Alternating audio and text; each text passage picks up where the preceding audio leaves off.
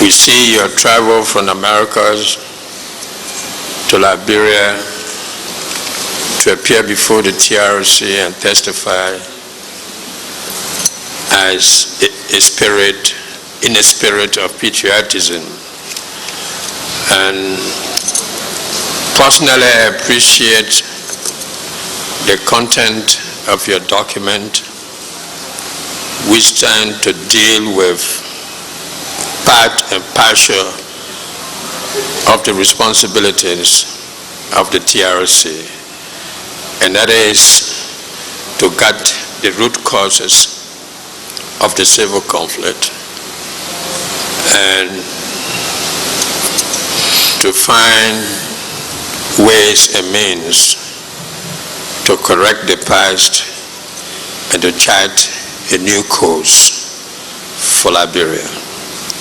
And I think your document is an embodiment of one of the objectives of the TRC. In your general testimony, I got fascinated by a few statements, and I would like to center my question around that. And that is, during the war, you found yourself in a vehicle that contained wounded people. I would like to know, what are these wounded people? Were both civilians and military or fighters? They were both civilian and military. In fact, on the particular account that I provided, they were being conveyed from the hospital in Habel because the war had reached that far. And I just picked on wounded people, people with bullet wounds, and I was conveying them to Buchanan. Is it the same vehicle that you found this gentleman who you took him to Buchanan? I was driving, and yes, I picked him up from along the road, the Buchanan road. And that he said to you, don't let us die for nothing. Correct. My question is, how do you understand this statement?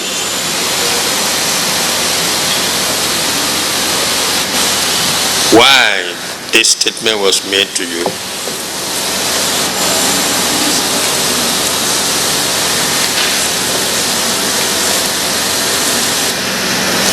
Yeah, that's the question.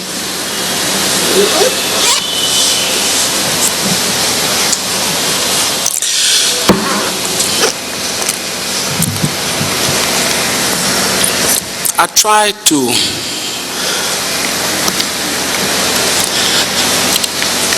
present to you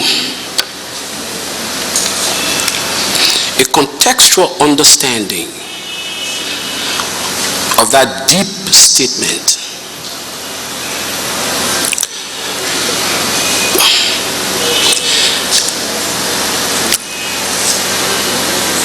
Up until that encounter with that young man who happened to have been of my age, who I did not know, somehow I had influenced at the level of the University of Liberia. It occurred to me then, upon subsequent reflections, that the little we do in our small spaces that we occupy in time can exact compelling consequences on other people who see us as leaders. Perhaps at the time I didn't fully appreciate that the agitation with which I was involved could have led someone to give the only thing that anyone can give to demonstrate an unfailing commitment, which is their lives. Here, I walk into a room not believing this guy even knew me. I was just fascinated that he could take his pain so stoically. To walk into a room and hear someone call me by my name, and by how we almost always call each other at the level of the University of Liberia, and here was this person surrendering their lives to the process of change that we spoke of. As students, we were agitating, we were asking questions of the system. Here was someone who was not just asking questions, he was giving to the system his life. In my view, it impacted me so forcefully that everything I have tried to do subsequently, I have allowed his presence in those moments to be translated into my actions. So I see myself as an embodiment of his aspirations. I see myself as sharing in the responsibility for him, for his death. I will not know his parentage. We didn't have the time to exchange all of that. I will not know whether his parents knew he died in that process. I will not know whether they knew he was buried where. But I know that his blood cries for me and others, and that Npfl, that vehicle that he believed in to do all that it could, all that is possible to effect the kind of changes that will be necessary for this country. Now, not for him, but for his children, if he had some, and for his relatives and friends. So I try to get you to see, through this example, that membership to the Npfl included not just people you would call grown-up people who didn't know themselves, who didn't know anything, who were just running all over the place. It included real people like you and me, who tried to think through a process and try, and then ended up, some of them, giving their lives to that process. And I come here on the blood, on the strength, in the shadows, and on their sweat to speak to you and through you to this country. That's the meaning of your "don't let us die for nothing" to me. And that is what I take with me every day. And that's why I'm here to you. Accepting that this was the feeling you gathered from there, after that visit, did you make a follow-up to know whether he survived or died? He died. I stayed at the hospital. He died at about 5 o'clock that morning. We found the blood. In fact, one of the boys who were with me and him shared the same blood. We did a test and everything. We gave him the blood, but apparently the extent of the surgery and the extent of deterioration, the infection in the wound had gotten so deep and so settled that he did not survive the surgery. He died at 5 o'clock that morning at Lac Hospital on a plain slab in the makeshift surgery theater. And then I left the hospital. Do you know his name? No, I wouldn't recall. I didn't ask him for his name. I didn't have the time to talk about names. He called my name.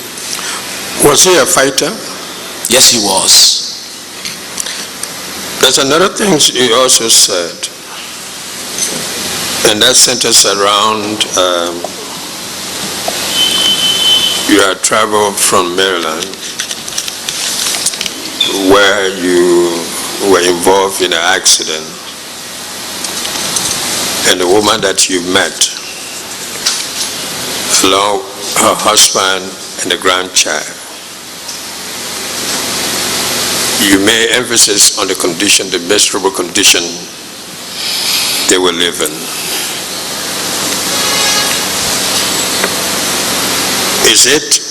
Was it your first time seeing Liberian in such condition?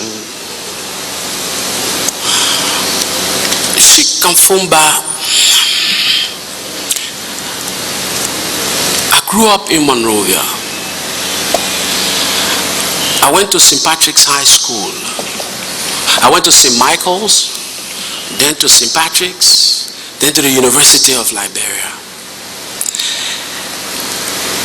Mostly at the university, you rub shoulders with people from diverse backgrounds. My father came to Monrovia from Riverses. He came here knowing nobody. He told me he slept in market stalls, didn't get much education. In fact, he helped to build the St. Patrick's High School in Cinco.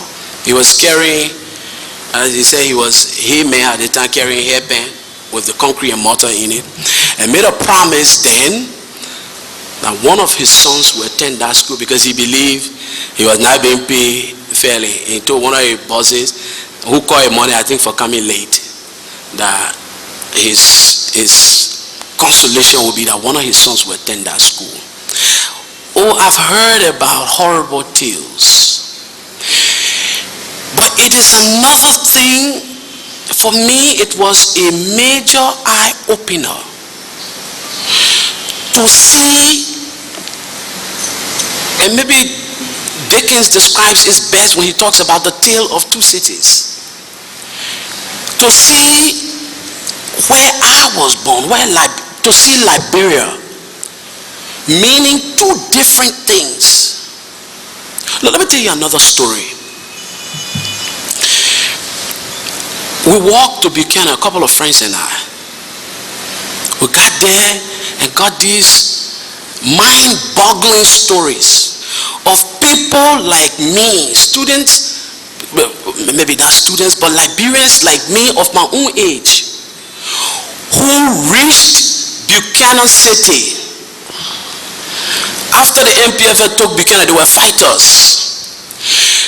They moved into the loop, into homes, and drank from commodes, came back and boasted to their friends that these people know how to enjoy their lives. Do you believe they have small wells upstairs in their rooms? The people get small wells in their rooms. So you may say, what you do is, oh, I've been drinking the water, it was cold and nice. This was a country that was over 100 and maybe 50 years old. A Ghanaian journalist traveled through Liberia during the war, went back and wrote that Liberia, with all of the big name it had outside, the hope for freedom, the trailblazing light of that single star in a dark continent, went to sleep after independence. Maybe God took me down a path to see and appreciate that we had one country but two different people, two different levels of survival. And you know, going behind the lines, I had on an African shirt, a bunch of keys in my hand.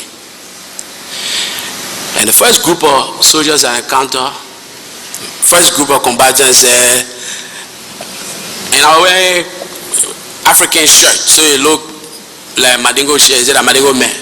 They didn't want being enjoying. They didn't want being this. I did not understand that angle.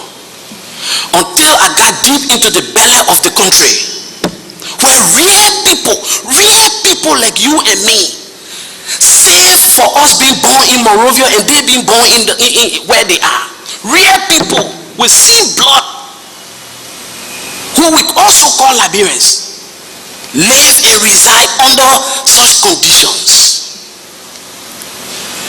And maybe that's why my belly ran that night. But for me, it was an eye-opener. And these are some of the reasons that I'm hoping we can agree in the name of those people. And I said, for me, it was a pact that I entered with them. That hopefully, whatever little I can do, you can do, to improve our small space, will have a multiplying effect of improving their spaces, so our country can be better, so they can have a reason to believe that they own it. So then, another thing I want to finally say about that is, then I begin to understand the anger, the frustration, why after 100 and some more years, somebody will believe they can write their name on somebody's property, and that property become theirs. In the course of the war, somebody walked to somebody's house, they just write their name on it. There's the CEO, Louis Brown Hall, and he's supposed to pass title. Our society had bred, they were product of 150 years of existence. That's why somebody can come to you and tell you, I ate 150 human beings, I ate 3,000 human beings. And we can forgive ourselves and say, oh, that's a bad guy. He's a horrible. He makes my skin crawl. He makes your skin crawl. The strength of a chain is in the weakest link. Now, I am not, hopefully, you will understand, trying to suggest that these things are the best that can be offered, or I'm trying to justify it. I'm saying to you, they make people angry. Some people saw other people that they should have looked like, had they just been born in different places, and it made them mad. They were just prepared to some people were just prepared to just destroy everything. Why? Because it didn't mean anything to them. What did it mean to them? Nothing. Absolutely nothing. They saw some people and heard their names and wanted to bring them down to their level. By that anger and those frustrations. So, to answer your question, Sheikh, I have heard stories, but it's a different thing to hear, and it's another thing to see and live through. How long did you stay in Npfl control area?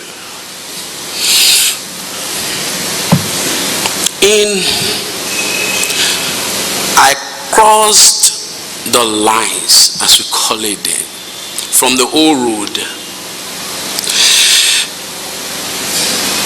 and it was August 9 or 10th. The Npfl reached the old road, and I crossed, and walking, you see bodies littered the place. March 1991. When I crossed, I reached as far as, before the end of that day, I reached as far as soul cleansing mission. There was an unfinished building that some friends, we were all walking together.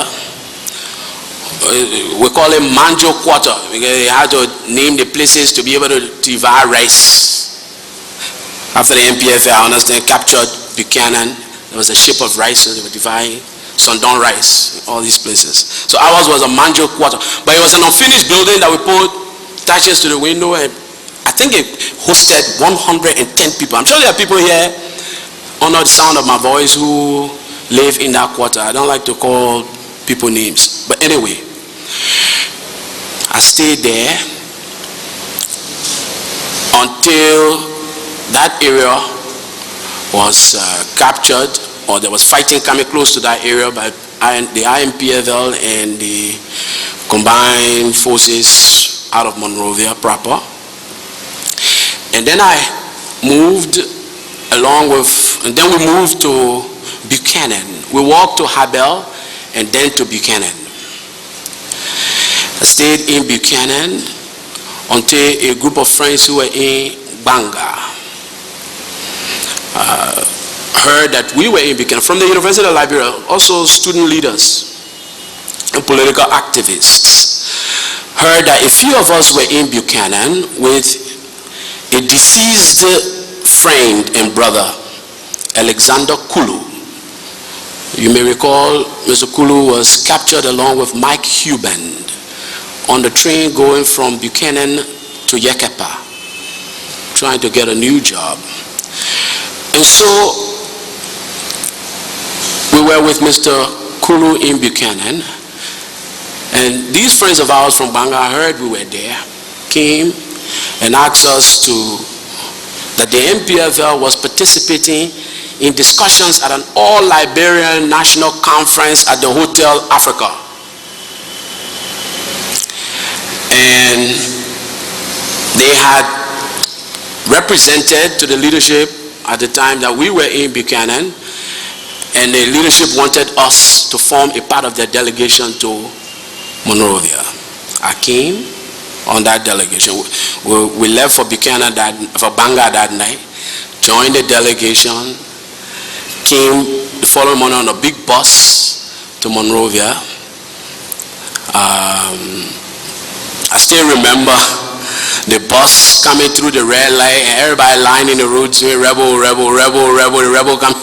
But in any case, we came to Hotel Africa. At the time, the interim government of national unity was in place. The head of the Npfl delegation then was Dr. Toga McIntosh Dewey.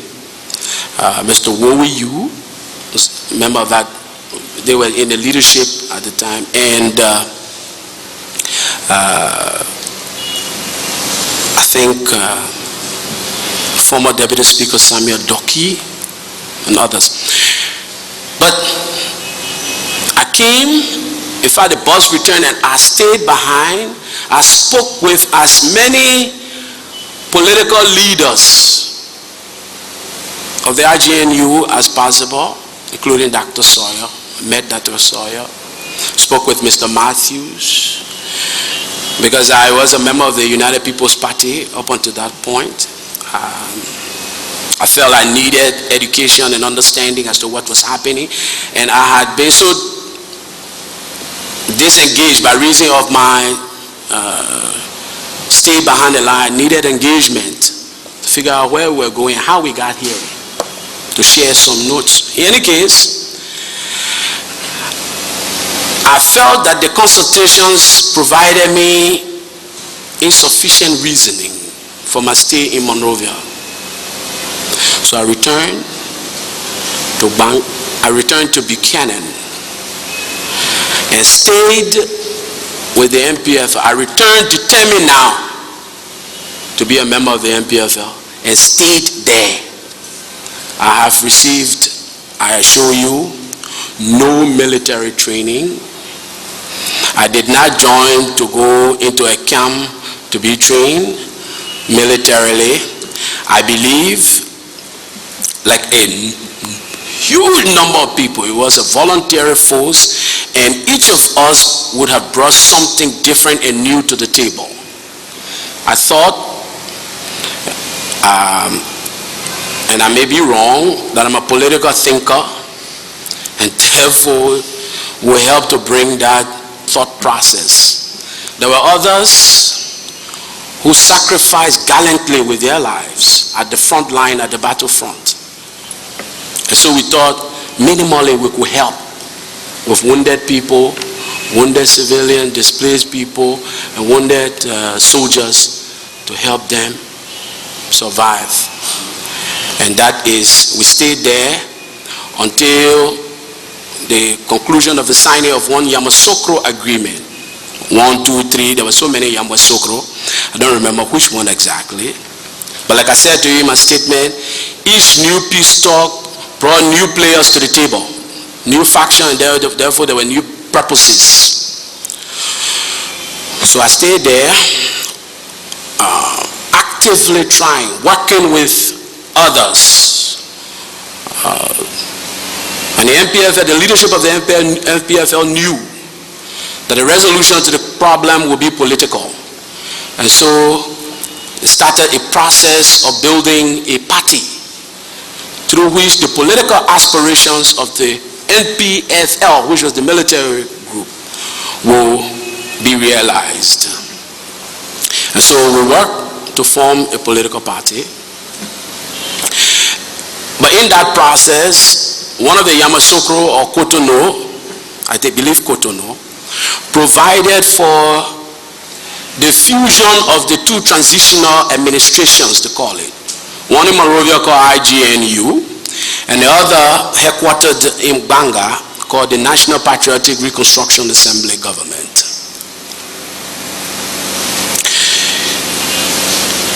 The Npfl, the LPRC, was provided 13 seats in a combined unicameral legislature. I was privileged to have been named a representative of the Npfl, and the Npfl elected to spread her 13 legislative seats across the 13 political subdivisions. And so the Npfl, I enjoyed the privilege of being named representative of the Npfl to the of the NPRG to the TLA, representing Grand Bassa. And there I was,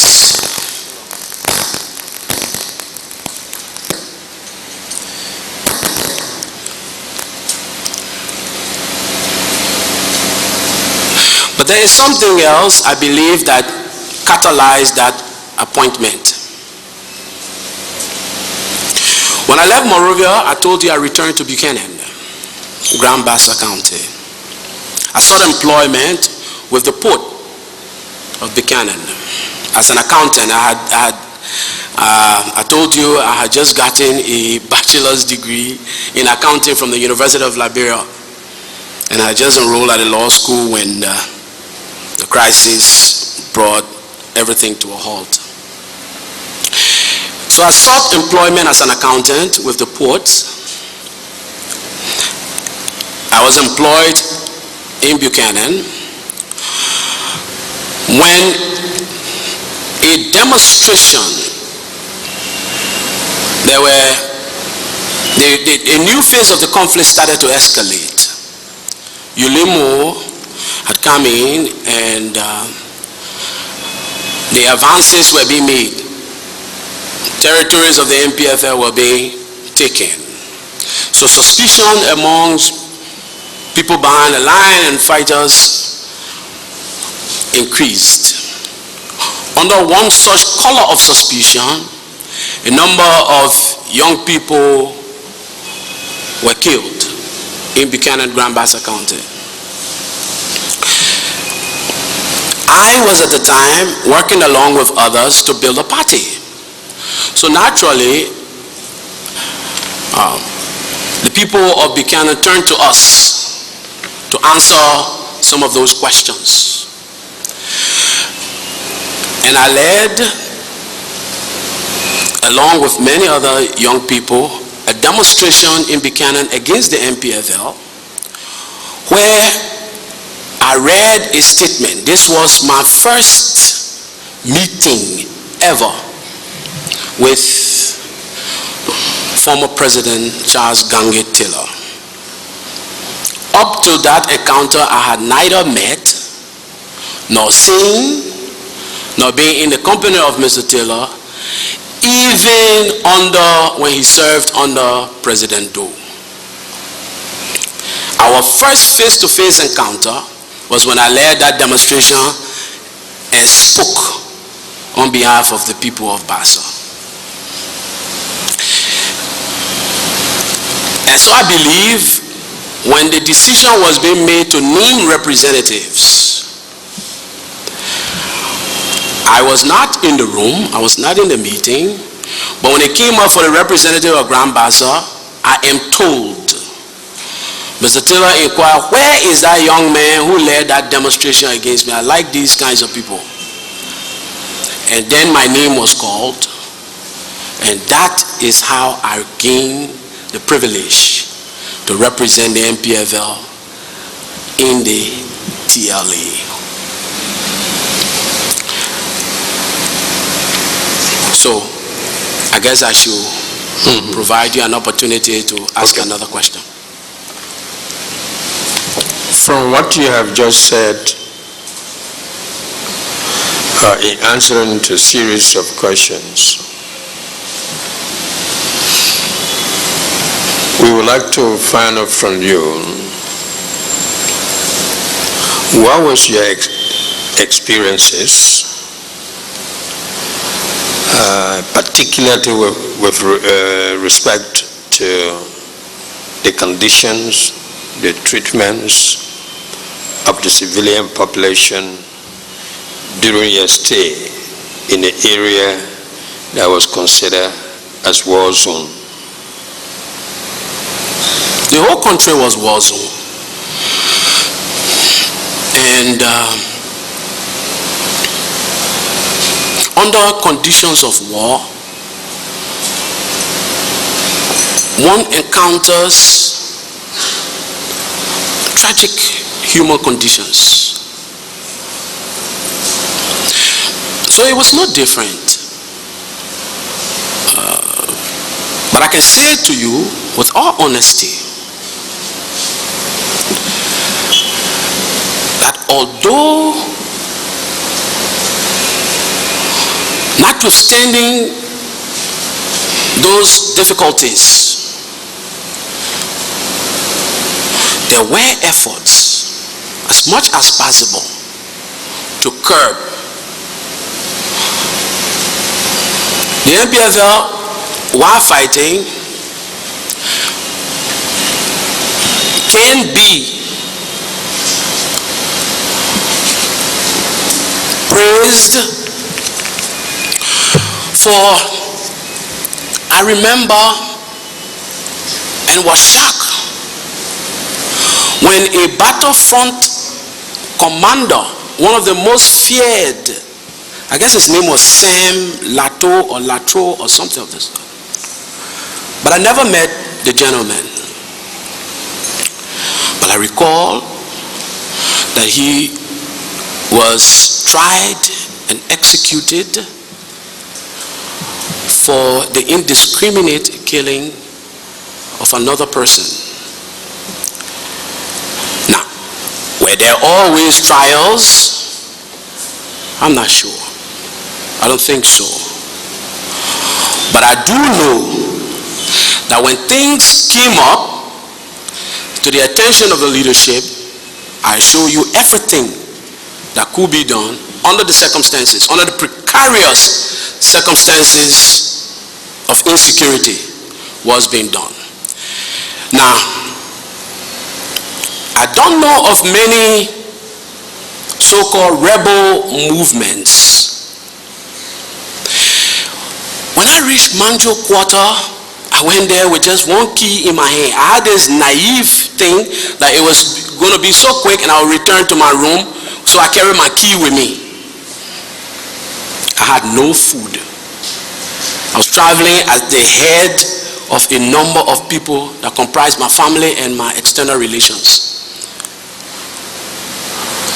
And I can tell you, it was a source of relief for the Sundong rice to come and be distributed in those quarters and in those camps.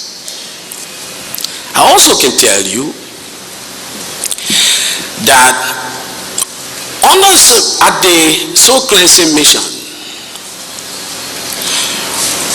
a man who was my boss, one of my bosses when I worked at the Temple of Justice, Councillor J.D. Bayoga Juniors.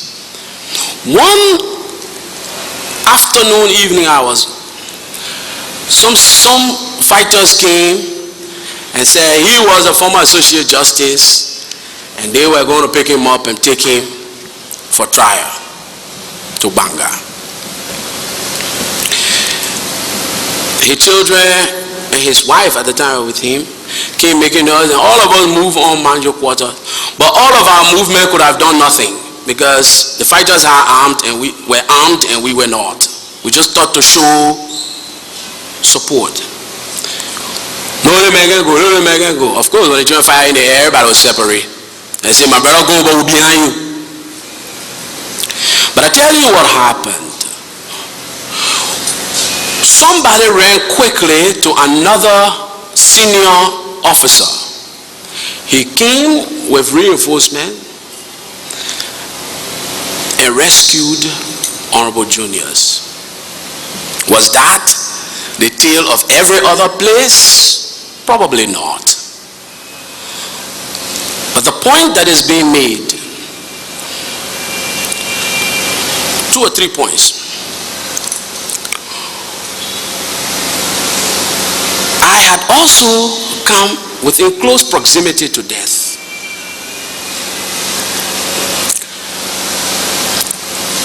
I was stopped, questioned, told to speak my dialect. I tried a few phrases that I knew. But I knew and understood more than those who were asking those questions of me. Why they were doing what they were doing. There was so much, and these are the kind of questions I asked in my presentation. Why were there so much repressed anger that people used that opportunity to unleash one against the other? And my theory is that those angers are born out of years of frustration. That finally they had come face to face with a place that they didn't know. Some of the people were coming to Monrovia for the first time. Some of the people saw Buchanan for the first time. As a young man will not drink from a commode and call it a small well.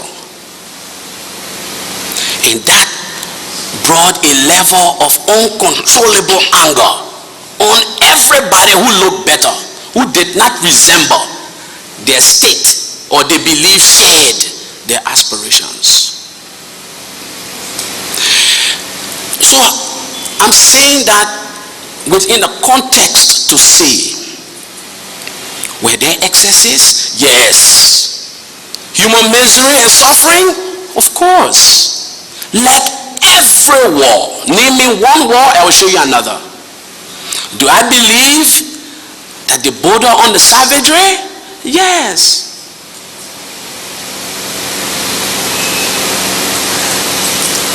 But I believe that somehow there were so many victims, so many people who couldn't speak, so many people who were blamed falsely. But when such frenzy overtake people, sometimes they part with their reasoning. And that's why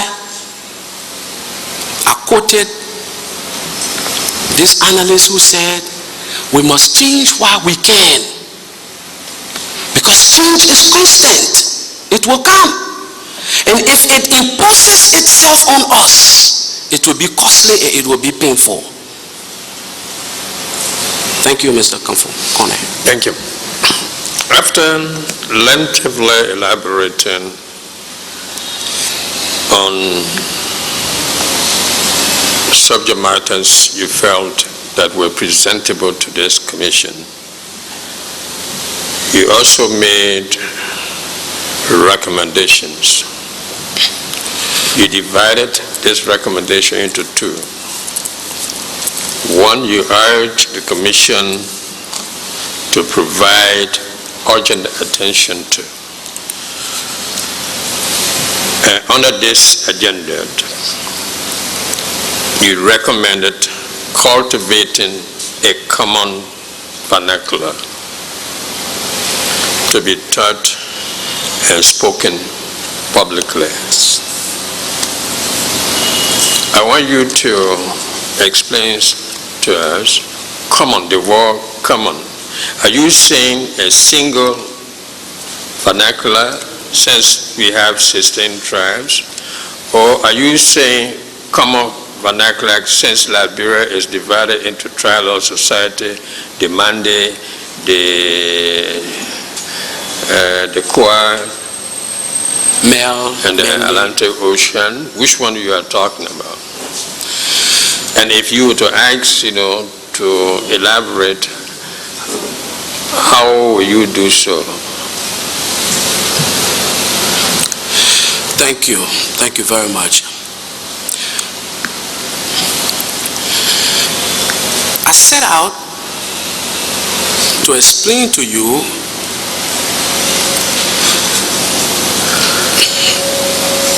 that we are essentially a country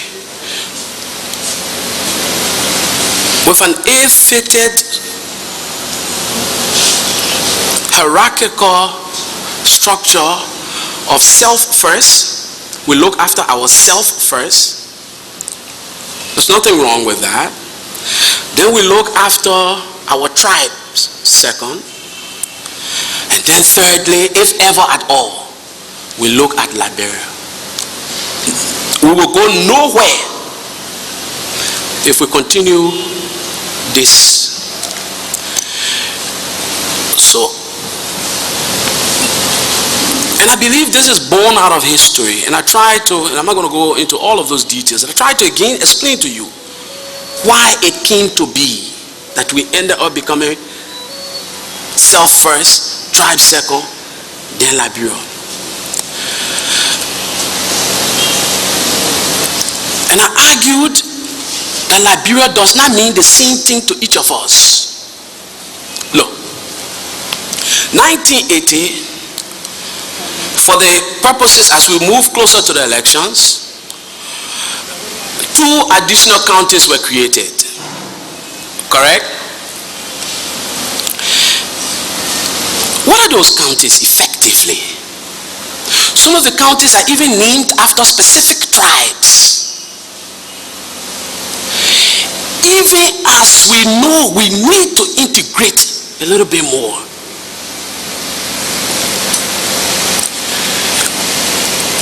Imagine Sheikh Kone. You were in Liberia when the nation was being formed. What do you think Liberia would have meant to you? Nothing more than your tribe. In fact, did the natives understand the concept of an independent state?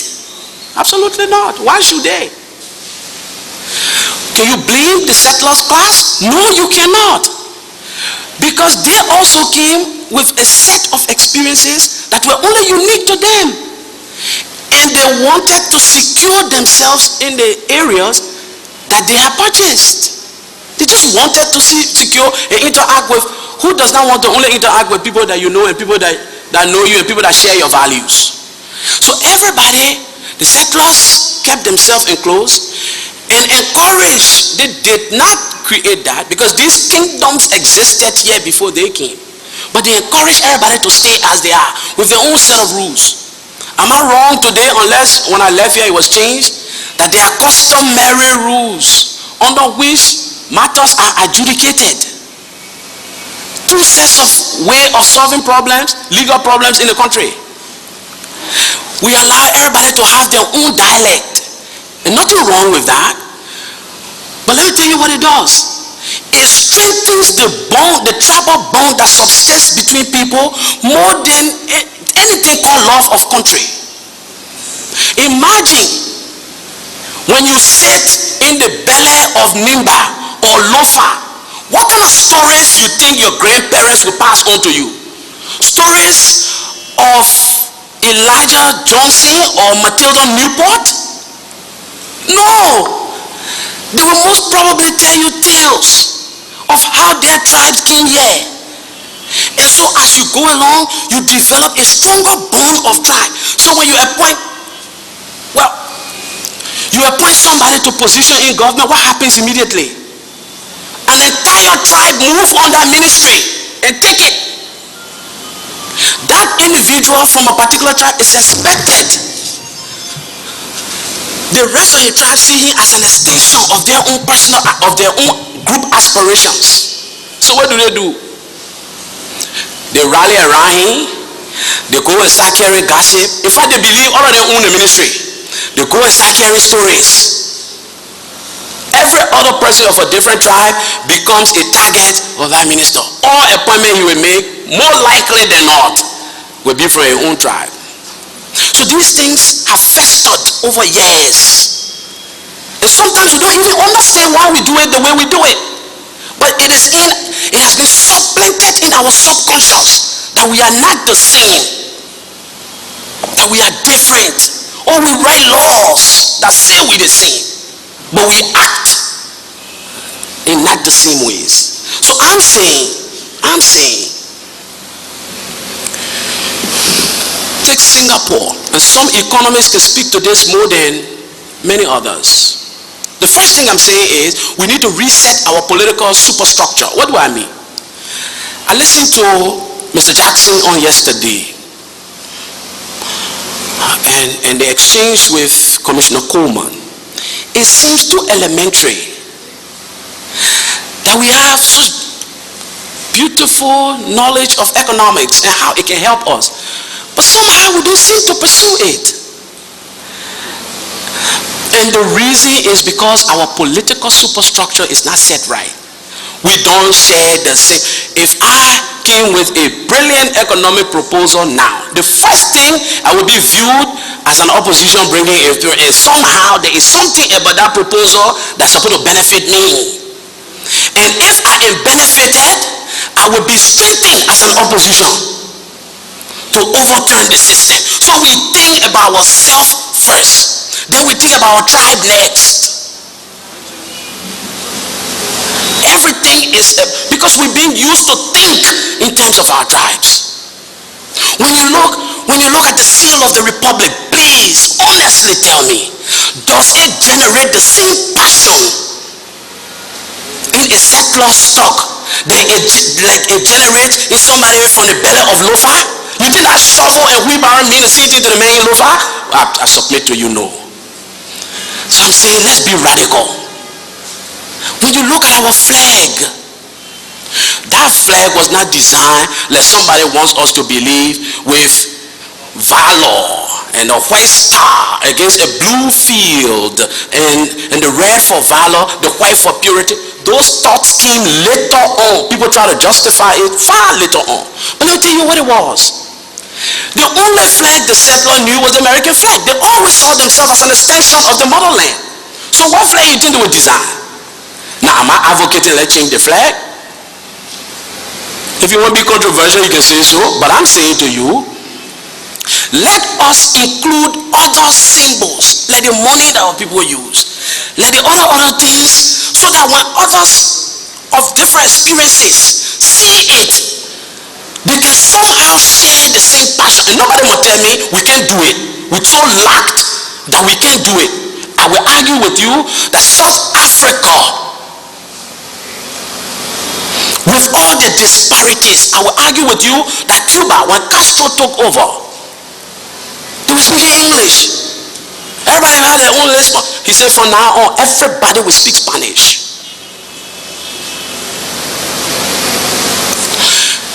Singapore, they were poor. Commissioner Coleman spoke about Korea and the processes that they undertook to become fourth, fifth, or sixth, or whatever. The point to be made is that the first thing you try to do is to enroll all of your people under one banner. Under one banner. You don't understand how vexing this thing is until you go to somewhere like America. Here, Liberians talking about the country with no passion. Talk to an American. Start playing the Liberian national anthem and see how many persons will stand up and hold their breast. What does it mean? The other day I came out on the football field. 3 persons were behind us singing the Lone Star Forever. The Lone Star Forever. Anybody stood up? Who stood? In fact, they were just looking at me. What they put your head disturbing here for?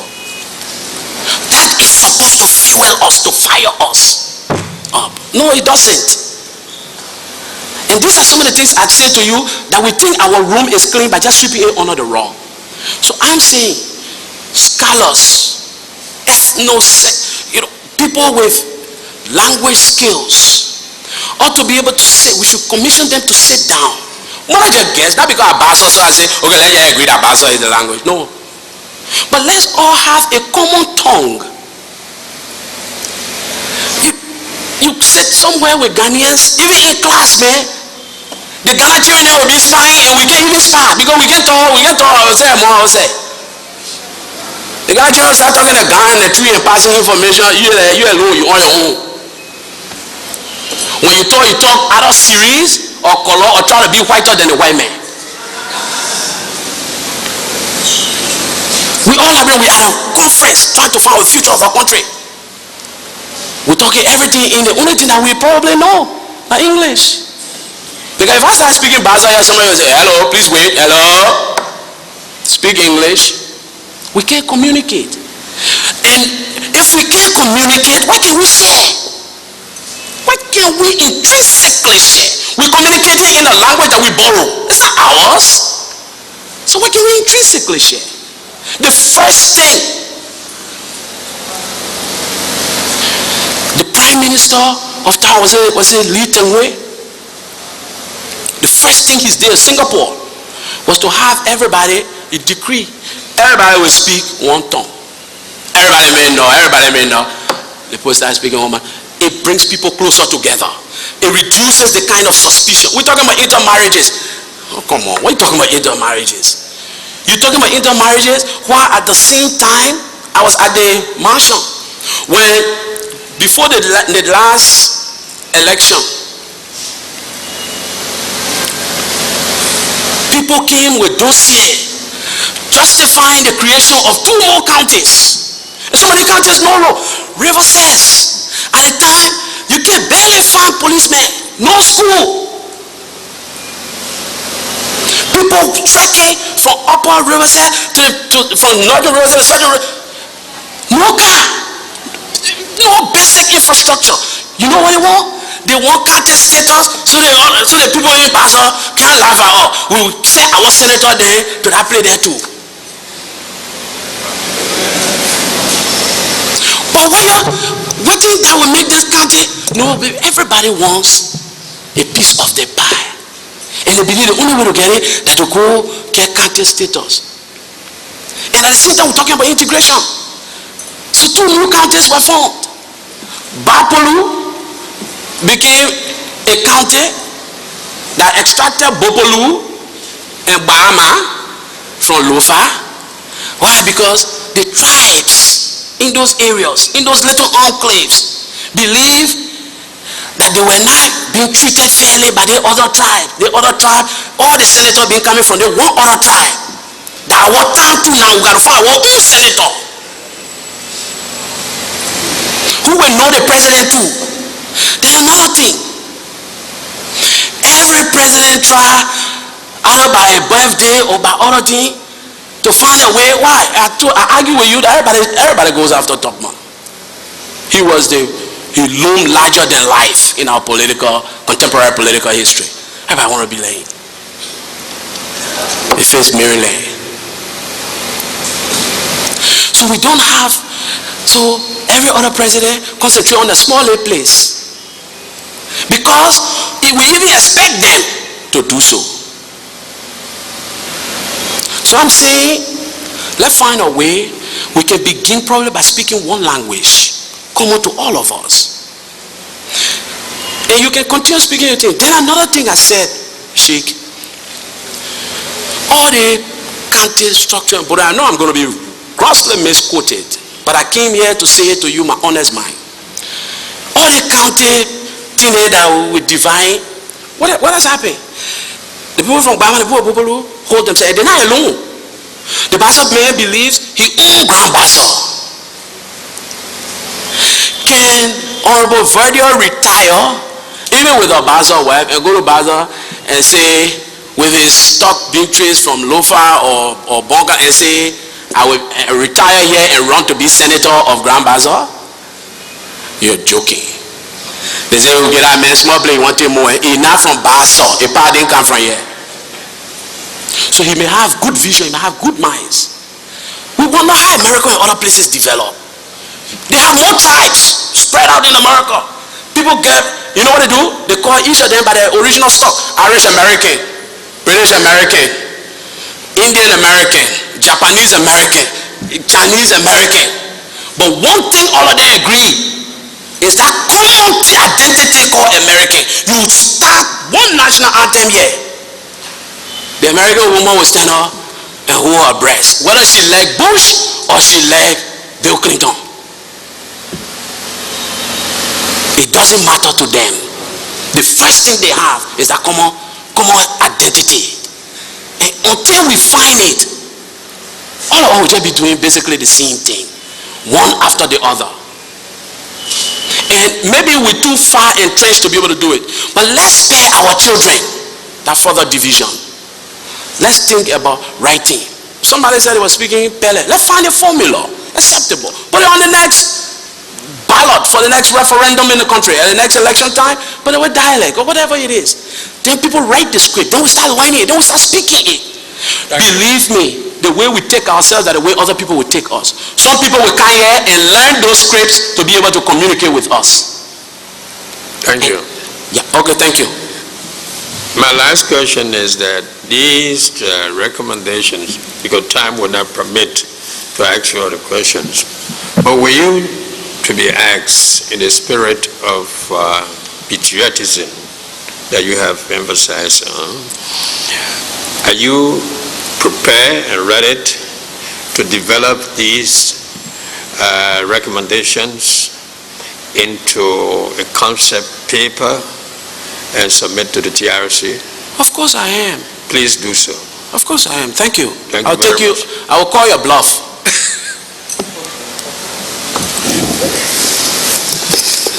Thank you, Sheikh. Thank you.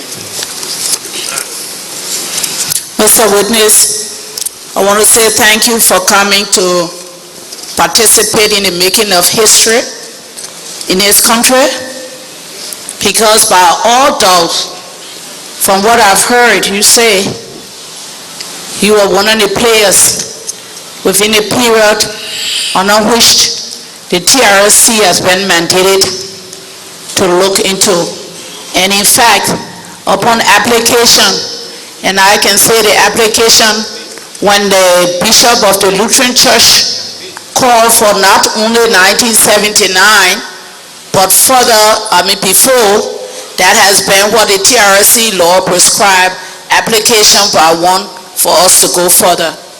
Thank you also for bringing to our attention your displeasure in what occurred with the inquiry unit. That is notice to us. And I'm citing that the TRC, because we are determined, we take our work seriously, we analyze what you all are saying to us and writing to us to be serious. We're serious in our commitment to come up with a resolution according to the time that will be what we were supposed to do. Now, there's a biblical saying, there was somebody who asked, and I think we all know, to one of the disciples, so who do men say I am?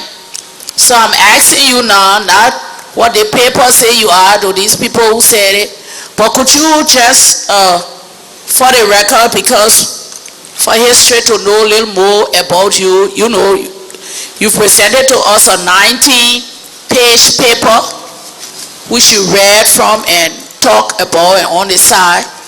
And I'm saying that those in Radio Land and those who sitting here, for someone like me, with my limited education and experience, I can say there are lots of ponderous verbosities in here, heavy words, you know, so I'm sure that we have to do serious analysis and serious reflection to understand it. So I'm sure now when you're talking to me, you got to come down to my level so I can understand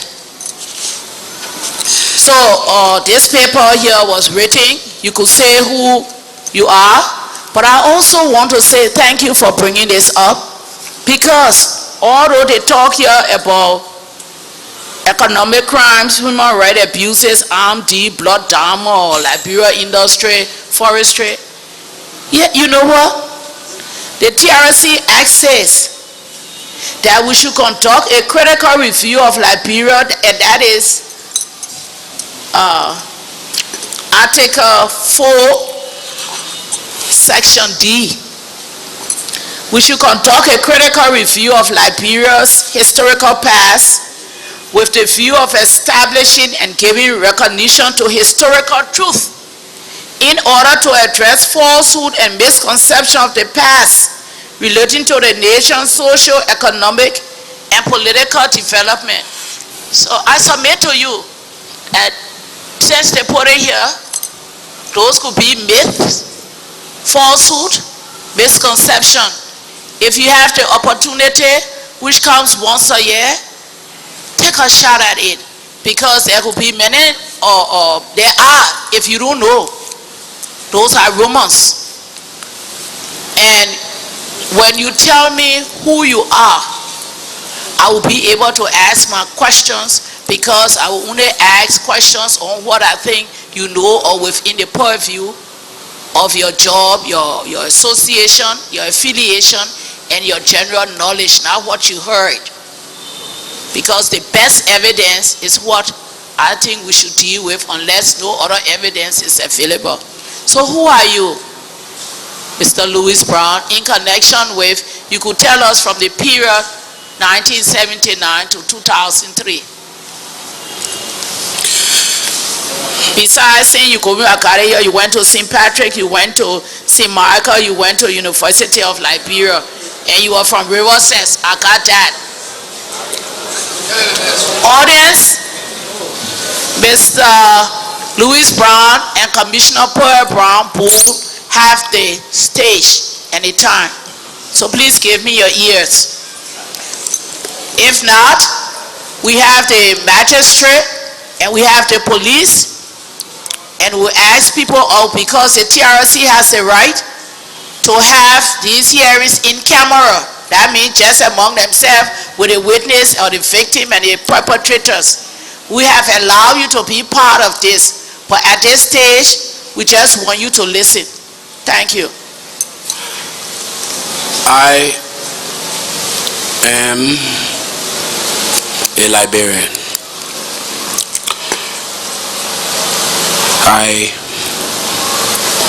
The ones you've already named, I don't have to go over them. No. So I served, let me start from the Transitional Legislative Assembly. The Speaker of that assembly was Speaker Maurice Duclé. What year was that? Oh, I'm horrible with dates.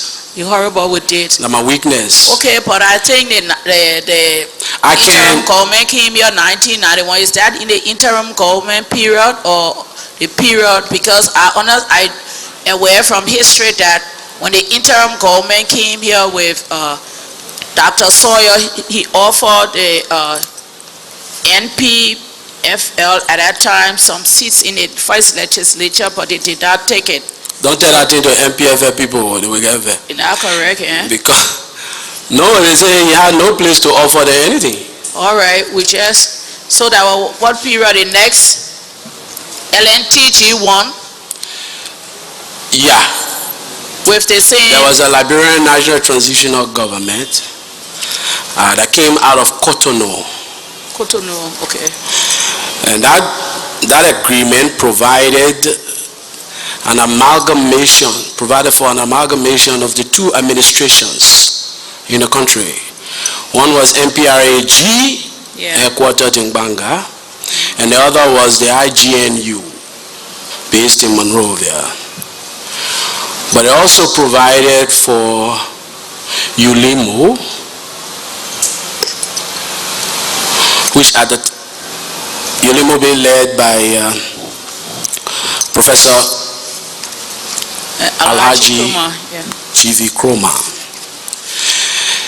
Ulimo had 9 seats.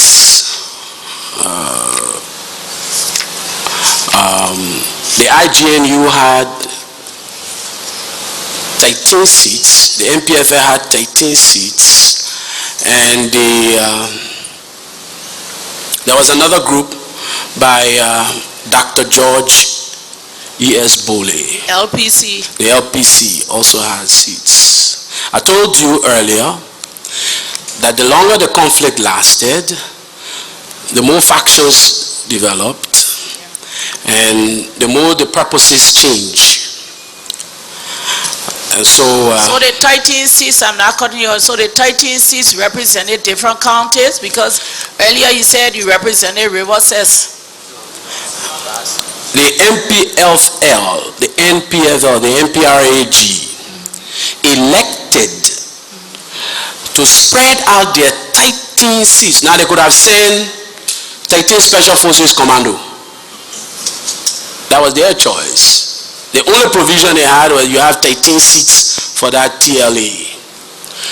What the leadership reasoned was that they had a much larger responsibility than just to a limited number of individuals. So what it sought to do was spread out its own. It was an internal decision made by the leadership of the Npfl to spread out its own representation, to incorporate, to be spread out over the 13 political subdivisions. So Louis Brown was named to represent, and I was not even in the meeting, Grand Bassel. A deceased friend and brother now, Honorable A.C.T. Fakati, one of the best political minds I've encountered, young political minds, was named to represent Grand Crew. Honorable Augustine Nyeswa was named to represent Sino. Augustine Nyeswa. Along the lines, it was a decision by the leadership of the Npfl to spread it along, to incorporate all of these counties. The two are deceased. I thought to mention them in respect of their own contributions. In any case, I served, when I entered the TLA, on the Committee of Information, the Transitional Legislative Committee on Information. The legislature does its work through committees. I became chair of the Committee on Information, Culture Affairs, Tourism, and Broadcasting. That provided me oversight, legislative oversight over the Ministry of Information, LBS, and other media institutions. A year or so later,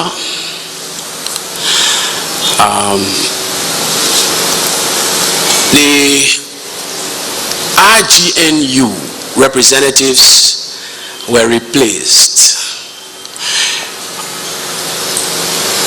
by, I believe, the Armed Forces of Liberia.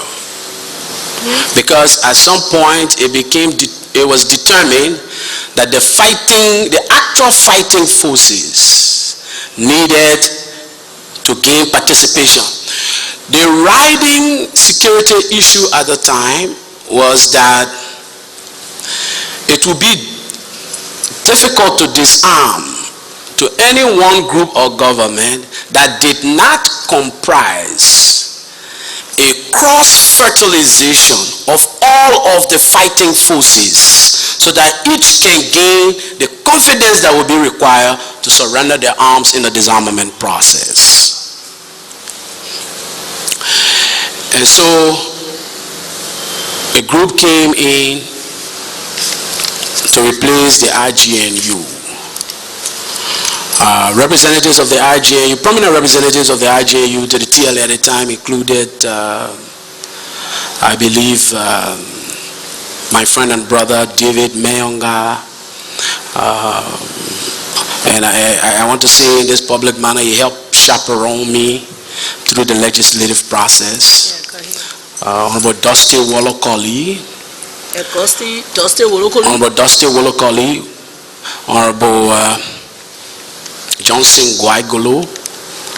These were all members of the TLA when I served there. They represented IGNU and later got replaced.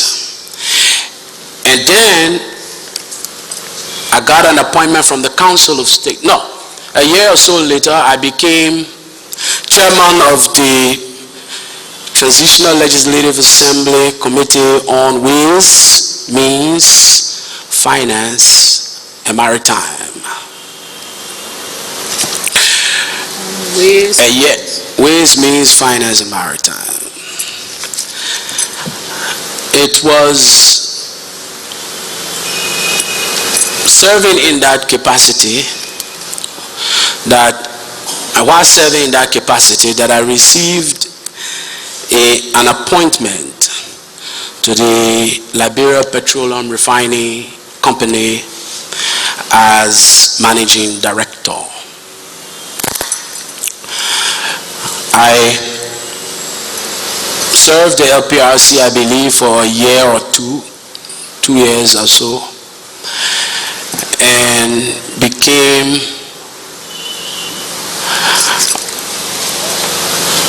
advisor to President Taylor after the elections on political and domestic affairs.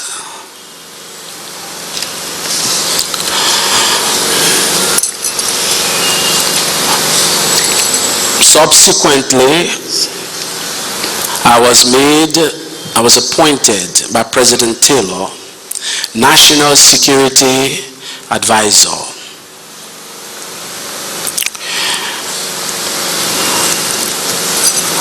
I guess about a year or so later, I was again... 1 minute, I'm sorry, you are National Advisor on Security Affairs? Or the No, I was National Security Advisor.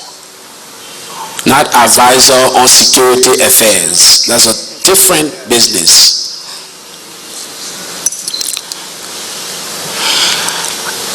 Okay. I was later appointed Minister of State without portfolio for foreign affairs within the office of the President.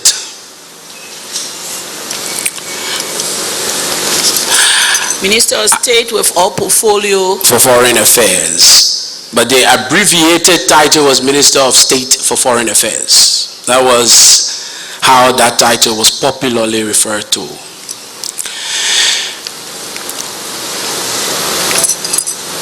It was in that capacity when the decision was made by the government of Liberia to participate in the Accra Peace Conference. And President Taylor was kind enough to appoint me chief negotiator to represent the government at those discussions, at that conference. And you were chief negotiator for the government of Liberia.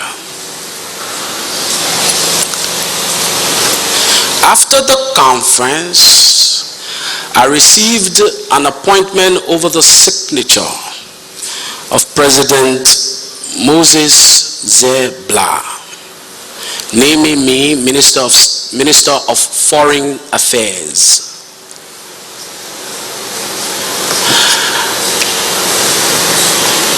I had the honor of being confirmed by the legislature as Minister of Foreign Affairs and Chairman of the Transitional Committee. The Minister of Foreign Affairs has the added responsibility of overseeing the transition. I had the singular honor transition of the from President Blah to Chairman Bryant. I had the singular honor of representing President Blah and the government of Liberia at the 56th General Assembly of the United Nations. I returned to Liberia after addressing that august body, did my responsibilities, and I'm pleased that the transition to Chairman Bryant was smooth and largely uneventful. I elected, in spite of an offer from Chairman Bryant, to remain a private citizen and stay in Liberia as a signatory to the agreement, to the Accra Agreement, to help with the consolidation of the peace process. That agreement provided for disarmament of all combatants, demobilization, repatriation, resettlement, and the conduct of general and presidential elections. I think to the credit of that transitional arrangement and the Accra Agreement, with the support of the international community, those mandates were effectively carried out. I left and had the privilege of taking leave of President-elect Madam Sirleaf to take on a study opportunity in the United States of America.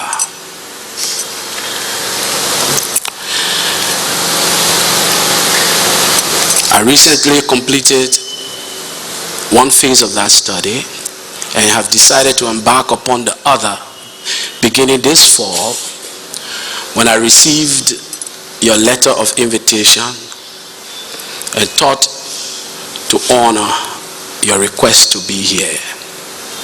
I hope that gives you minus dates and other things which can be researched and verified. I didn't want to start giving you dates before they run into each other, because I'm not looking at anything. Yes, thank you very much. You've given us a lot, and now that we can question you within the confines. One thing you said, you took on a study opportunity. That study opportunity, was it something privately sought, or was it some government arrangement? Or privately sought. Will you tell us what you study now? I'm beginning. I did first. I'm enrolled at the Johns Hopkins Business School. It's called the Curie School of Business at the Johns Hopkins University. So you do business? I recently completed a master's program. MBA? Yes. And I'm pursuing a second in finance. Yes, because in your paper to you conform on page 5, you said that we shared in the problems and we must share in the resolution. Do you confirm and affirm that? That's why I'm here. Okay. And I use that collective we to include both of us. Yes. And that's what I see, that's a good way, because people who really want to serve the country, irrespective of who's there, you will not look at who's there, but you will try to do what God put you on this world to do. And so I thank you very much, because you could have found excuses not to come because you have a legitimate reason. And I'm here too because I also want to serve my country. I had excuses too that I could have done, teaching in the United States, among other things, with a good job. I appreciate that. Thank you very much.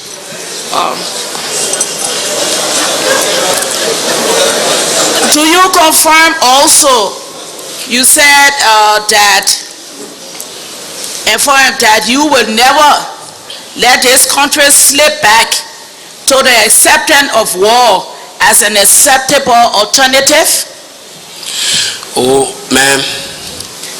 Why is because you know when it's in your paper, but Yeah. like I say, it's written. I want to answer In that. my opinion, like someone who way up there. Yeah, I want to answer that. You know, to pick that up for the common people like me to understand.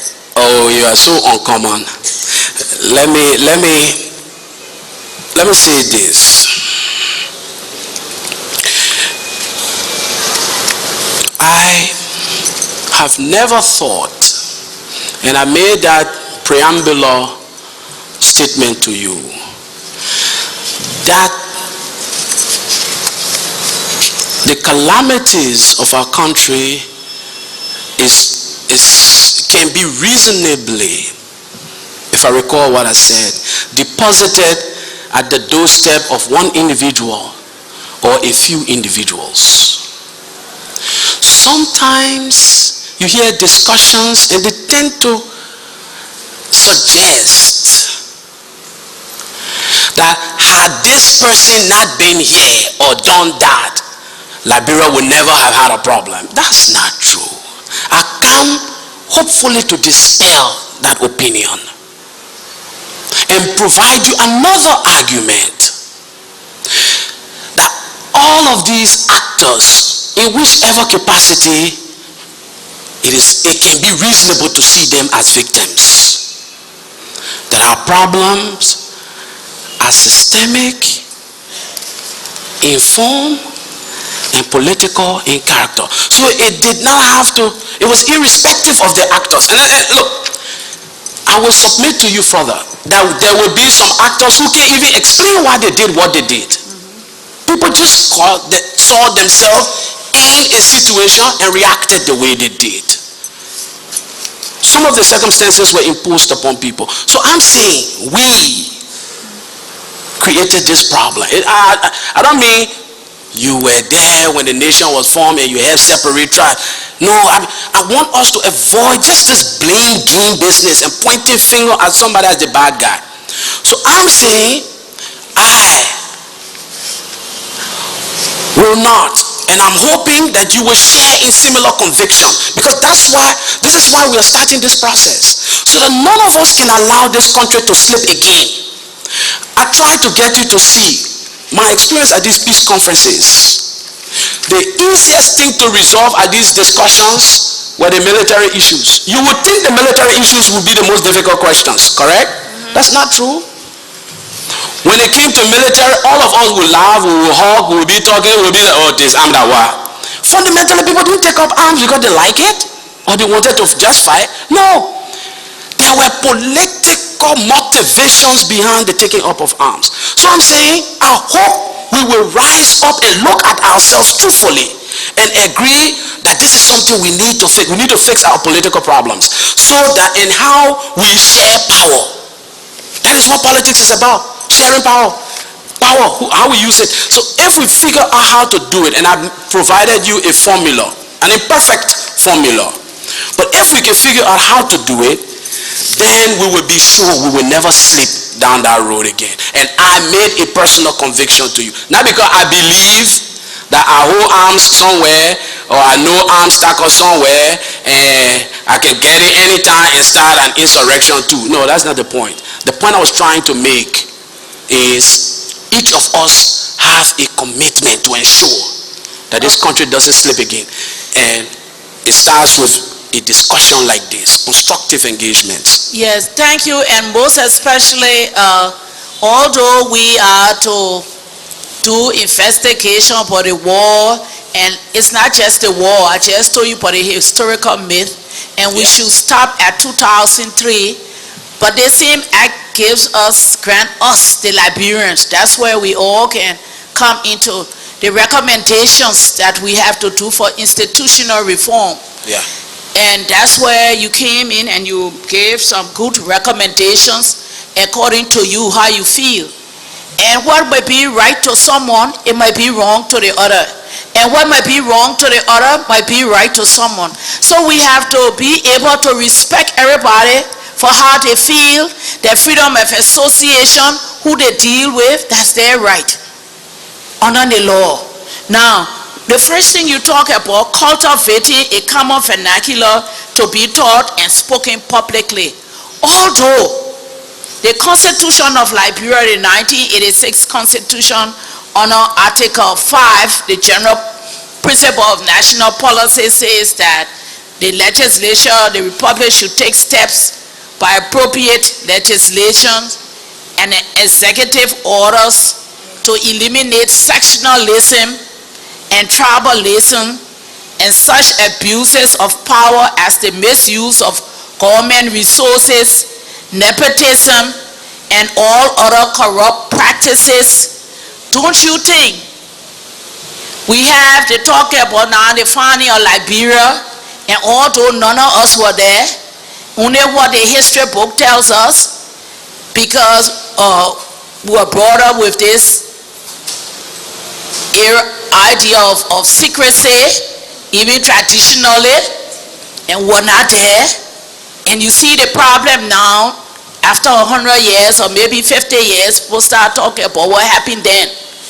Don't you think, and they left us with 16 or 28 tribes. Apparently, you from the Bassa tribe, so you can say you were one of the originals when Pedro de Centra came here in 1462, because they met the Bassas and the Days and Golas. And although at least I get happy I'm from the Day Gola and also the American-Liberian stuff. So you are original? Listen, yes. So I'm original too and you're original, so the original people can talk. Don't you think that if we intend to bring about choosing a specific tribe now to be the vernacular, to be taught, don't you think it will be more than political? We might have another problem in fighting on that. Don't you sense English now is a language that everybody try to learn, but we should encourage every dialect. People that our $28 or $60, let these people continue to maintain their dialects, but learn their tradition and their culture. Because in your statement further, you talk about the Irish American, the Italian American, the Lebanese American, but they're all American. So don't you think too, if we want to take you from that, we can have the Day Liberian, the many Liberian, the cool Liberian, but still we should encourage that most of our dialects should be written, those are written, and we can learn them in school. What do you think? Madam, Councillor Bull. Commissioner Bull. Commissioner Councillor Bull. Yeah. You know, I don't know of any country where good laws have not been used to protect bad practices. I don't know any place. You know, I remember reading the history on the struggle of women to vote in America. That again, I think in 1920. The struggle for women to vote. Yeah. Yeah, America. The right to vote. 51 was here. Yeah. It was 51. Can you imagine that? And we're just, 70 years younger than the United States, correct? Or 70 or 77. They were 1776, we're 1847. 71.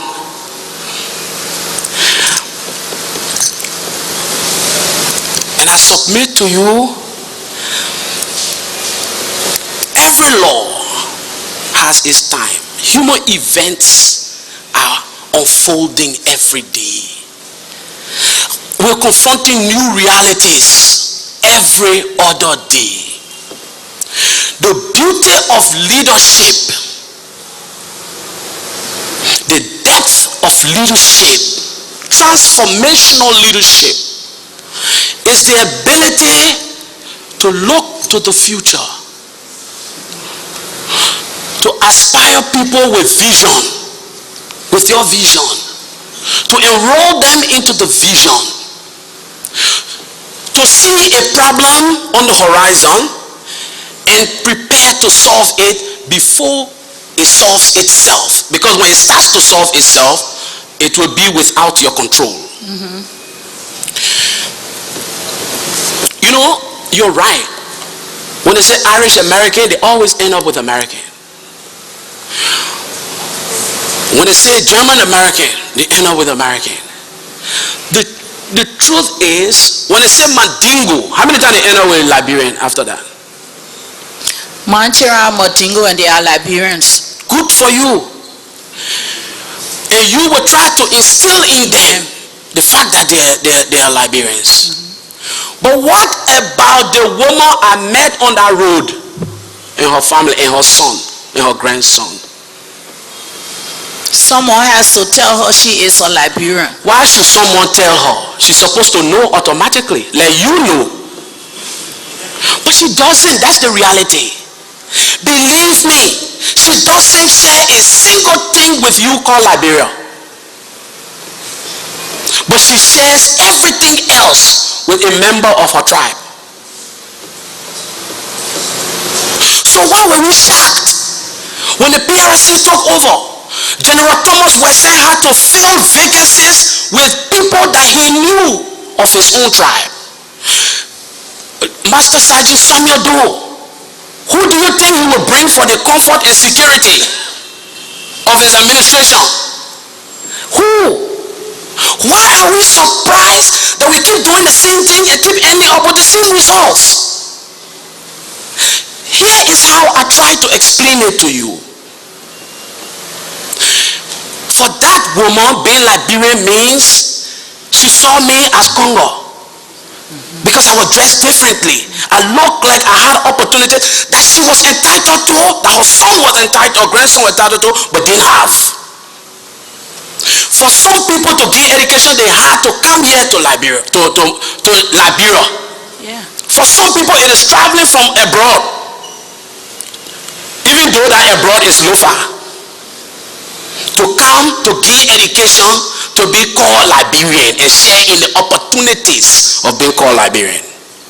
This is my point, Madam Commissioner, that we have to find. Then we get surprised when that person planted in their subconscious is a bond that they share first with their tribe before Liberia. You think for that person Liberia means anything? Liberia just means a land. We just share a land that we call Liberia. My grandfather paid taxes. They didn't pay taxes to gain as a sign of responsible citizenship. They paid taxes for peaceful coexistence because there were instruments that ensure that if they don't pay taxes, they will feel pain. So to not feel that they pay taxes for equal coexistence. So the point I'm trying to make, we may have laws, but our ability to look at our realities and say, you know what, even if I can spare myself this, I got to spare my children. The thing we face today, our children will not face it, and it will snowball. All of us tired with war now, so all of us sitting down talking, we won't fight no more. Why? Because we've seen war, and we know war can share anguish to all, vanquish and victor. So we say now we want war. And let me suggest to you, if we're not careful, now people are so modern. Warfare is becoming so sophisticated that the weapon, the bow and arrow and spear that our great-grandparents used to fight among themselves in tribes, during the war people were using rockets and bombs. If we don't solve the problem, if there is another problem in this country, I don't know what they will use, what will have been invented for their time. So let's find a way to solve it. And I'm not saying they're perfect, and I was the first to admit They may be controversial. They're not perfect. But I believe if we put our heads together, with all stooping low to blame somebody, to find somebody to blame, if we put our heads together, we can find a way to solve these problems and spare succeeding generations. Yes, thank you very much. And like I said, I thank you, sir, for sharing causing the problem and sharing the responsibility. And it incumbent mostly, especially on those who have become enlightened from their tribe or from their area. When you come enlightened, strengthen your brother, go back to your area and let somebody know instead of trying to come and enrich or find a space somewhere where you almost not available. So this one really, I agree with you, we have to share the responsibility. I know my colleagues have other questions, especially about things that will be carry or the historical myth, which I have no knowledge, too much knowledge of. So I will let them do that. But one more question in your recommendation, you talk about reducing the number of parties to 2 or 3. 3 to 5. 3 to 5. Well, these recommendations are good, and that's why we have live for people to start thinking about it. Because, and how you will reconcile that with the same constitution that say people have freedom of association, Article 17, and they have a right to assemble, consult the people associated with political parties, trade union, other organizations. So although we have these constitutions and these laws, but it will take people like you all, authorities, people who lower people have listened to before, to tell them it's on the book, but it's not time now. Because then you look at this great United States with so many thousands of people, how many parties they have. And that soon will be likely that maybe we have 2 or probably one might look why, the reason why they have one or so. So I want to say to you, thank you for participating in the process. And we look forward to call you because the TRC can have in-camera session and we can call any witness to give us any information they have in their possession. And they will be free to do that. And we also have some immunities that go along with that. Liberia is yours, Liberia is mine, and Liberia is out there for those who listening. We spoil it, and we will have to fix it. Thank you. I want to thank you, Madam Commissioner Bull, but I just wanted to, perhaps before the next commissioner, throw a light on this thing about political parties.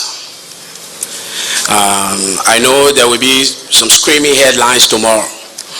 Louis Brown called for reduction of political parties, correct? Here is why.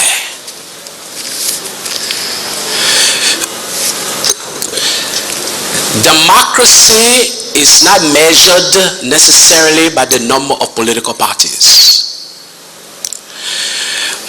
It is not healthy to democratic practices for political parties to exist only around election time. I stated a borrowed maxim, thank you, that weak political parties and institutions are the actual threats to democracy. Lord Action did say power corrupts absolutely. But someone countered that in fact weakness corrupts, and it is actual impotence that corrupts absolutely. Now, 1980, historians conclude that the true weak party-led one-party system came to an end. 1980. But please,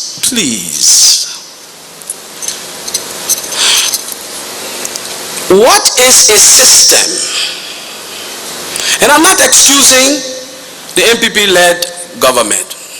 Let me be clear to every one of you. What is a political system if it is not one-party rule that wins an election? I'm not excusing NPFL either. That wins an election and co-opts everything else, including the opposition. That's an effective one-party political system. Let's stop fooling ourselves. Or you pick up the newspaper, you read, and perhaps, in fairness, it didn't start today. Let me be very fair. It didn't start today.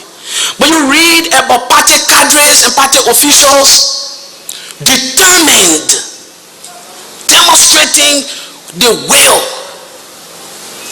and the right to do so, to hold on to power. But here's something else. All appointment must be party-based. And let me tell you what the advantage is. The rest of the party withered into irrelevance and inability to exist.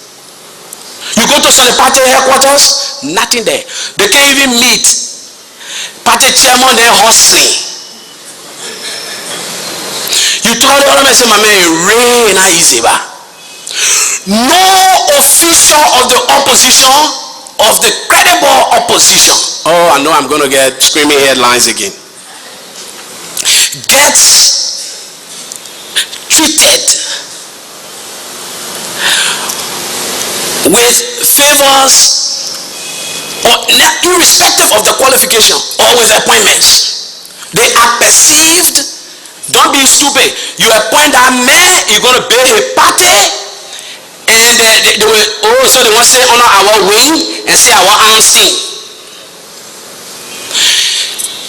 We quickly slip back every time we do this. You go to ministries and agencies, it becomes the storehouse of the rulership, the party that won.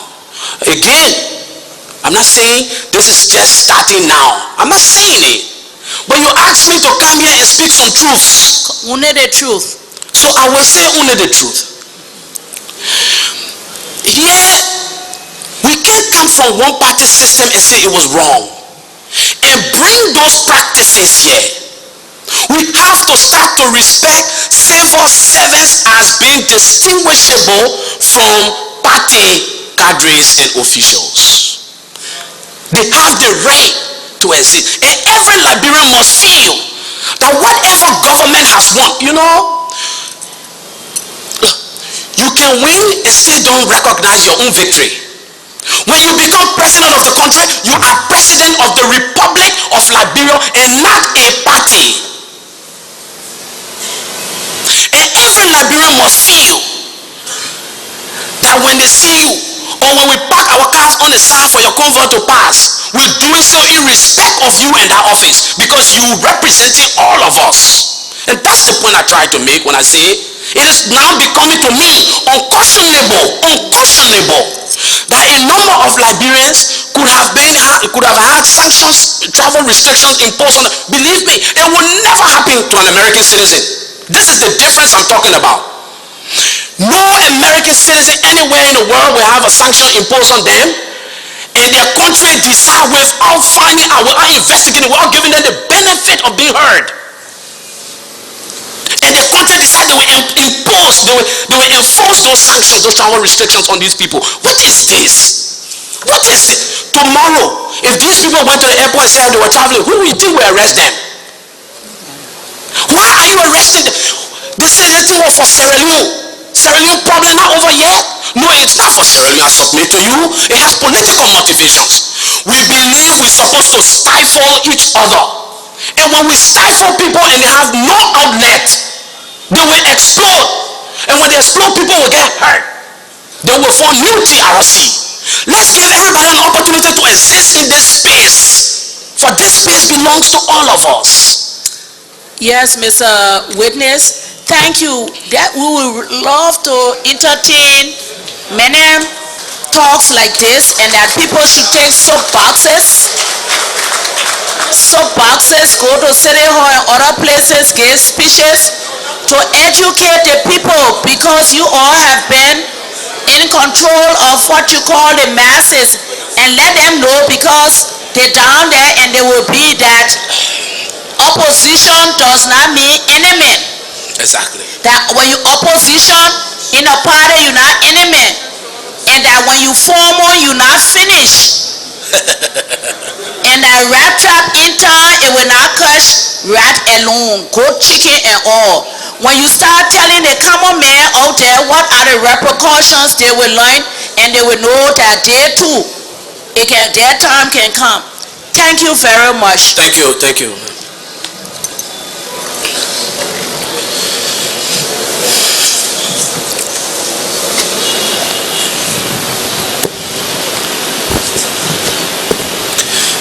Thank you very much, Mr. Brown, for believing in the process and at your own expense coming to Liberia to make your contribution.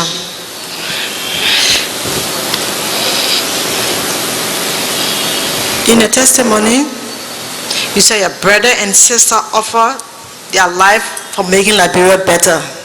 Could you explain? I didn't mean, and I'm sorry if I conveyed the impression that this was largely personal, just my blood brothers and sisters, or brothers and sisters from one pa and one ma. No, I'm trying to say that we're all brothers and sisters in this country with a common heritage, a common stock that we call Liberia. Although as yet it doesn't spell the same meaning for all of us. But all of us own this place. All of us own it. And believe me, Sheikh Kafuma asked me some questions about tragedies and things I saw.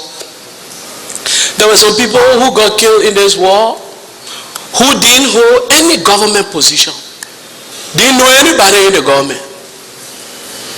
Rockets came to some homes and flattened it. Some people stray bullets. Some people, I mean, you can't begin to even imagine. People who had nothing to do with the power struggle in the country lost their lives. Some who enjoyed nothing decided to fight for. Maybe somebody killed their mom, they decided they wanted to revenge. Maybe somebody did this to them, they decided they were going to get even, so they did it. But the point I'm trying to make to you, and lost their lives in the process. But the point I'm trying to make, Madam Commissioner, is these are our brothers and sisters. They gave their lives voluntarily or involuntarily. We owe it to them to ensure that it was not for nothing. We may not know them. Most of them, in fact, the real heroes of conflicts are faceless.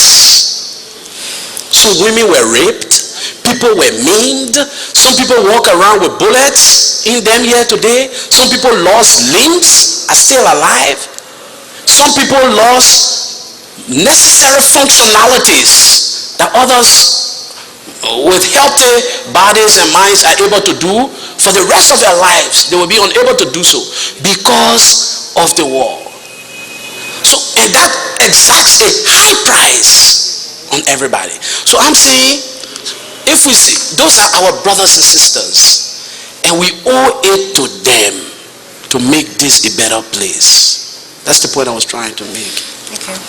And before I continue, I would like to say something about what you said initially, that people out there are afraid to come to the commission.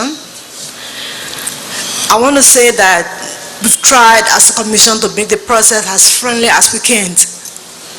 The TRC asks we should endeavor to engage people to come to share their experience. You are one of the crafters of the comprehensive 3-year accord, and we all agree that we should delve in our past so that we'll be able to realize our mistake, so that we'll be able to move forward as a nation. With that, I'll be asking some few questions. Correct, please do. You said during the last phase of the war, you enter into 3-pack. You talk about the students, the wounded people you saw on the road, how you carried them to the hospital, and then the last word of a young university student, what he told you. You talk about the woman, the living condition of a woman and her child. And then you just explain what you mean by the brothers and sisters. as a commission, we share the same conviction. We've traveled around all the 15 counties in Liberia. We have talked to people. We have seen the living condition of the people, but we intend to make the difference. That's why when we call people here, we actually want to know what's happening, and we as Liberians to see how we can avoid these things. That's why we're asking questions. It's not about shifting blame. It's not about accusing people. But as you said in your testimony, that it's good for us not to sweep these things under the rug. So if we talk about it, maybe not for us, some of us will never be around, but the generation unborn will try to avoid these things from happening. Correct.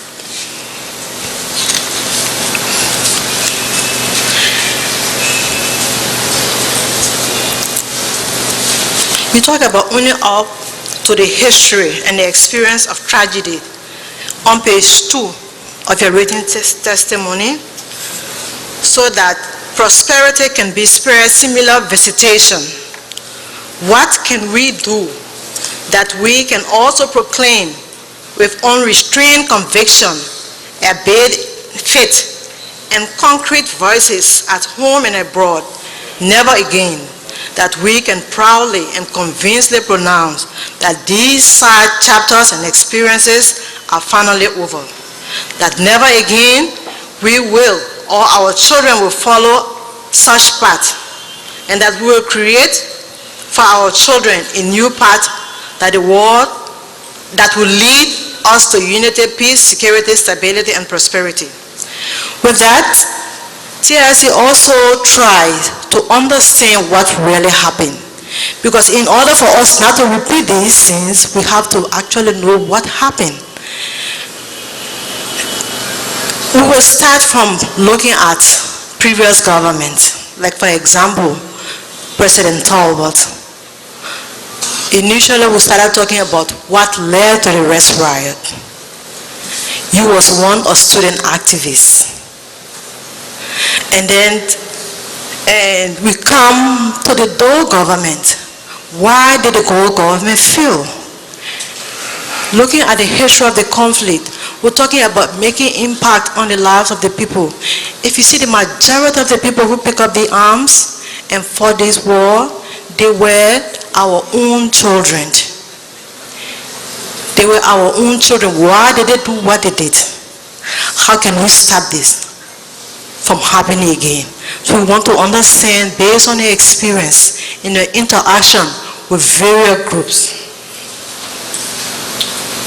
That would be my first question.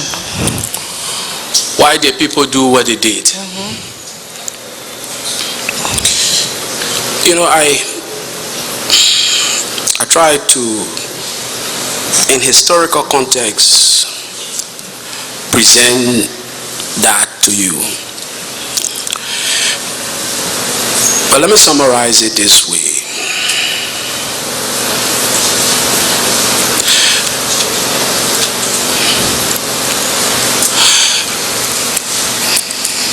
Underlying all of this, I believe, was the impression generated over years of history that people did not feel that they share similar ownership of a country, of the country in which they resided or they were considered inhabitants. Look, people can burn their own homes, but believing the possibility of doing that, of you going back to your house and being there and burning your own house, is harder than the possibility of you being there and going back to burn somebody's house. Correct? I care how you, there are some people, they say they throw fit, you throw a tantrum. Some women, and not all women, when they get there with a man, they bust the TV. But don't mind the people who can bust TV, they know that man can buy it again. And you know that man can buy that TV, he get the other buy you, not bust it. There are no kind of people there can bust TV. The one who know that the only thing, if I want the man there, the man be coming, they'll say, that thing you're doing, that is very, very, don't go near my TV, that the only thing I get here to watch in the evening. But here's the point, here's the larger point I'm trying to make. When people don't feel that they own something, they don't care if they destroy it. They don't care. They don't believe they own it. So, although we had put forth an image of Liberia,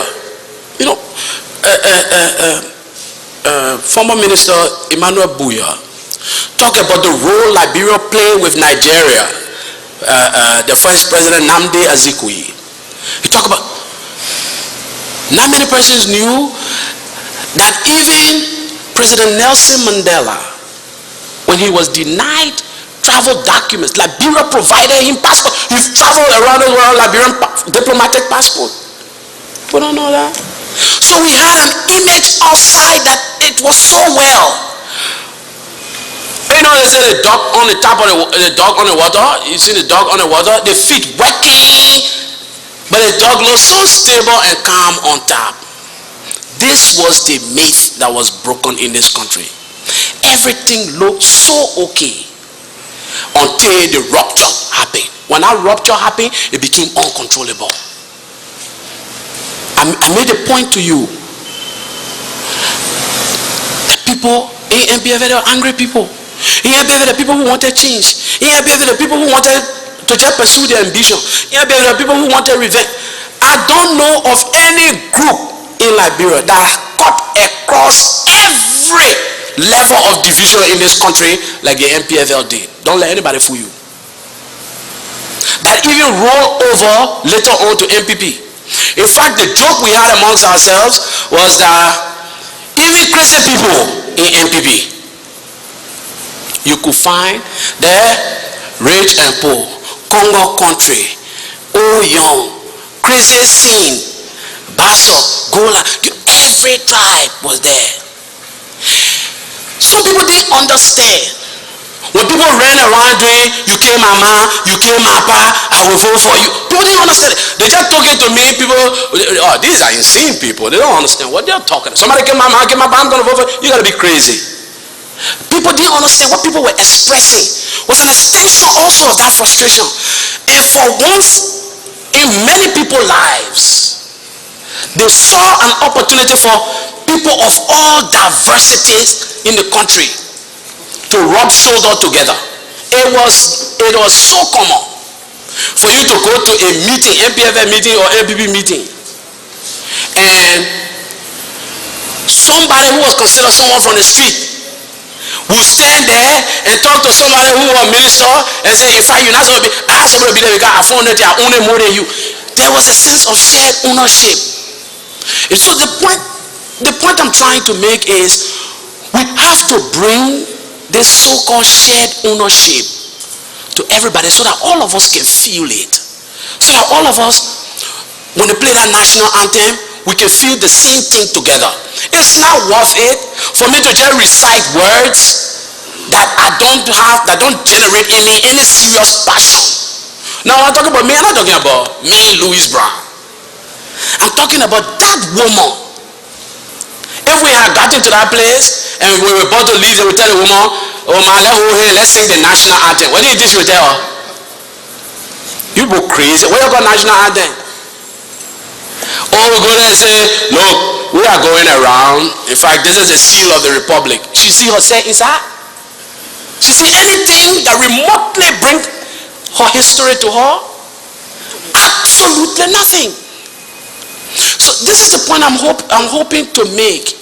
When I keep saying about this common identity, I really believe it. I really believe if we find the identity, if we find it, we'll be able, most of the other small things will fit themselves together. Because some of the things we're thinking about, we're not happy. When Fidel Castro launched his revolution, you know who taught the rest of the country? With lantern in the neck. Cadres that he recruited who believed they went from village to village to village to village. When they say it was not possible to speak one tongue, teaching the people in the villages and in the towns. How many people say we get a degree from University of Liberia or somewhere and you say go back to your village to go learn? He believed it reduces his Liberianness, because to be Liberia, that to be around here and take some of that power that you have. I own it too. So that's the point I was trying to put in historical context without blaming anybody. Now, if somebody has question about my role specifically, one of the things I don't want to do, because I have said this is systemic and it is political, it defeats my argument to say, but I didn't mean. I've listened to questions before. Did you tell this president this? When I answer that, I'm not grandstanding for you. What the proof you have that I even said it?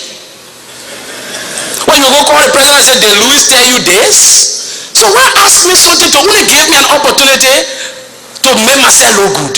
This is not about making people look good. This is about thinking deeply. And when you think deep, this is small minds discuss people. This is not small mind thought. When you think deeply, you know that the person is a victim. By the time you think deeply and you allow yourself to go beyond the person to the larger problem. Because the person, they were not born with Liberian problem on your back. And all of a sudden we not hear the problem their boss. That's not true. He is a victim. We created the circumstances. When I say we, I mean you, Madam Commissioner, personally. I mean the majority, all of us must own up to the problem. So all of us must find a way to solve it. Now, like I said initially, I'm not afraid of being asked specifics. What I don't want this commission to dabble into, that gossips and rumors, and allow the person who come here to come prove a negative. Somebody comes to you in the name of transparency and say, Louis Brown stole $50,000. He has not been able to wear in the country and he looking like a poor. In fact, how he went to America. Ask the person, you owe it to that person to ask them for evidence. If they just tell you, say, I know, take my word for it, I know, then you owe it to Louis Brown. To write him, when you say come to discuss thematically, write him and say, dear Mr. Brown, we respect that you will come and honor us by a presentation. But at the same time, we have reasons to believe, or you are being accused of having stolen or done this or done that. And when you come, please provide us enlightenment. Please respond to these questions additionally or specifically. Then Louis Brown will be prepared. Then he comes to you or he writes you and says, yeah, 1, 2, 3, 4, 5. But Louis Brown just come and somebody try to draw up. So Louis Brown started also all the thematic things I can talk about that were just a rouse to bring me, a ruse to bring me here, and then by the time I finish talking what I think the country needs to ponder over. Because you know, all the things I thought not perfect. None of us get perfect solutions to the problem of our country. We have to share our minds. So by the time I finish, then somebody said, I say, yes, but how about the 10 million? Then I get, what 10 million are you talking about? Then I start trying to prove to you that no 10 million loan ever existed in this country. Then where is that? Then we're just festering gossip. We're festering suspicion. When another person who is hoping, Louis Brown spoke, maybe that process is not so bad after all. Maybe I can go speak to. And maybe they will raise the discussion to a level that Liberians, that will hold Liberian attention. As for gossip, it is a common field for Liberia. Everybody knows everything about everybody. Most of the time I lie. So then, somebody else will listen and say, oh, you know what? I can contribute also. And then people will start getting convinced, oh, this is a serious process. And then we'll be going somewhere. Because at the end of the day, it's better for us to talk. Even if we find solution, and we're not going to find solution overnight. We're not fooling ourselves. But as we continue talking, somebody maybe smarter than us will find a way to think through. And then our generation will be spared and saved. So that's how I want to answer your question. Okay, my next question would be, when you were in Vanguard during the 1991 period, could you kindly tell us or the kind of violation, because the TRC is supposed to investigate human rights violation that you observe, especially in regards to women and children? Madam Commissioner,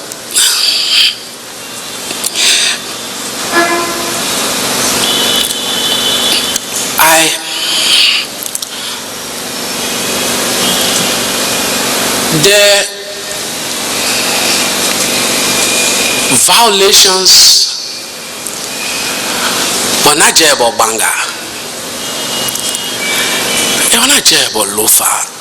They were not just about Buchanan. I believe not a one I was in Buchanan though.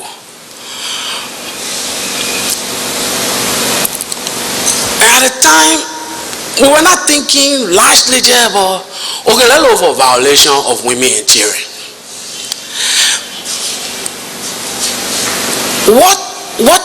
What interested me was this process and how we can arrive at a logical political resolution. Yes, I told you I participated in a demonstration in Buchanan. But I was not participating because, in truth, I was trying to draw attention to a violation. I was just trying to do the right thing. I always feel, even today, that some people didn't basically know what they were doing. In the midst of fighting, I'm not sure the leadership of Npfl had the time to be teaching people about violation of women and children. Maybe they should have. Maybe we should have. But there were other larger violations, not just specific to the war. That woman in that hut and her grandson were being grossly violated. And for me, she represented a host of other women and children, and men and boys.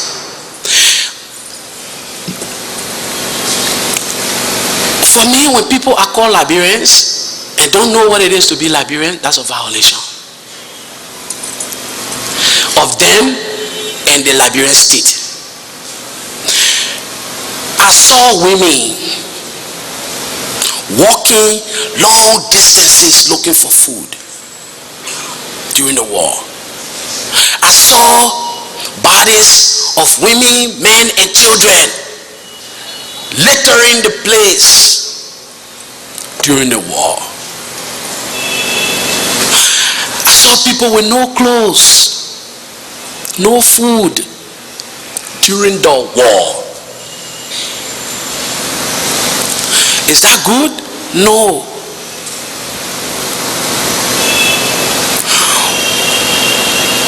Or maybe that's why we call it war. That's why we don't want it to ever happen again. And was it bad? Yes. Maybe too bad.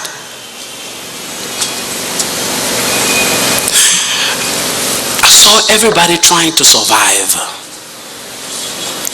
Everybody hustling, trying to survive.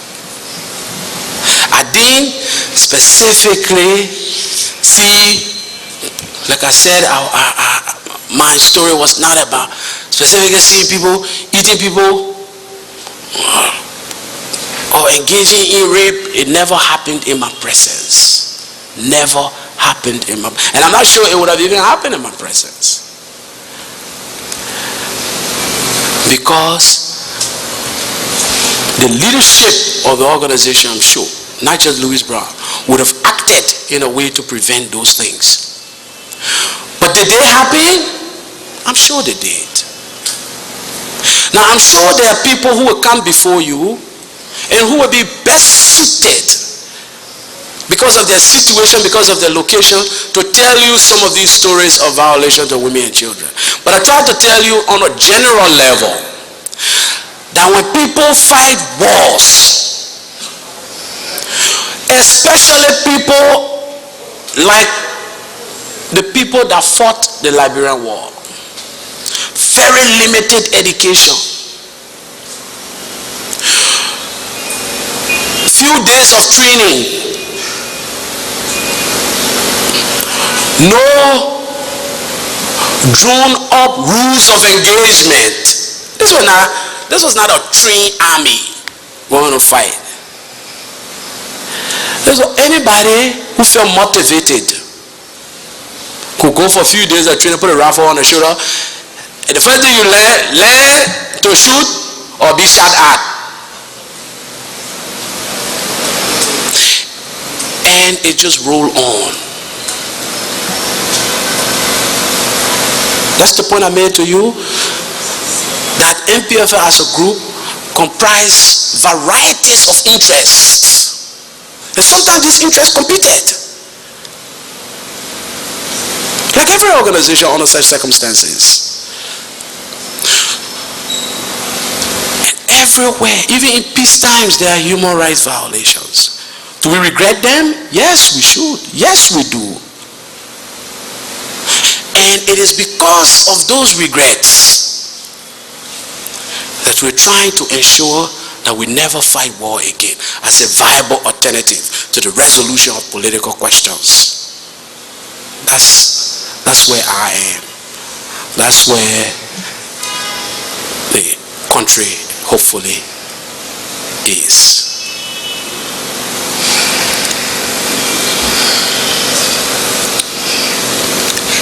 You said Liberia, the voice of the voiceless, has collapsed under increased weight of its own contradiction, of the folly of its political and economic malpractices. You talked about the problem with the system. And I believe that in order for us to make, improve conditions, we first need to know what the problems are. Maybe you may know, but a lot of other people may not know what the problems were at the time. So could you tell us, or some of the political and economic malpractices in terms of regime, like Talbot, Doe, and the former past leaders, past presidents? Here's what I can tell you.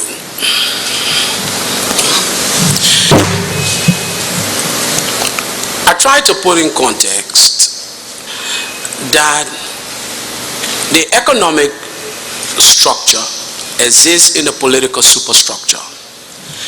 And if we reset the political superstructure, we'll resolve some of the problems, some of the questions Commissioner Kuma was engaged in yesterday with Mr. Jackson. But we got to do first things first. Put the horse before the cart. At least if you want it to be pulled in the direction that you want the horse to go.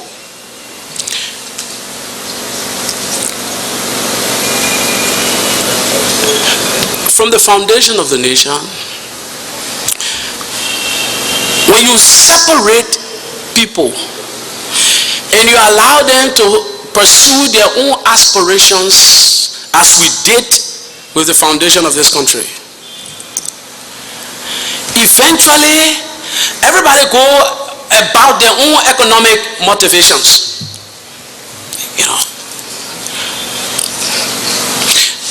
So the point I'm trying to make, Madam Commissioner, about malpractices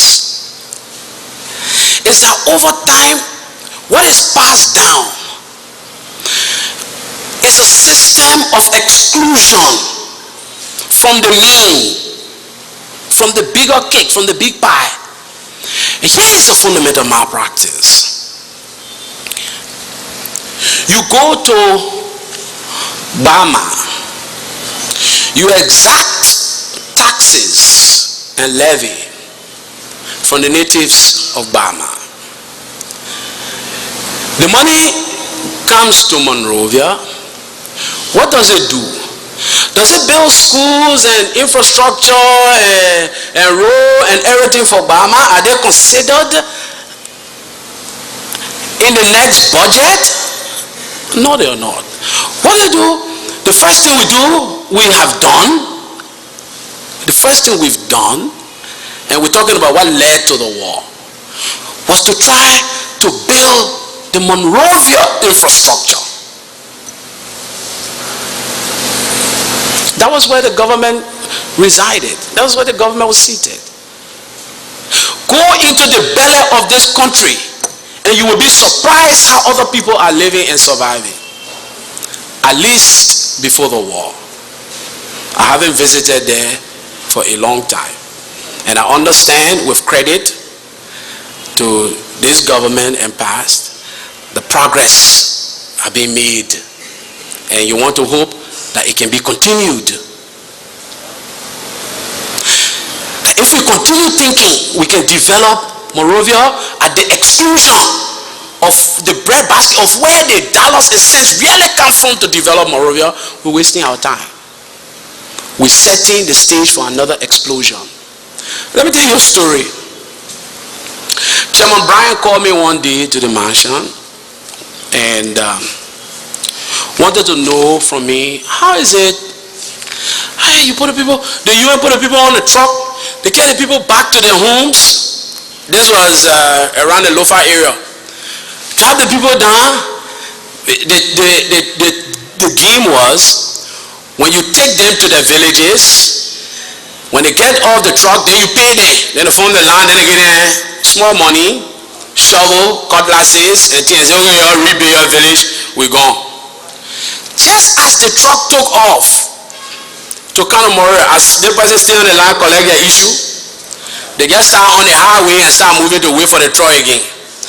As the truck was returning, the same people were stopping the truck. Oh my brother, please drop me downtown. The same people came back.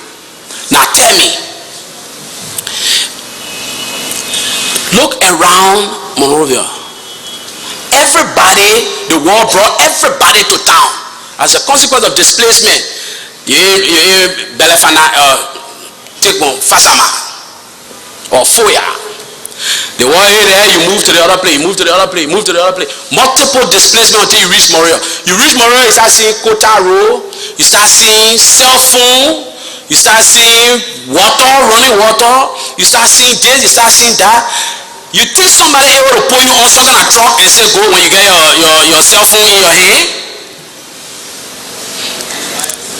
You get your cell phone, you know numbers there.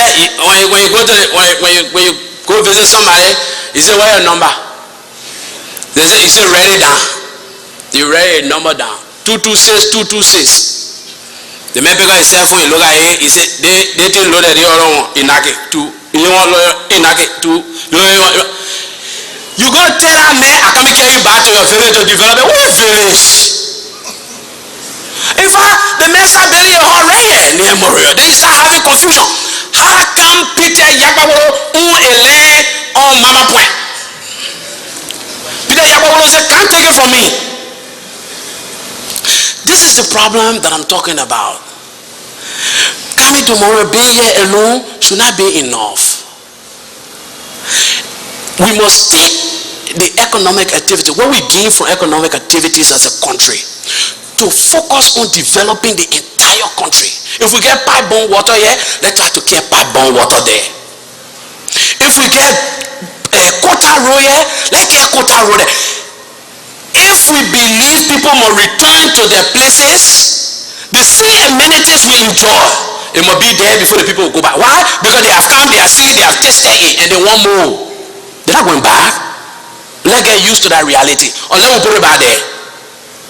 This was the underlying thought behind the slogan, taking Liberia out of Monrovia. The slogan I mentioned, this was the underlying thought. Let's provide also for people buried in the belly of this country. One fighter, I was on the beach. Yeah, Tinker's Village Beach this afternoon, and this fighter came to the beach with his bodyguards. I'm sitting far away watching him. This boy with all the men, the king is sleep. Open the corridor, provide maximum. The boy came with one oversized towel around his neck. He walked to the edge of the water and stood there. When the wave came and touched his feet, he jumped, he started running back. No shirt on. So I said, hey, are the world making the children crazy again? This boy will go close to the edge of the water. The wave will come. When it touches his feet, he will jump on you, run back. You know what he was doing? This was his first encounter with the ocean. The boy will have a fountain on the beach. These are the things I'm talking about. This was a man who was commanding several hundreds of men.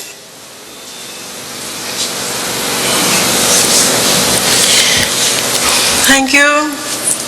And you know, the process is also about correcting the myth and misconceptions.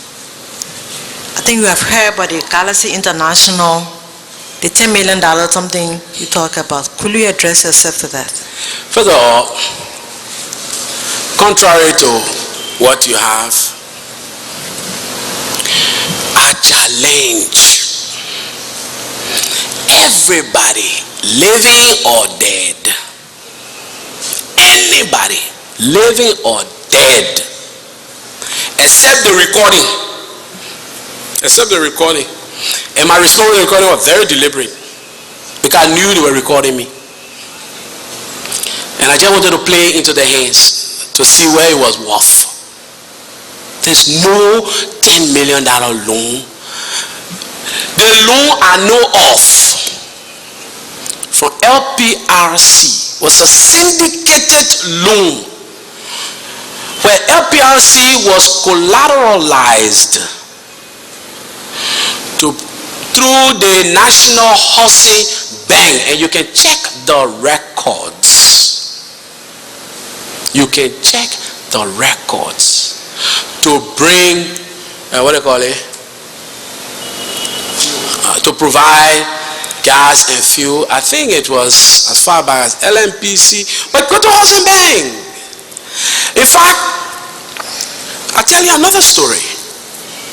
When I became managing director, and some people can speak to this better than probably I can, LPRC couldn't exact any credit from anywhere to bring gas and fuel to Liberia.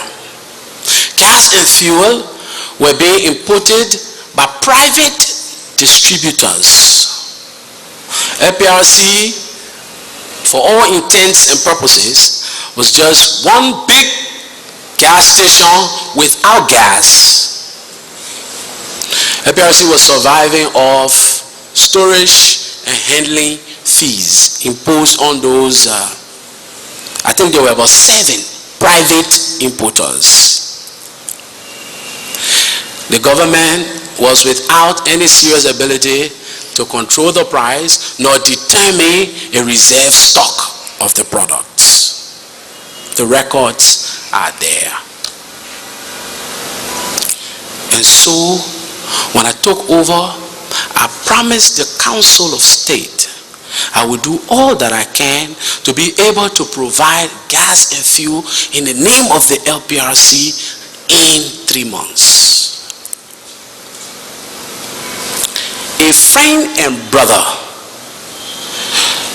Shaka Toure, who was, I don't know if he still is, head of Aminata. I approached Mr. Toure, and he's one of the persons who helped chaperone me through this whole gas and fuel business. For a level of partnership with the LPRC that will allow for some level so that LPRC can regain its status. First of all, the government didn't have money. The government gave me not a dime when I was named managing director. The government didn't even have it. The council didn't even have it. I think Chairman Ruth Perry signed my letter of appointment as managing director. And it was essentially, I was told, Liberian, go try. But let's try to put the gas and fuel business under control.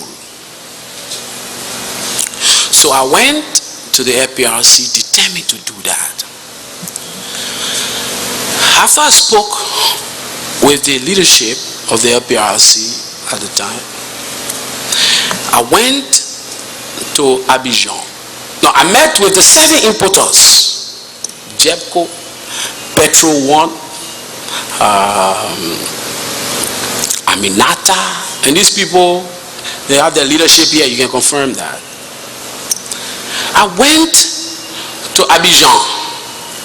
I met the managing director of the refinery, my colleague, in name only. I asked them for a level of credit. I wanted to engage. First I said, look, we're just basically starting over. We can't run a refinery again. The cost is too high. No, they can't run a refinery again. The capitalization is too high. The cost of production is too high. Our market is too small. Plus there are environmental concerns now about refineries and the pollution that they create.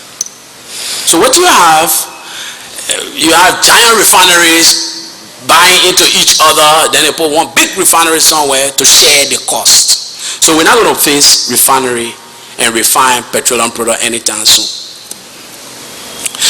So I engaged my colleague in Abidjan and said, look, my dear brother, I think at the time Chevron was one of the biggest owners of the refinery in Abidjan. So I said, look, we're trying to start all over and I need assistance. I want to start importing gas and fuel. The guy said, well, you don't need a meeting with me. Why do you need a meeting with me? Just buy it. What I can do for you is to prioritize your lifting as you make the payment. I said, but basically that is the problem, making the payment. He said, oh, just open a letter of credit. I said, but that is the problem.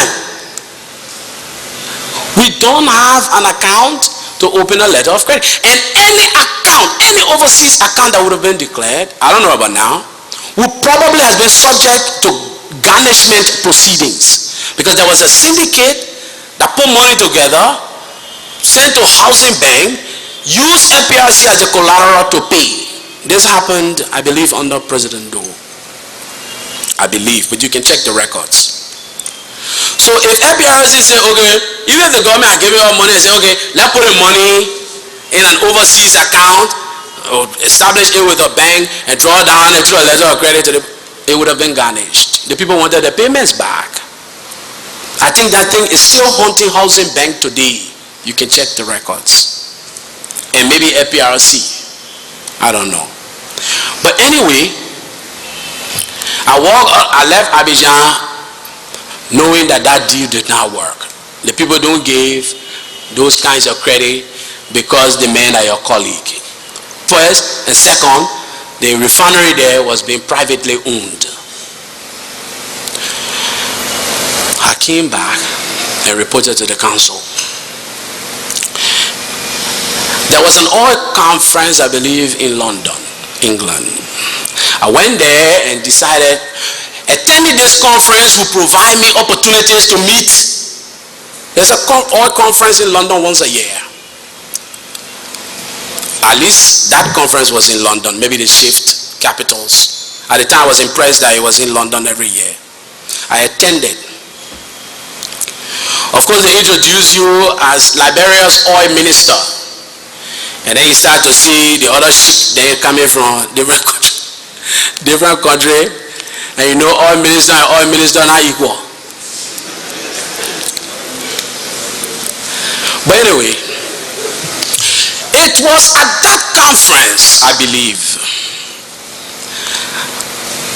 that interactions began and I got to know about, oh, there's a company in neighboring Sirleaf, Galaxy. This is a place, and there's no secret. Let me tell you another thing. People can try to hide, but as soon as you get outside, you can hide here. Transactions you do. But as it relates to the oil business, as soon as you get outside, it's all there. There's no secret outside about oil movement and supply. Everybody needs to know. Everybody will know. If you want to know anything about oil business, just go overseas and talk to anybody interested in oil business. They will tell you exactly what happened with Liberia and oil. So anyway, I contacted these people. I went first to go arrange with Total and Chevron and Mobil, and they got big names because Mobil was here before. They have folded, And I think, in fact, they were in the process of finally shutting down. And they were, I believe, supplying Aminata, I believe. But they were mostly now into jet fuel. They had stopped their gas and fuel business. So I said, no, we're not into that now. Anyway, they're not the kind of thing we're involved in. Everybody knew what is the situation in Liberia. And I tell you another truth. Each of these big companies know Liberia, what the consumption are. Liberia will get 2 million gallons combined, gas and fuel. What are we going to waste the time with whole ship for 2 million gallons? That was basically, in oil terms, nothing. To contract an entire ship to come to Liberia from the port in France. So anyway, there was this contact with a company called Galaxy International. They expressed an interest. And we enter into an agreement with Galaxy International. The agreement covered a few things. One, in fact, I gave your people the Galaxy name. The name they gave that they told me on that recording. If I tell you the name they told you, you may probably say the people not serious. They're just eating our money here for nothing. Because they talk a name that didn't even exist. So I told them, look, the agreement covered one. First of all, we had ailing facilities. The pipes especially were horrible. You couldn't pump, even if they brought product here, you couldn't pump at a certain level. You know, so ships had to stay here even longer. And then you had to pay demurrer. So we say, okay, the agreement will cover rehabilitation of the facilities. We'll put a portion of fee down for the rehabilitation. I believe it was 10%, whatever it was. But the agreements are there. I'm sure you can find it with LPRC. Those are public documents. Then we agree that all products will be brought to Liberia only in the name of LPRC. Now, I was no fool. I knew that the people were paying for the product, and LPRC knew we were on a bill of lading, a manifest, and what have you. But here is what I thought will happen with time. I reasoned perhaps that over the course of 1 year, once LPRC name, even though we were not putting up the cash, once LPRC name started to settle in, and most of the shipping were coming from the Abidjan refinery. Once the LPRC name got to be a familiar name in the supply of petroleum product from the refinery, with time and a little income, because we decided portion of the income will be trying to put aside to be able to do our own shipment after a year or after the expiration of the agreement. Then I said, okay, you know what? Once LPRC name is being used, one day I can get up from here and go to the refinery or pick up the phone and call my colleague and say, you know, listen, man, look, I will send you the amount, but we'll delay a little. So is it possible to just send us one quick shipment? Once you have that kind of relationship now, you're hoping that when one quick shipment comes, then you can sell it quickly, send the people money back, and then LPRC can get back on his feet. We had to use all kind of techniques. But in any case, Galaxy provided us that opportunity, and that was the underlying reason. And what we did then, petroleum product came into the country, and the agreement provided also for a stock of 5,000 metric tons to be placed as strategic reserves for the country. People had just come from war, and there was always the fear. When you come from war, you know, part of the thing in your conscience is that we can almost always slip right back, and we certainly did. So don't make a mistake. Let's hold a strategic reserve at all times of 5,000. This way, there was a second reasoning behind this. The reasoning was that strategic reserve will be used to cushion because the prices of oil fluctuates. It's difficult to predict. A simple political situation like we had recently with Iraq, with Iran, one statement But one major sheik can jump the prices up and everybody around the world will start sneezing. So we said, look, once we have a strategic reserve, it gives us that cushion. So every time there is this major fluctuation, we'll tap into the reserve and be trying to, supply the market so that we can keep some level of stability with the prices. And we did that. When the agreement, at the concluding stages of the agreement, the government of Liberia decided it was no longer going to renew the agreement with Galaxy. There were competing interests. Other companies were now interested. LPRC started to look, in fact, we had not just paid fully all of our employees when we went there were in maybe a year in arrears. We had cleared all personnel costs. We had introduced, because people were coming from a war, a rehabilitation or whatever feed our accountants call it. But we're providing people feed, we're providing people lay rice. But more importantly, the government being the 100%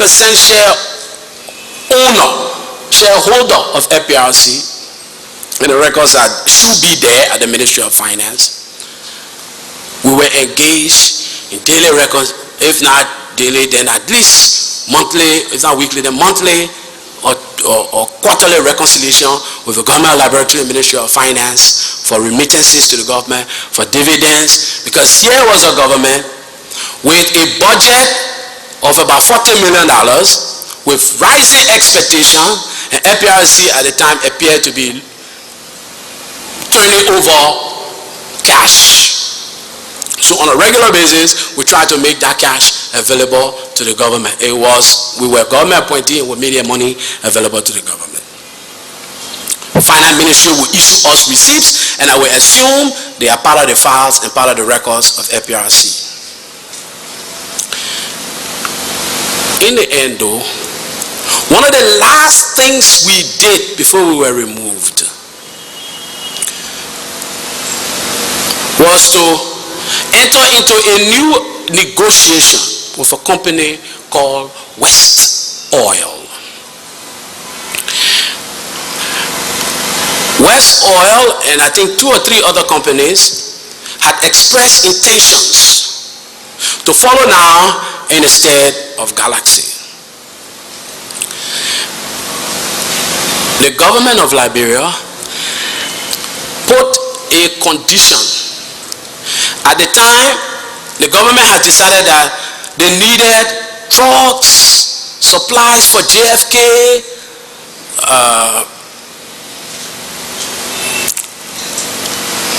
Motorola, graders, small things for the government to use. So one of the conditions the government set, having now had the Galaxy experience behind them, the government said, look, what we will do is to enter into a $2 million loan. Was it 2 million? I think. Through the bulk of that money will be used to purchase these equipments, transferred directly to and assessed by the Ministry of Finance against the taxes to be paid by these companies. Maybe that was what is referred to as the 10 million. We can go and search the record, we can go and search the file. But I believe there was a gentleman at Tradefco Bank. And at the time, Tradefco was not choosing because they had only Italians. Let me dispel that. Tradefco was choosing because, if many of you were in town here and can remember, amongst all the banks in Monrovia, Tradefco was the most liquid. Even the government of Liberia, almost all of its transactions, payments overseas and everything else, Tradefco will provide the hard cash. Tradefco had more cash in Liberia at the period I'm talking about than at any other time. No, wait, let me step back. Let me step back. $2 million will be provided in cash, and I believe 8 in equipment, all assessed against taxes. But here's what happened. These records should be and are, I believe, at the Ministry of Finance. And just a little diligence will find out, just minimal diligence will find that out. So, the money did not come to Louis Brown. It did not come to LPRC. Just like that syndicated loan, LPRC collateralized it largely because the agreement was being entered into between LPRC and this company. That was the last and only thing I did after signing that agreement and left, and it was changed from the LPRC to recalled to the Marshal as advisor on political and domestic affairs. So, Public Works, the Ministry of Public Works, should provide records of bulldozers, trucks, and equipment that came to the government. The Ministry of Finance should provide records for those equipments because they were assessed as taxes against this company. And I'm sure the subsequent management of LPRC can provide you an accounting for the rest. This, to the best of my knowledge, is what I know.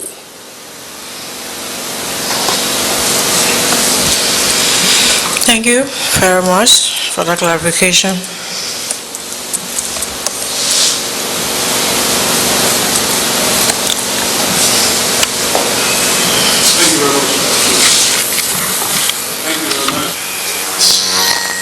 Mr. Brown, whatever way you prefer to be called.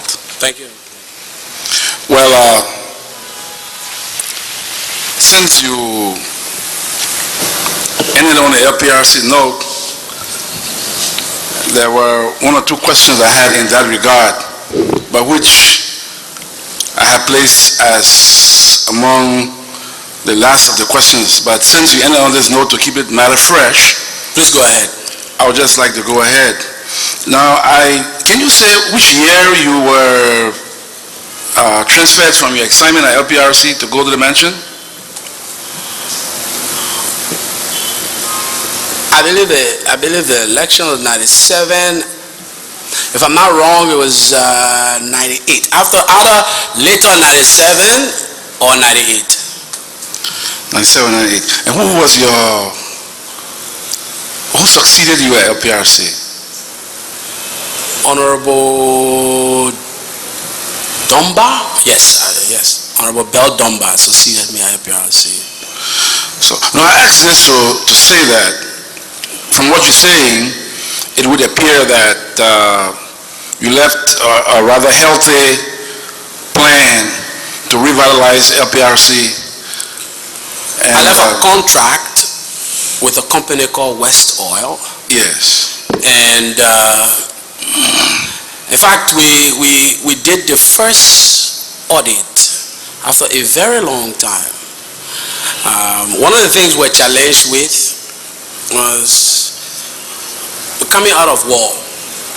All the documents were destroyed. So when you sit with,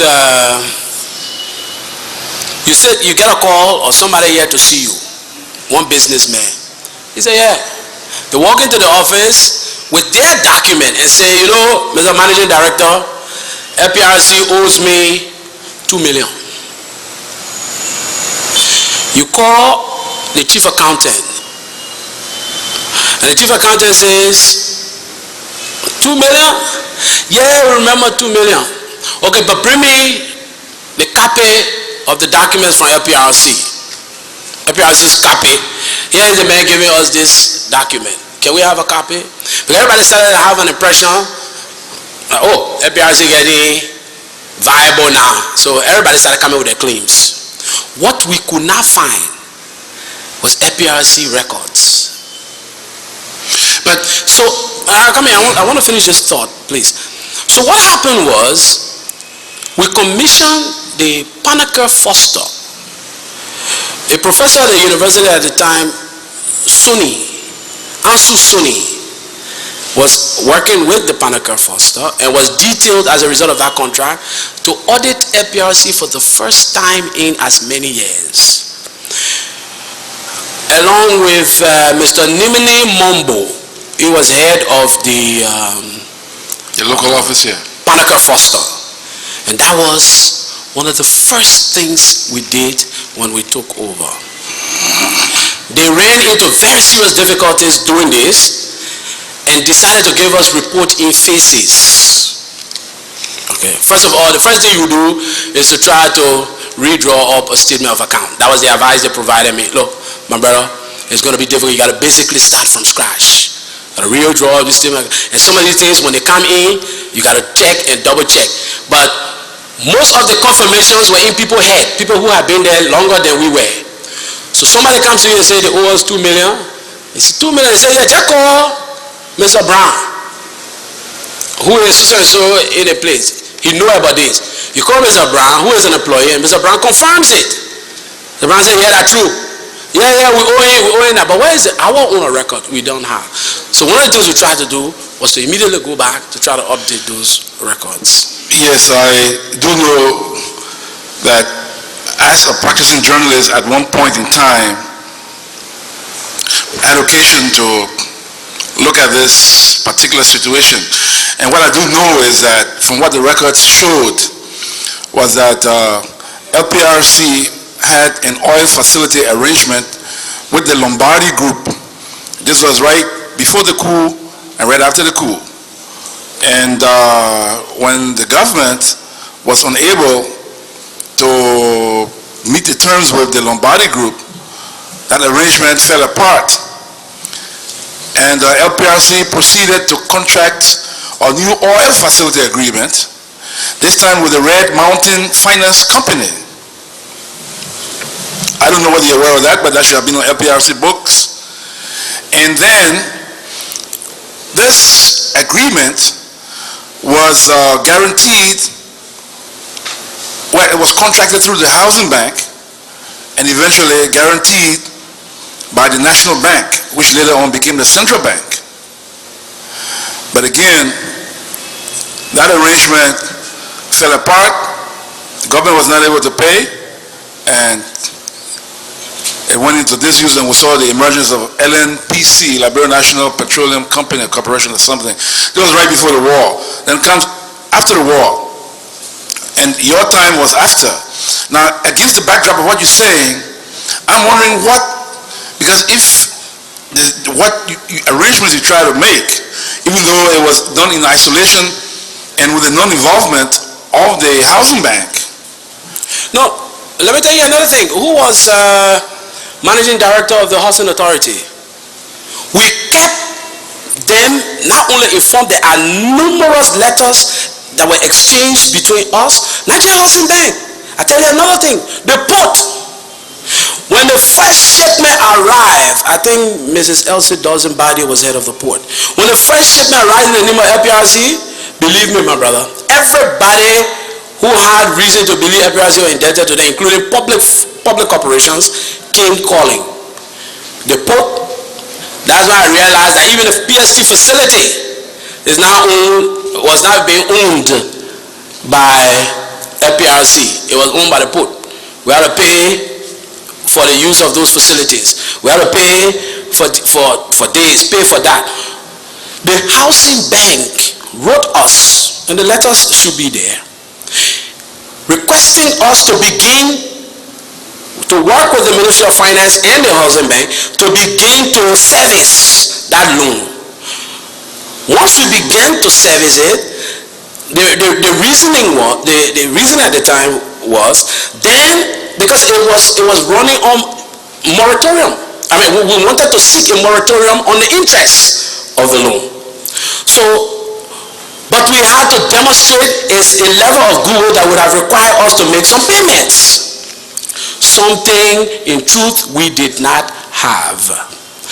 The housing bank informed us that some of their assets or some of their situation with the employees, they were running into difficulties, that the bank actually, because of this loan, ran into a lot of its financial problems. And so they wrote us, we must start to make some payment to them, because they had made some payment earlier on our behalf to housing, to what a place name. So we entered into 1 or 2 arrangements to provide them the only thing that we had, which was fuel and gas from time to time. But yes, there were efforts to try to do it, and I'm happy you are even confirming. So I wonder then, These syndicated loans did exist. yes, they did exist. So Thank I'm you. wondering then, what would have been the rationale for the subsequent management of LPRC to enter an agreement with the Ministry of Finance, which is the government, to absorb the debt, transfer all LPRC debts to the government of Liberia loan portfolio, and in exchange, LPRC will provide the Ministry of Finance $400,000 worth of petroleum products per year for a 10-year period, leaving out the housing bank, and with no benefit accruing to the housing bank, and leaving the housing bank in the cold with the liabilities still standing on the books of the housing bank, while the liabilities of the LPRC have been wiped clean. So as someone who served at the LPRC and then moved on subsequently to higher positions in government, what do you think would have been the rationale for such an agreement? When did this happen? Under whose leadership of the LPRC? Well, I have to go back and check the records, but it happened subsequently, right after your, I think... So it didn't happen on my watch. It may have happened, I think, under the watch of Mr. Snow. I'm not so sure, but again, I have to check the records. Oh, I see Mr. Snow sitting right in the audience. Mr. Snow, did it happen under your watch?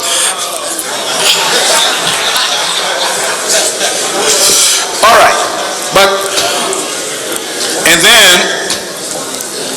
the time, the records were showing that although this arrangement had been put into place, but the Ministry of Finance was still buying fuel on the local market, buying fuel from, I think, JEPCO to supply its generators while this agreement was in force. But anyway, as you said, this was not during your tenure, and perhaps there may be an exercise in futility to further go into it, but just something to think But about. let me offer an educated opinion, having served there.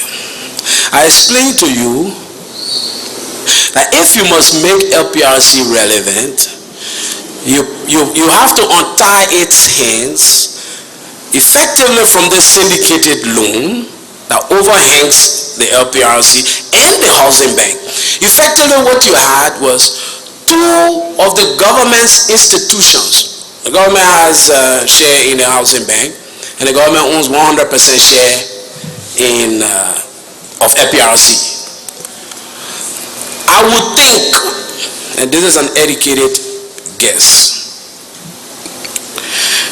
that the government may have reasoned that why strangulate both of these institutions, at least in their own capacities to deal externally, plus you provide another motivation.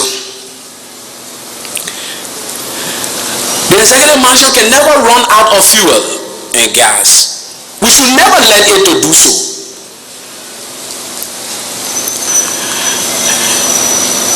So if you're in the mansion, you know your best bet, your best condition will be to find a way to begin servicing that loan so that both of these entities can be given some life to survive. But if you have to make the hard decision of choosing one, and probably that is what it came down to, I believe the reasoning then would have been, and this was not under my watch, it would have been, let's let this LPRC survive. So what the government, and this was one suggestion that we had made to the government some time ago. Look, this thing was not taken and used by LPRC. LPRC is owned by the government. You strangulate this thing overhanging LPRC out there. LPRC can move. LPRC can do this. LPRC can do this. Will eventually hurt us, and we know the repercussions for limited supply of gas and fuel to the economy. So let the government through the Ministry of Finance research this loan and absolve these two institutions of their liabilities. The government can enter by its stature and moral lateral connections into an arrangement with the company, with the owners of the syndicated loan, to say, okay, we are the government of the Republic of Liberia, we absolve these entities of it and we will take responsibility. Because in truth, whatever the LPRC made or makes is owned by the government. And the government can instruct the LPRC deposit that money into a central revenue account owned and operated exclusively by the Minister of Finance and his designee. And then the government, once this thing is centralized and pooled, the government can decide to reapportion a quantity to the loan, a quantity to opening schools, a quantity to the security situation in the country, the quantity to, we under attack in the other place, so we need men to move there quickly. We have to be able to make sure people go to sleep. We have to try to produce land. We have to try to, so all of those competing challenges, we have to pay salary. All those competing challenges can therefore be made.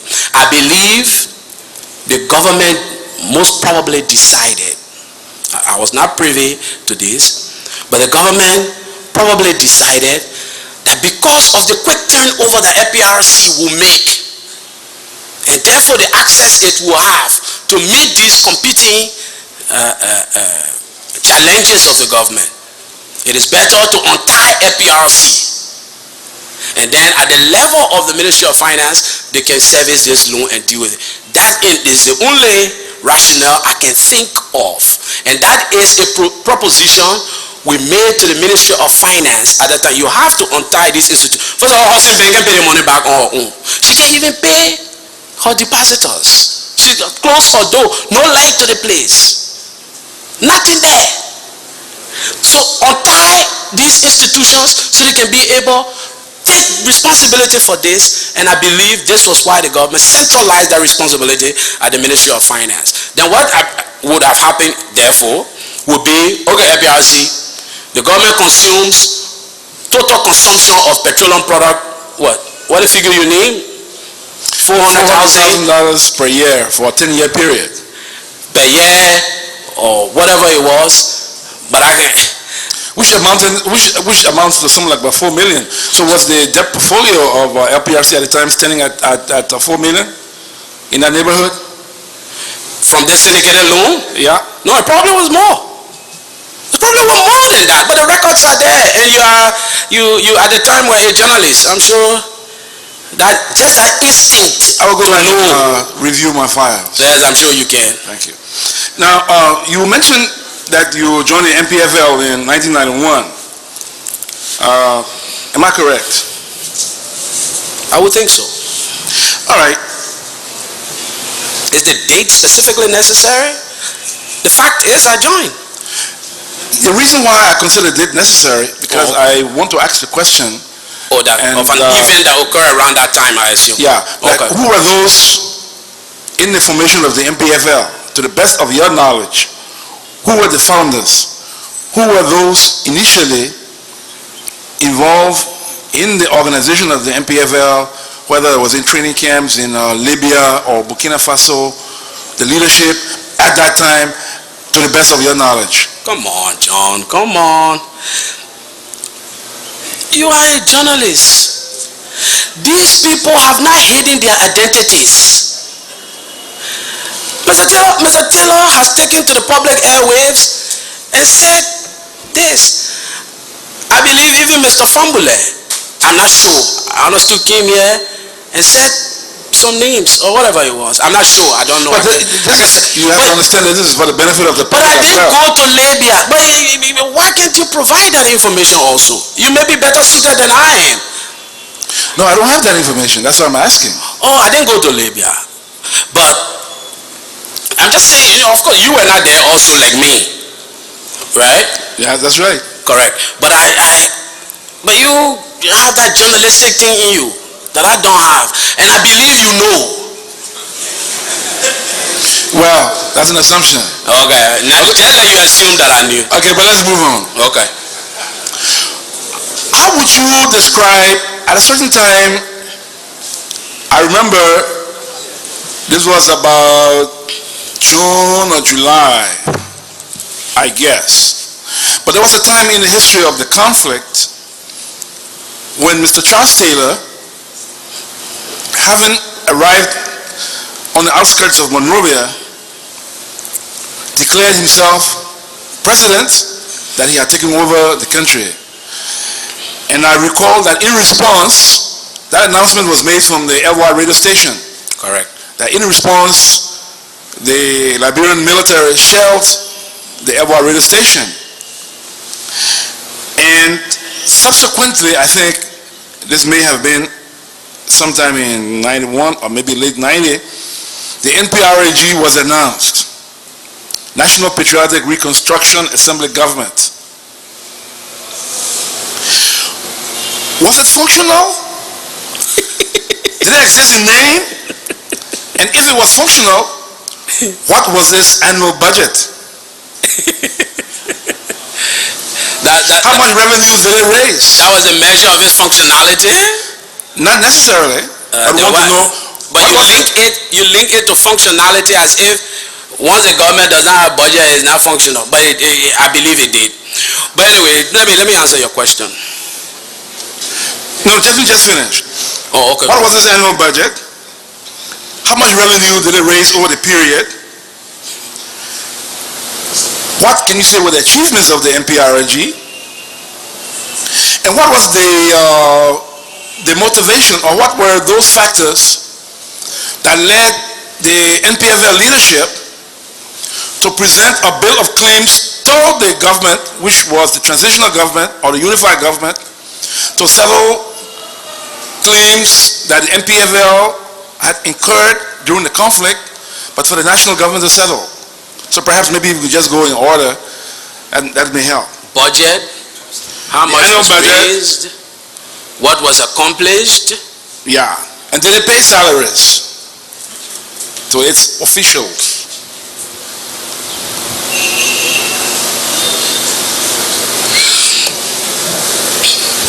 Were you in a position to see the claims on the national government? I was not, but I remember Mr. Taylor announcing that he was presenting this bill to the government. It was on radio. He announced that that the Npfl had incurred costs during the war, and that the government should settle those claims. You mean the NPRC? And I think after he became president, that was passed on to the national budget, and it was, as a matter of fact, pronounced in public. Can you, in your certain knowledge, now we're not trading places, because I remember I took oath. I don't remember you taking the same oath I took just now. But can you, in your certain knowledge, confirm that the debt of the NPRAG or the claims of the NPRAG was carried in the budget? This is why I'm asking. Because you were an official of that government, you were a key player in that government, and these are matters with which I'm sure you should be well conversant. But if they were, without trying to be argumentative, don't you share a minimal responsibility of ascertaining them? Won't there be records to prove that? Can you speak to that? Okay, let me say this. There were two administrations in the country during the war. One was called NPRAG, and the other was called ICNU, Interim Government of National Unity. One was headed by Professor Dr. Amos Sawyer, and that was resident and headquartered in Monrovia. And the other was headed by Mr. Charles Gangi Taylor, and that was headquartered in Banga. I told you across the lines August 9 or 10 when the old road was taken over by the Npfl. I'm sure that fact is not lost on you. You listen to former Minister Emmanuel Buyo, and I have reasons to believe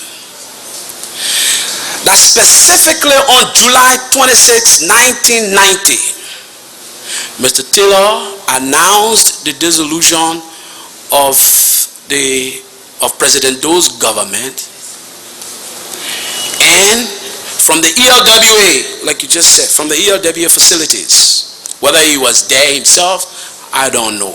Whether it was a cassette, I don't know. I was still in hiding as a former student leader. I listened to the announcement, and at the time I thought it unreasonable because where I was in hiding was under the control of the armed forces of Liberia and President Doe. How can a man in his right mind then announce the dissolution of that government? And you're right, it exacted what I would call anger. And the launching, in fact, because I was on the old road, many persons informed me, and I believe the launching was being taken place from around the new defense ministry era. I heard that way because my brother, sometimes when you hear the firing, you hear a second shiver. In any case, I will learn later that announcement was predicated upon a resolution presented to Mr. Wowiyu for Mr.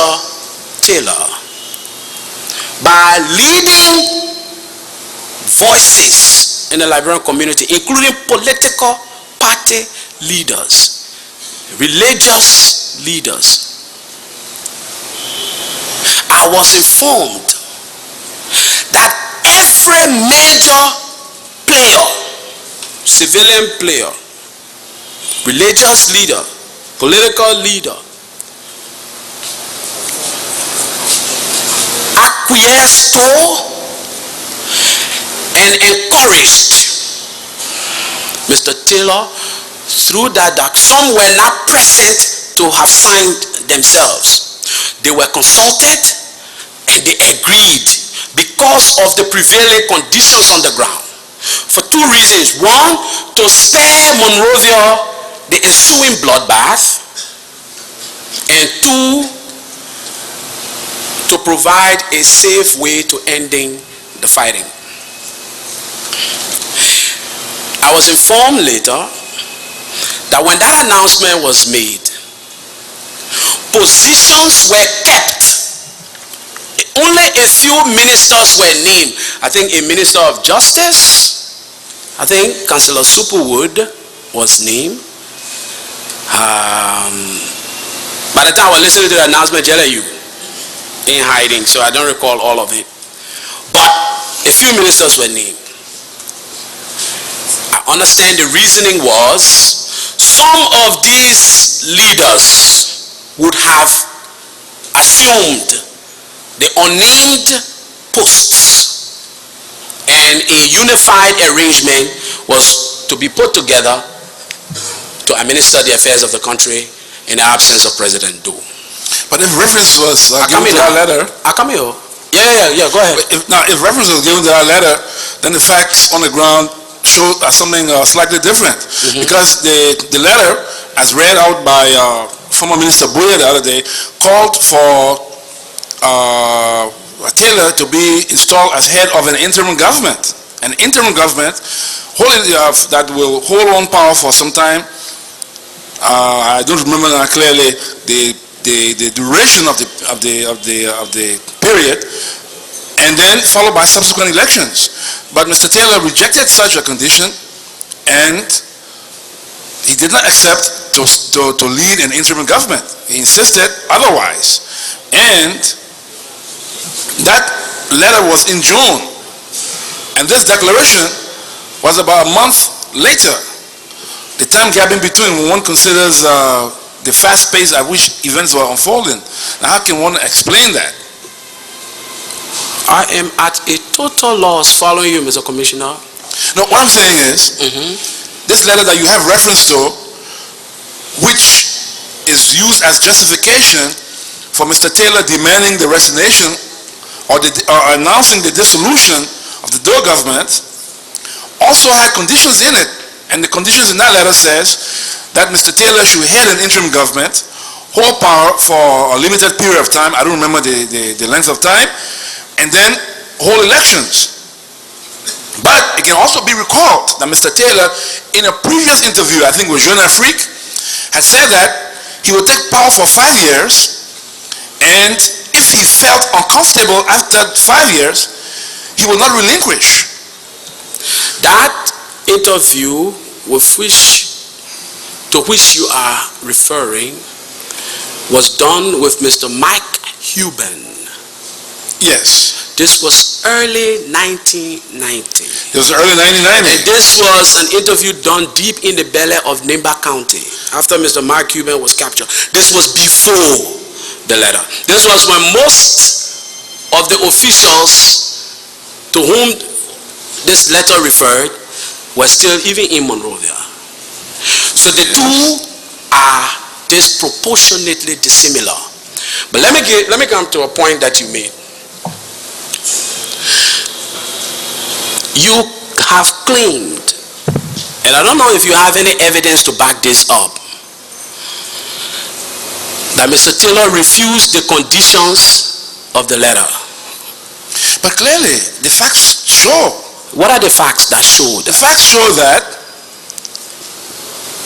Mr. Taylor did not agree to serve in an interim arrangement. How do you know that? That's the facts on the ground. He never went to Banjul, for example, as was invited to, as was announced by ECOWAS. Now you have everything confused. But let me correct you. I'm not confused about my facts. The facts show, Mr. Witness, the government was not to be named in Gambia. This is where you're wrong. Just a minute. Okay. The mediation was undertaken by ECOWAS. The mediation to end the conflict in Liberia was undertaken by ECOWAS. Is that a fact or not? There was a time when ECOWAS entered into the conflict and began its mediation. All of this was before then. It was not before then. What are you talking about? Mr. Witness, Mr. Commissioner, can we avoid argument and reduce it to question and answer? Okay, can we just move on? What was the budget, the annual budget? No, we can move on. There is a point I want to correct. I think the date of this letter was either July 7 or July 8, 1990. 1990. I don't know where you... The letter you're talking about? Yes! It's in June. Well, either July 7 or July 8. Who's right on this? Well, I see here July. So I'm right. Tell me I'm right. Then we'll go from there. Okay. But this is not the substance of the point I'm making. No, I'm not worried about success. I'm not worried about substance. But here's where I think you have just a little confusion in your mind about the facts. July 7 or 8, this letter was written. Those who wrote the letter will most probably, and the NPFL was under the influence then, that this letter had gained the acceptance of the wider Liberian civilian opposition leadership. Now, the letter I understand was presented to Mr. Wowiyu, who was spokesperson at the time and the primary representative of the NPFL, next only to Mr. Taylor. When Mr. Taylor received this communication, my understanding is that it propelled him in acceptance of those conditions. I don't know, you claim he did not. Well, granted it did. To name a government. And if you went back to that recording, Mr. Taylor named, I think, only 2, 3, or 4 at best ministers. I think one for justice, I recall that very well because I was in hiding listening to the radio like everybody else. One was for justice, I remember Councillor Superwood. And I think Joe Mulbar for information, I'm not sure. And declare the dual government on the strength of that letter. And assurances, I guess one of the conditions expressed was for the NPFL not to move on Monrovia. And that a safe passage will be provided for President Doe. So he fulfilled his side of the bargain. Now I stand to be corrected, not just by your words, but by evidence that he did not.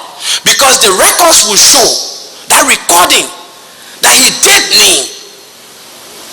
Now, I'm not sure what persuasion the argument will have that it was not a transition. At the time, in fact, it was after he named an Honorable Minister Buyo. Probably spoke better to this because he attended the conference. For us, he was in Freetown at the time. Then he subsequently attended the conference. Yes, the NPFL was invited to that conference in Banjul, the Gambia. But I spell out reasons why the region at the time believed it was not in their best interest for a ragtag bunch of civilians who provided voluntary service and were trained over a few days to overthrow a standing national army, especially when most of themselves had reason to believe they share similar disposition in their countries. Most of them were of the military stock. Most of them had overstayed. Some of them were presidents of the country since independence. Okay, and so in Gambia overturned, and I guess Honorable Buyo made the point, even more than I will ever make because I was not there. I learned this later on from inquisitions that I made.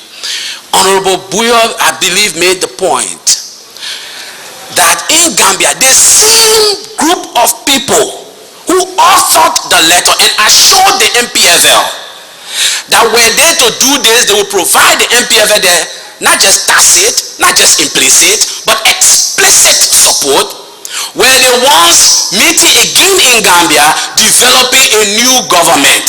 My argument, my thesis has been that our problem is political. It's about power. And that spread a new face of the war. Granted, conceded. Thank you. Thank you for the concession. I asked you a question earlier. Oh, okay. Then we got... What was the annual budget of the NPRG? How was it resourced? Let me ask you, Honorable Stewart. You were here under the time of the IGNU, correct? That's correct. What was the budget of the IGNU? There are records. But there are records for the NPRG. You expect me to sit here and remember the NPRG budget? Are you being fair to me? Mr. Witness. Yeah. Throughout the history of this conflict, we were able to see, for example, the interim assembly publishing accounts of the budget each year. They are available. Who was able to see that? It's available on the records. What we were not able to see especially as a journalist, were never able to see the publication from Where the were you a TRC. journalist? Where were you a journalist? Were you a journalist covering activities behind the line? In fact, some of you named the place behind the lines, which means it was in abject darkness. No, but that was not the case. There was an assembly in Banga, the National Patriotic Reconstruction This is Assembly. available of the NPRG having published its accounts, how it was resourced. Then please, we would like to have it because we're doing a historical review.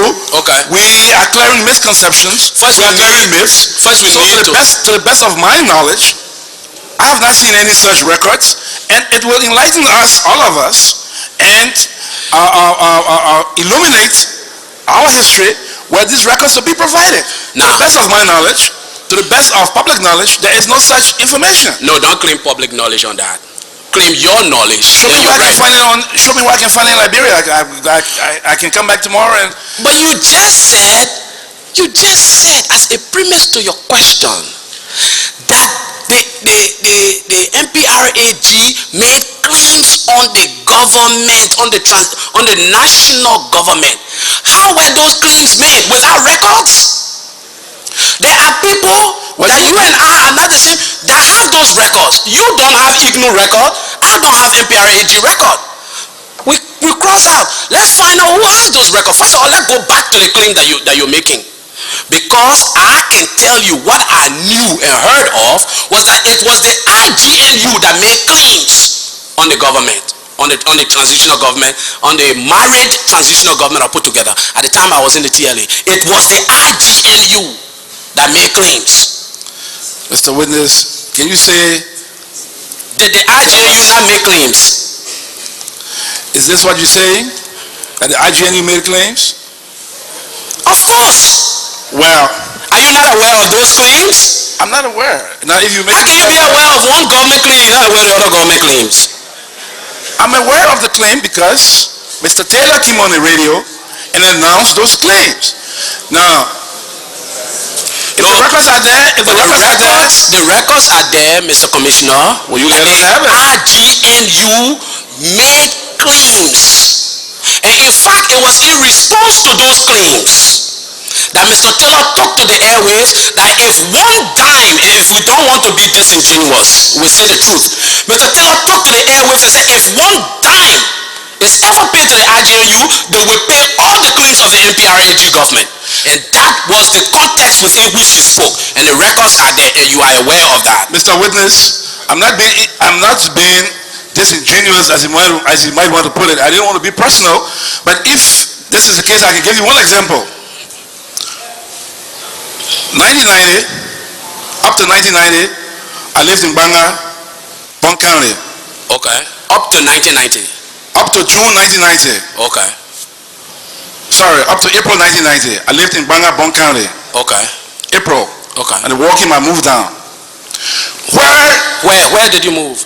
I moved to Monrovia, Oh, okay. Okay. where you had your VP gate, as it was known in Banga, VP gate, and the very building that your VP inadvertently used as his mansion is my family's property. It was confiscated.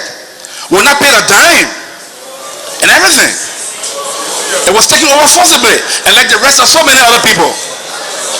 So I'm saying to you, if you want to take it at that level, that's what I'm saying.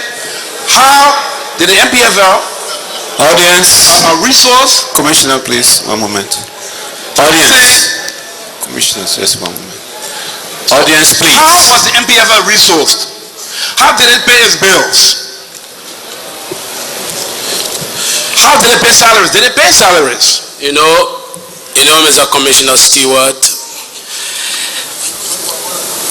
there is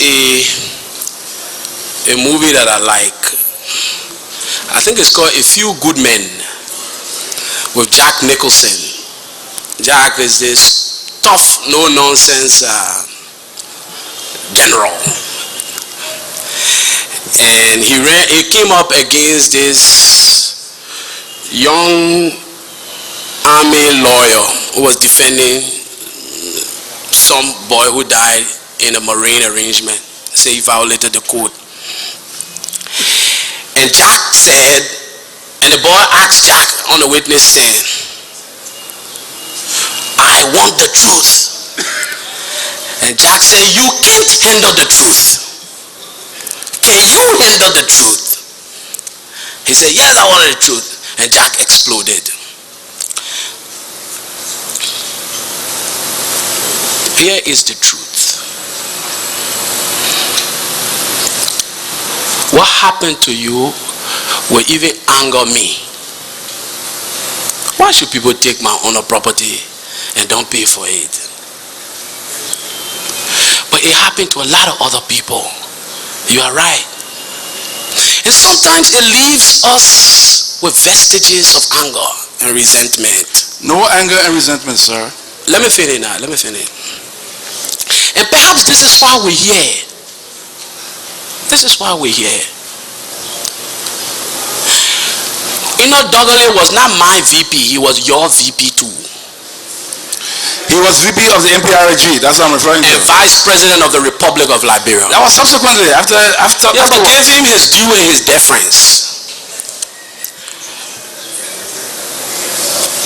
Like I will give you your due and deference as a commissioner of the Truth and Reconciliation Commission. And don't try, unless you make me to look behind you and find out all your own cleavages and all your own connections, because like I said, I didn't come here pretending that my hands were clean. But I'm only saying, if you want me to show my dirty hands, show yours. And let all agree that all get dirty hands. Look.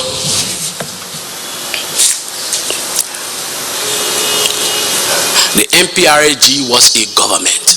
It did not matter whether you liked it in Monrovia or not. How was it resourced? Let me finish now. I will listen to you when I'm done. It did not require your assurance or insurance or your say-so. There was always this myth in Monrovia that in fact nobody was behind the line. That's why some people even celebrated Ebomor bombing as if that was not a country that nobody else were. Nobody, no human being were there. And maybe because some people were vexed for their homes that were being taken over by other people that they didn't know. So they wanted those bombings to continue. Commissioner Jala asked me about human rights violations.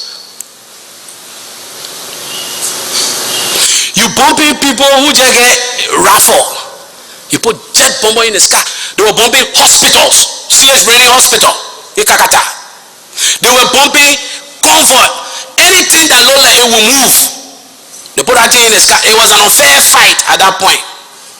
In fact, somebody joked that even Mr. Taylor had to try to encourage the fighters to go to the front and say, look, don't mind people all that bombing thing they're doing. We have our own plane here. And somebody joked that he covered something, and every now and then we'll invent a story to say we brought one plane down. That way people were going to the front line and being encouraged. But it was not a fair fight because some people believed that those who were there had no business of being there. In fact, they were not there at all.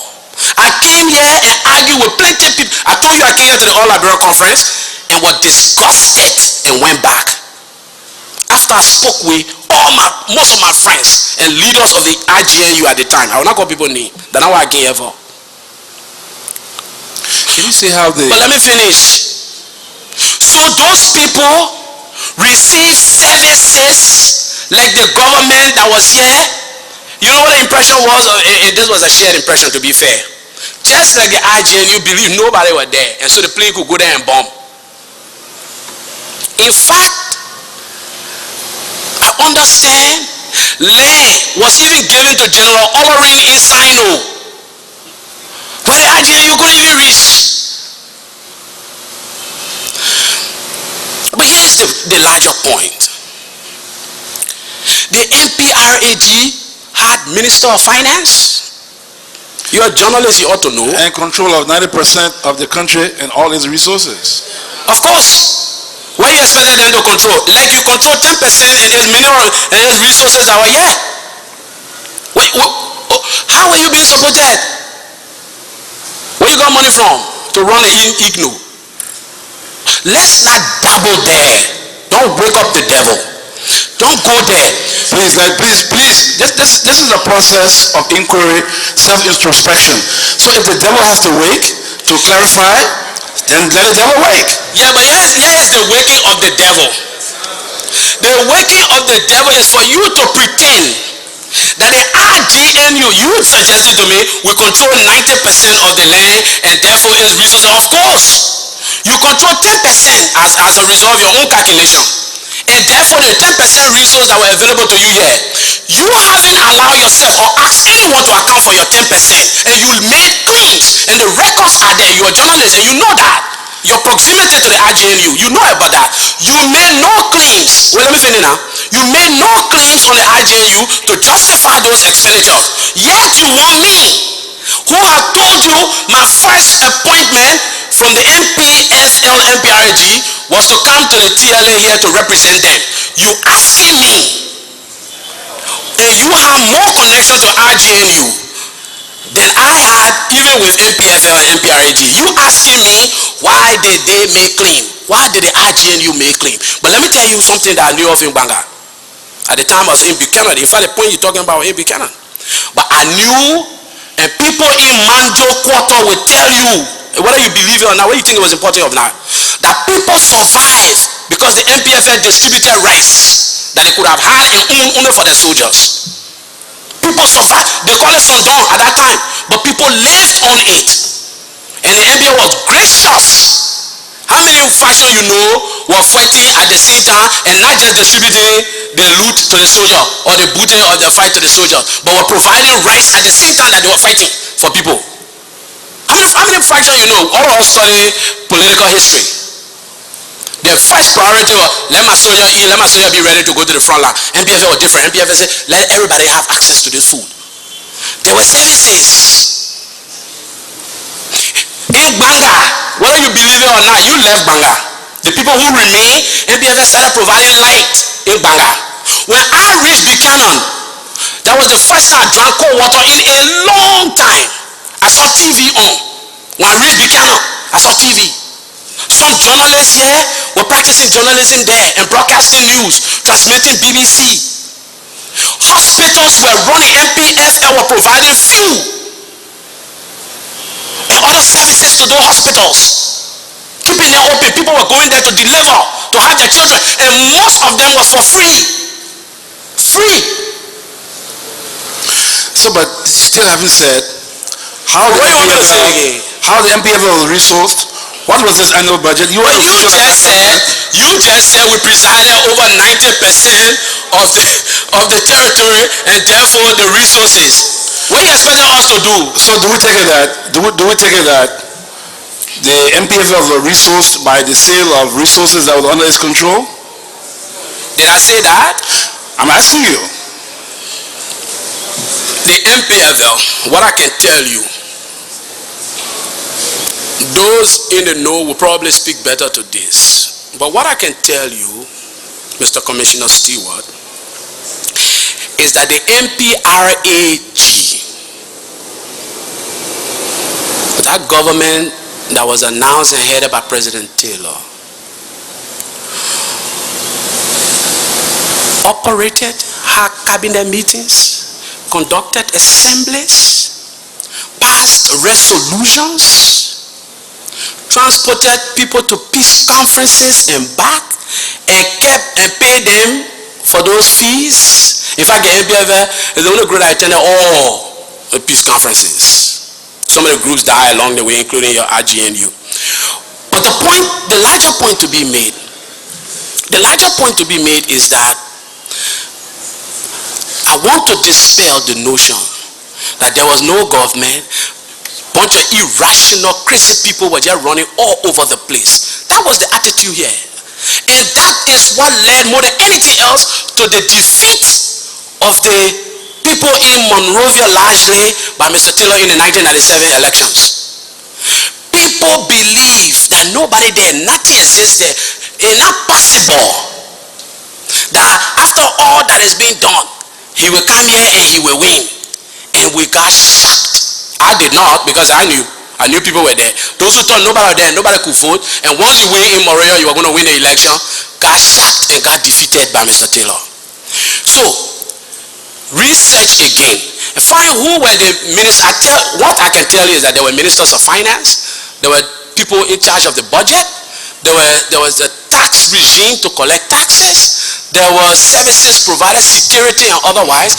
So now that I've told you that, I don't know the exact amount of the budget that the NPRG used or as it was passed by the assembly, but they did.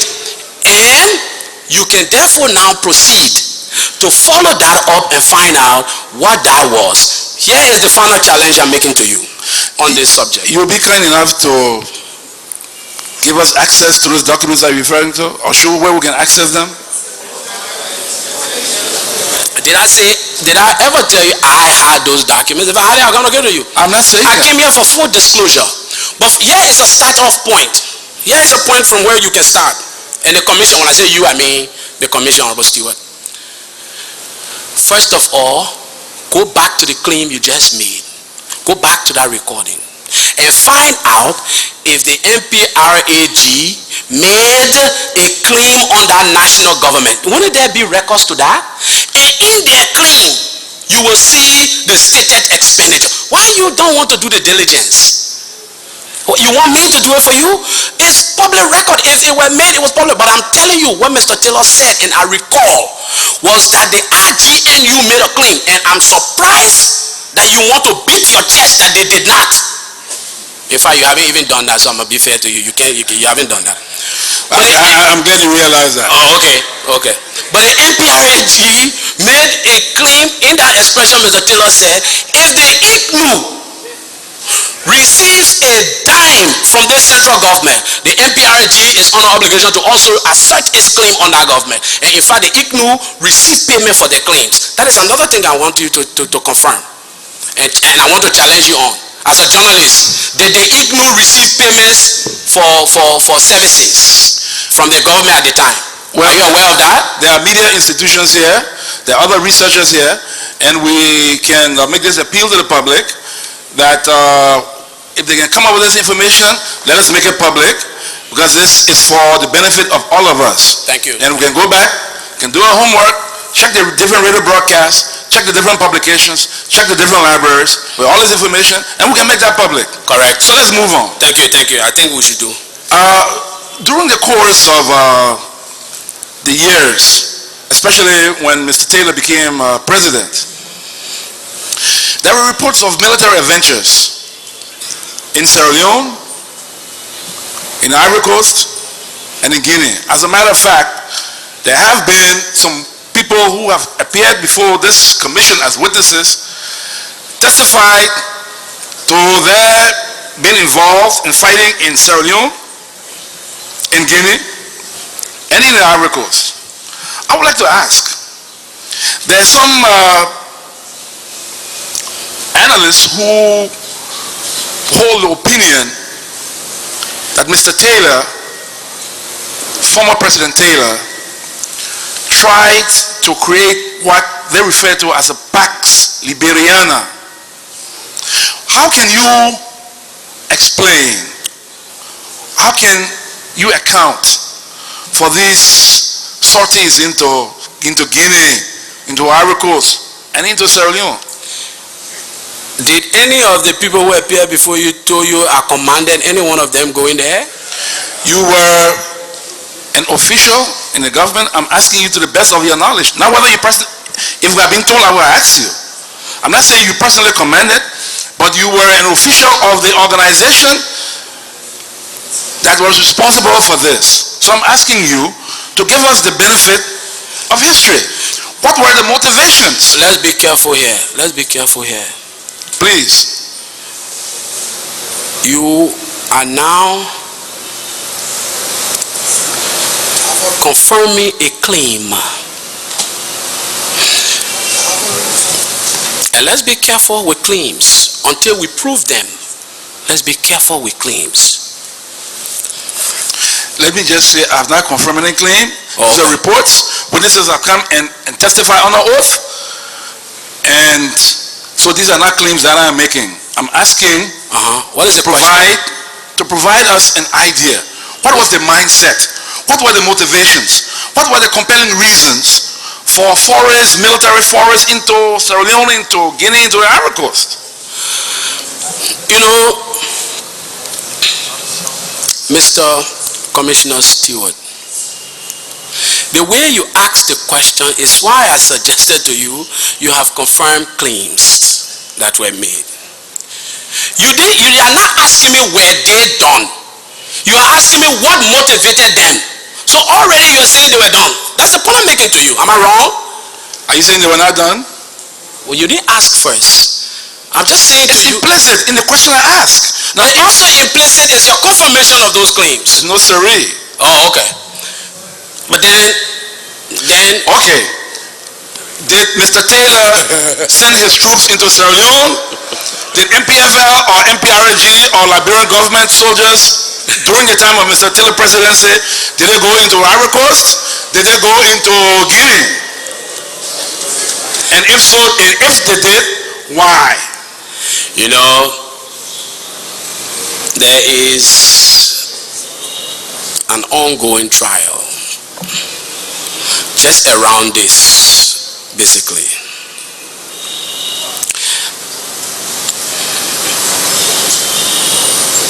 If anyone, prosecution or defense at that trial, believed that I had any certain knowledge to contribute, I'm sure I would have been called to testify there. I haven't, and I'm sure I will not be. Here is what I want to say to you.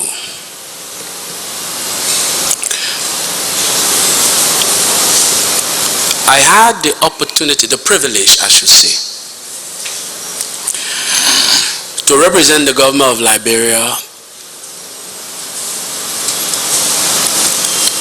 in several meetings of the Mana River Union countries intended to re-energize and forge its security pact. Ministers of Foreign Affairs, National Security Advisor, Minister of Justice, Minister of Defense, who were trying to engage and re-energize the governments of the Mana River Union. And Liberia was playing a lead role. I also recall that one of the conditions for the elections of 1997 that brought President Taylor to power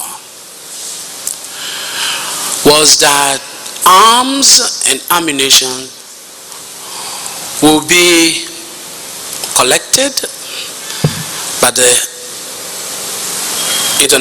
peacekeeping force, ECOWAS, with the help of the United Nations. They will be containerized and disposed of after the elections.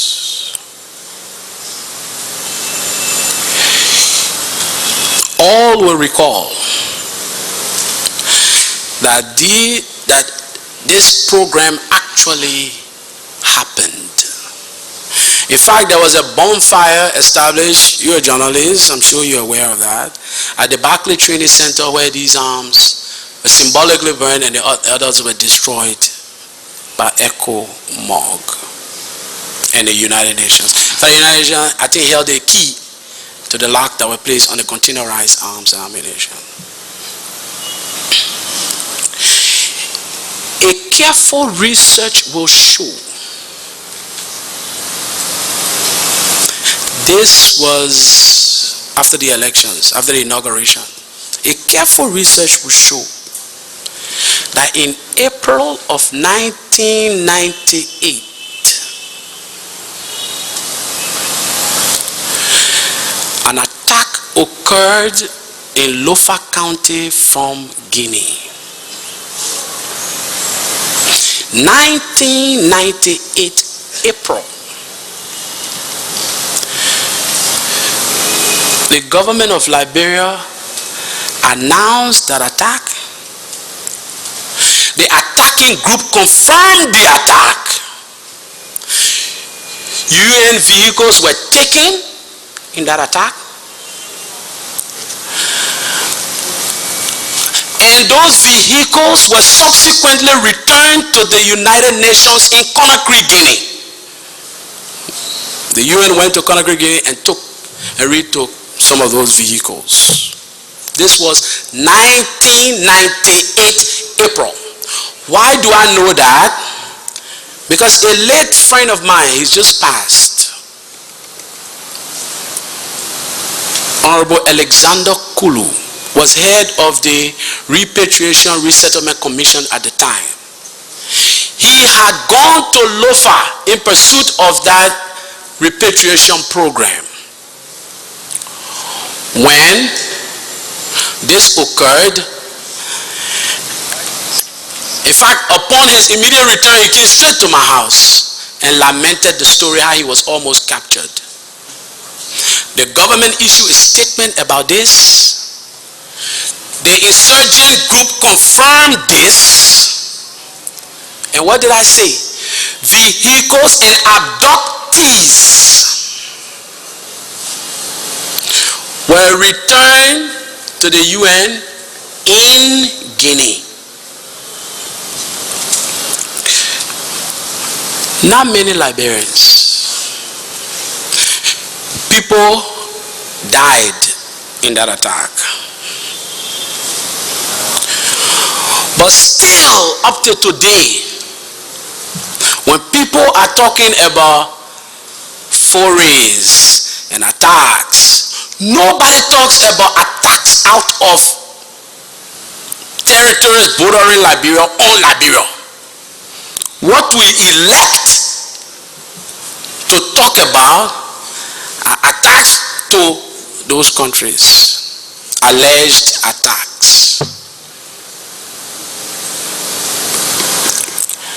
I listened to a testimony where one of your witnesses, you like to call them, confirmed that their attack,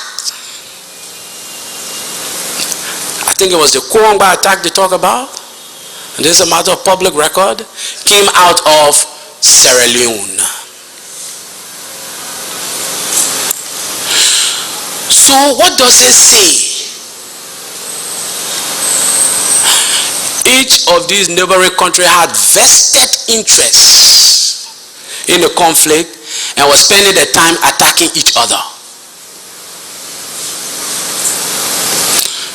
So people came to you and say, oh, I went to fire in Sierra Leone.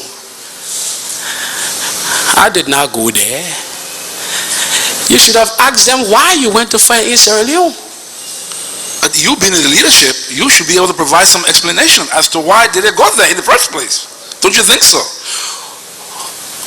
Oh, well, maybe. Maybe. But here is the larger point.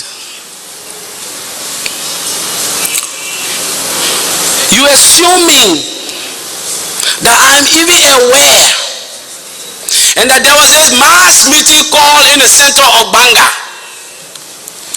and it was agreed we're going to attack Sierra Leone.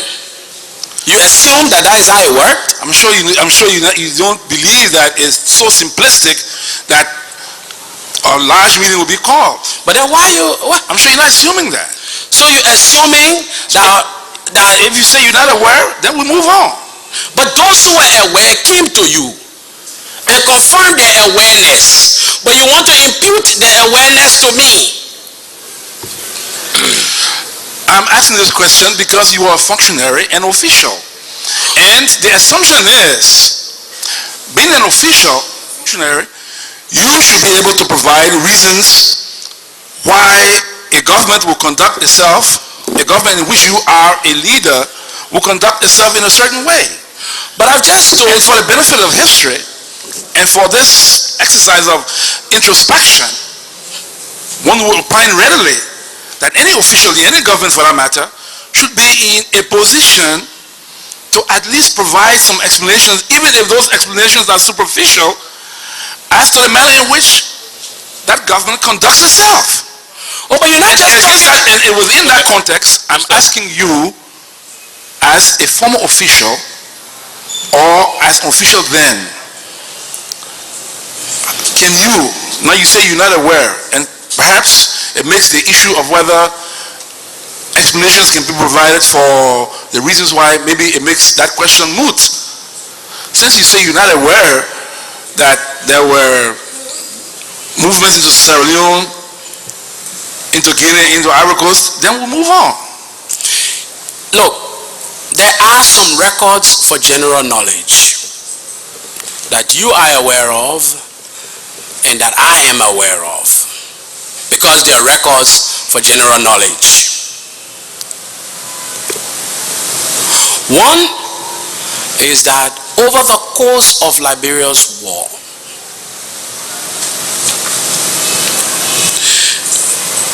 each of the factions, now let's start playing games. I respect oaths.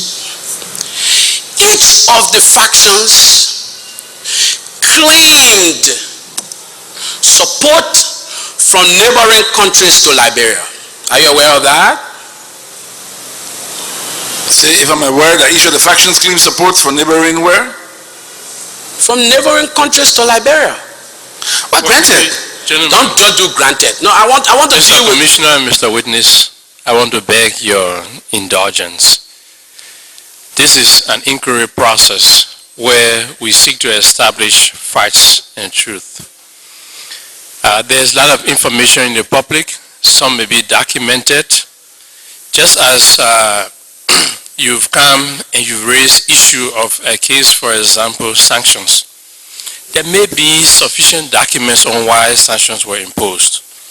But the Commission will have a different perspectives when people come before the Commission and provide ideas, perspectives from their own experience on why, how, and why not. They post the Commission in a position to address itself to that issue. As you also said, our country is rife with rumors and all of that. And falsehoods, once not challenged, once not undermined, tends over the time to assume the character of truth. We could have sat as a commission and collect all the historical documents and then sum it up and say this is the history of our country. But we felt that Liberians, all of us have a stake in this. And so we should share that experience, we should share that history. This is the reason why we've invited people like yourself and many other Liberians who will be coming. So, not that anybody is being accused or is being put on trial, no. This doesn't lead to that, and this is not the purpose. The purpose is for us to share our perspectives and our vision. And then secondly, let not reduce it into an intellectual discourse. A question is posed, there's an answer. We move to the next question. The witness may feel uncomfortable with a question and say, I don't know, I don't feel like answering it because of certain so reason, most likely security and otherwise, and then we move to it. So I will respectfully request, sir, and Mr. Commissioner, that there be direct questions and there be direct responses. Thank you very much. Oh, thank you, Mr. Chairman. Let me try to answer your question directly.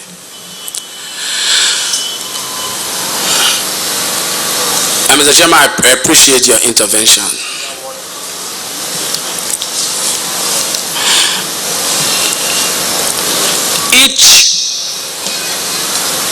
There has been no armed insurrection on Liberia without tacit and explicit support from a neighboring country. None whatsoever. Whether it be from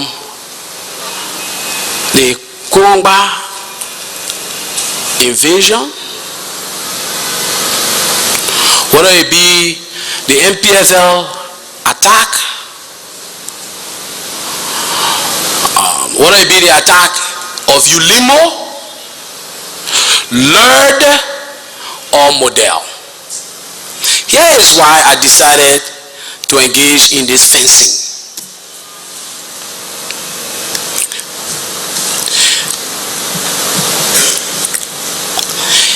If we want to discuss insurgencies, incursions that happen to the country, and somebody asks you what motivated your organization that you say you are a leader of to go attack the other person, laying fundamental premise already, without recognizing that there has been none that happened in Liberia that was not supported by another country. It is not just annoying, but it tends to provide you an impression that somebody is not being above board. And so then what you do, you engage in, since it's just a discourse, then you engage in the discourse. I'll come in, Mr. Chairman. But I said, when I got to the point where I said, okay, let's be serious about this, then you intervene. And the point I was going to make was, I also have heard, and there have been newspaper reports. I follow, like you do, the trial, the ongoing trial. There have been people coming, whether the trial is not ended, whether the people are saying the truth, because truth be told, now one of them has come out to say, Louis Brown led this attack, or Louis Brown was involved, or we saw Louis Brown in a meeting to do that. Alright? So, whether it is true is being tested even as we speak. This is the point I wanted to make. Even as we speak, it is being tested. But there are other things that we know that we have not allowed ourselves to speak of.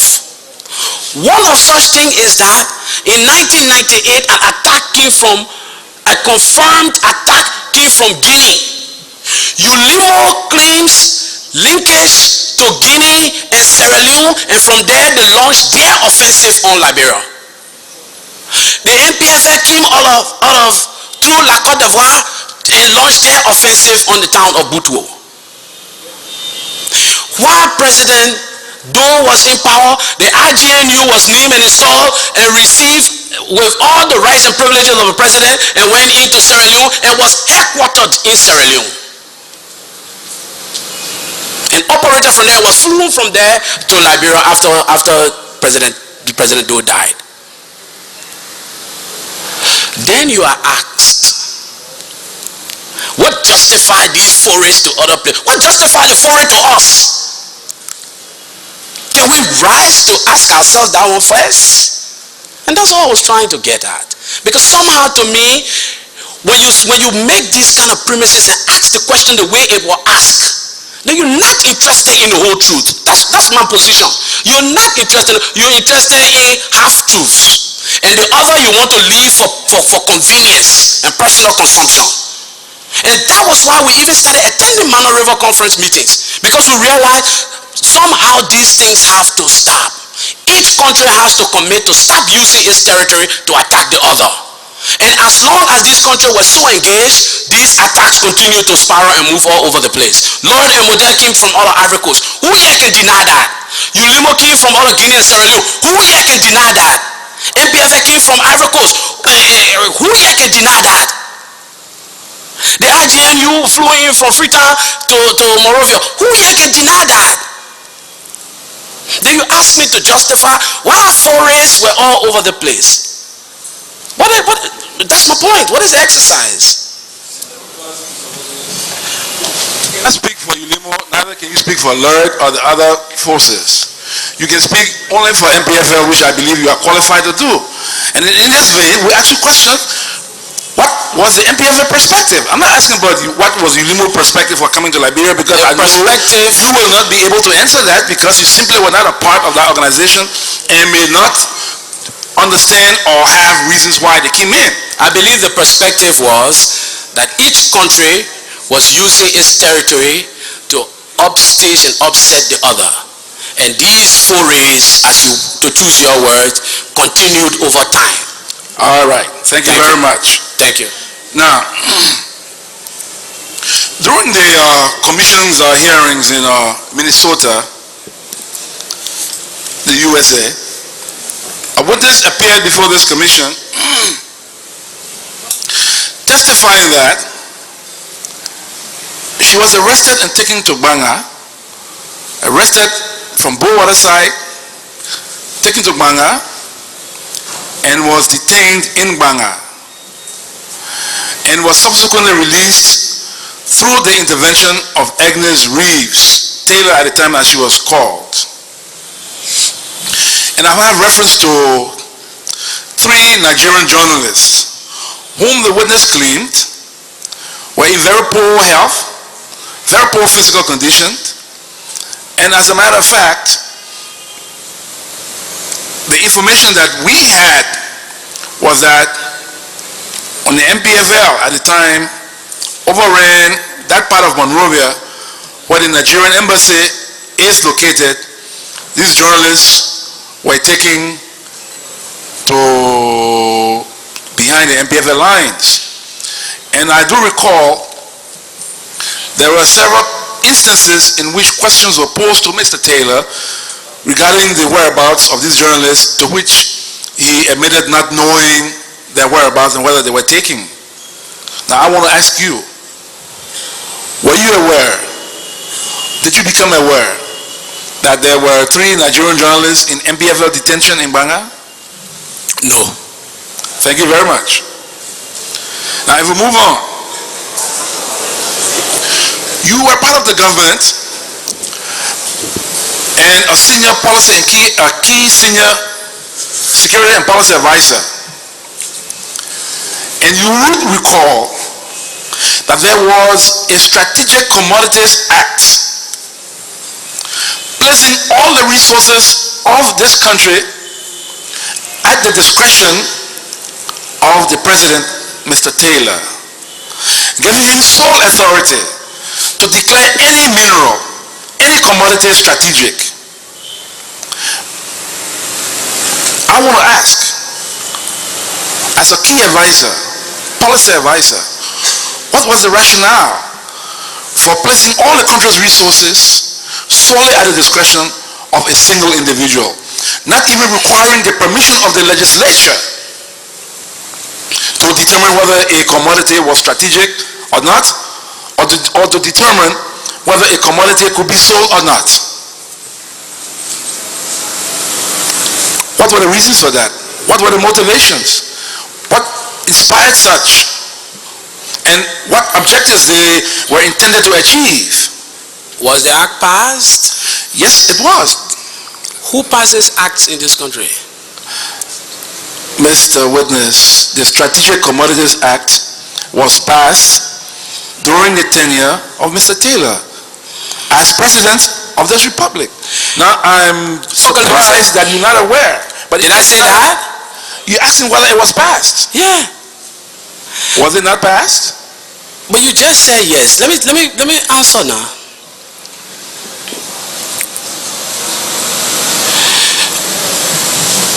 The thinking of the government at the time was that all of the resources of the country must be owned by the people of the country. And all of the resources are strategic to their survival. There is no resource of the country that is not strategic to the survival of the people of Liberia. And it must be shared by all. Here is what I know, for which I ask you, was the act passed? And I stand to be corrected because I don't recall all of the details. But I do know that once it was declared, once the resources of the country were declared strategic, it will mean that they pertain to the survival of the people and were owned by the people. I recall a debate internal to the government. And governments you may not know, it's not, even though they speak through the president and other designated officials, it's not harmonious as to the development of opinions to influence the government. There are competing influences in every government. On this question, there were such competing influences. What I recall, and you might have to go to the act to confirm it, if you could speak to the specifics, I might be able to answer. But what I recall was two schools of thoughts. One was not just the naming of strategic, making the resources of the country strategic, and therefore within the exclusive ownership of the people of Liberia through their representatives. And that they must also, the expressions you heard here yesterday about equity ownership, and must also have rights to share in their ownerships. That was one school of thought. The second was that for each concession agreement amounted to a new law, and each concession agreement was being written and construed and interpreted differently. There was an argument for the first time to harmonize all of these various agreements, drawing up a singular standard by which all will operate. I don't recall, that's why I ask you, was it passed? Because for a long time, it was a source of major arguments at the legislature. For a long time. And then I move on to traveling back and forth. But the thought process was, every Liberian, and you can go back to the act, we must find Liberian equity owner for every concession that is offered out to people, so that Liberians can have an opportunity to create wealth. For instance, if you will give logging concession to a company in Bapolu, the standard must be established across the board to cover similar logging concession that you offer to somebody in Wiswa or in Sino or in somewhere else. And those conditions must be clearly spelled out by the legislature to include equity ownership, what those concessions must provide to the people in those areas, because it's their resources that are actually being depleted. And what the president must therefore have is not to run to the legislature every day on every new concession, but that once the executive does a diligence through the National Investment Commission, through the various ministries and agencies, conforming to those standards set by the legislature, then the president can sign those concession agreement into law, rather than run to the legislature for every new agreement. Those who provided this argument argued further that every agreement was being enforced at the level of the executive, and that the legislature was to provide oversight. So let the legislature set the standard. Before you get concession agreement in the Republic of Liberia, one, this and this and this will be provided to the people. This and this and this will be Liberia equity ownership.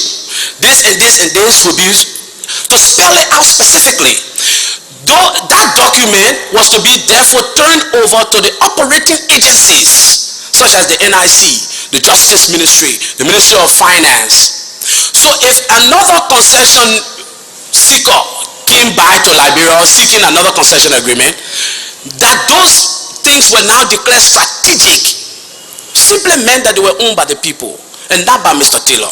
But then why in that instance did it become the sole prerogative enacted into law of the president to determine whether a commodity was strategic or not, and not leaving that with the legislature? But I thought you just said that the act basically declared the minerals of the Republic of Liberia strategic. But the act divested the legislature of its own powers to review concession agreements and yielded such power to the president. But this is what I'm explaining to you. We're talking two different things. On the one hand, all minerals of the Republic were declared strategic. And this was a fundamental avowal of the Npfl, that all minerals, all resources will be owned by the people, and that the people must benefit from it. This was one of the reasons that the Npfl were fighting. So the Npfl tried to pass legislation to ensure that it fulfilled that obligation it made to the people, that they will own the resources of the country for the first time in their history. And let me tell you another thing that happened. That act was intended. Now, I'm still not sure whether it was passed fully, but the act was intended. There was this big debate at the legislature, and I believe it was an open debate. There was this debate as to who should sign concession agreements. Should every concession agreement go to the legislature? There were those in the government who were persuaded to believe that every concession agreement must go back to the legislature for ratification, including members of the legislature itself. But that legislature itself also believed, there were members who also held to the school of thought, that look, once we establish the general framework of ownership of all of the resources of the country, once we establish what conditions must be made prior to and in the conduct of those concessions for those people to continue to hold those concessions agreement, once these operating agencies fulfill the diligence that we have now established, because part of the due diligence now will be to ensure that what the legislature had passed will be conformed to, and they were the ones doing it anyway, then the president can go ahead and sign those agreements. So it was not an argument in the vacuum, assigning to Mr. Taylor all the concession agreement and the right to sign all of them. No, it was not that way, Mr. Stewart. If you go back to the act and read it, now I'm not sure it was even passed, because there was a big debate that almost split the Npfl or the government itself into two, because the schools of thought held firmly to both of the arguments. There were members who believed, no, every agreement will come here and will ratify. And there were those who were saying, ratify or look at a basic set of standards that you want to see in every such agreement, but declare all of the resources strategic. And strategic simply meant that they were owned and should operate to the benefit of all the people of Liberia. They should operate to help Liberians develop wealth. The argument was, if Liberians are not wealthy, they will fight each other again. They will not have enough stake in the process, and will very soon turn upon each other again with destruction. So that was it. And I submit finally, they should go back and read that act. I'm not aware when it was passed. That's why I was concerned about. But I'm aware as to the initial debates that went into it, and those two schools of thought set up, in summary, a final set of standards for all concession agreement. And the Justice Ministry will prove to you quite easily that every concession agreement is different from the other. And some lawyers who have reviewed concession agreement will tell you that. So what the government was trying to do to say, okay, look. First of all, let the people own everything in the country. Number two, and that is why it was called strategic. That is why the term strategic was to be applied to.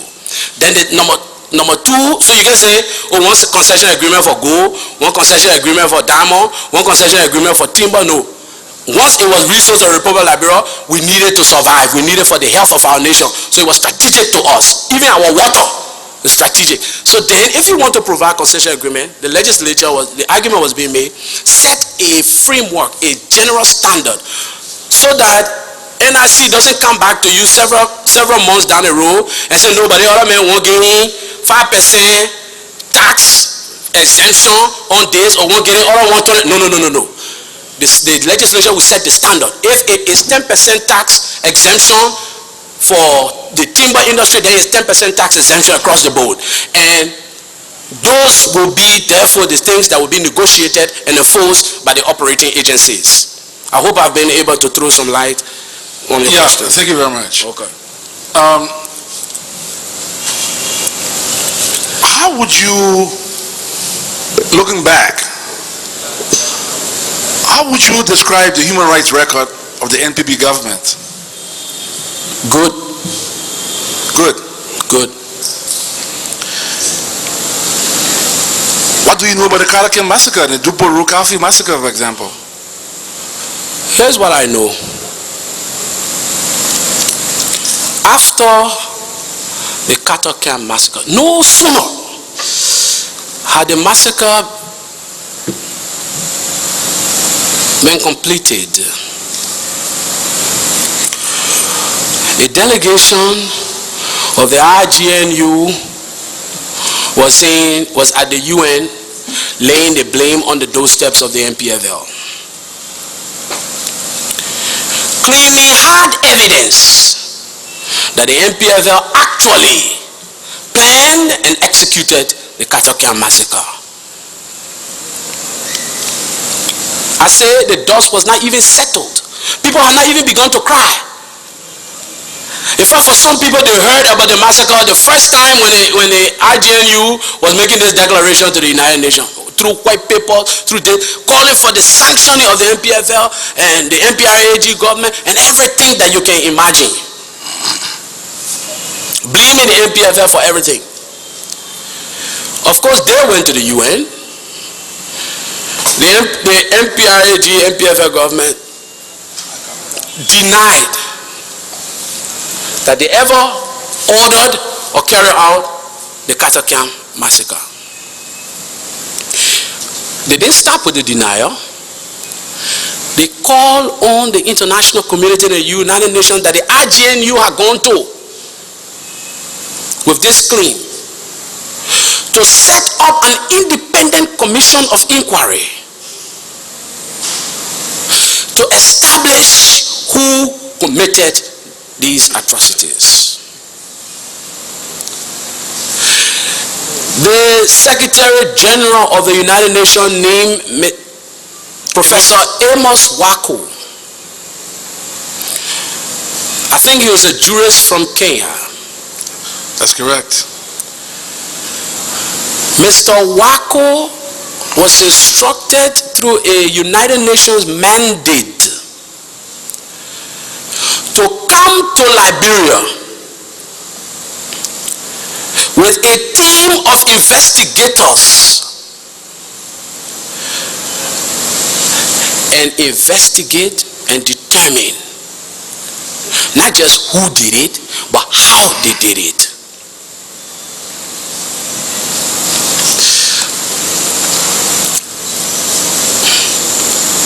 I was not in Banga then. I believe I was in Buchanan or out of the country or something.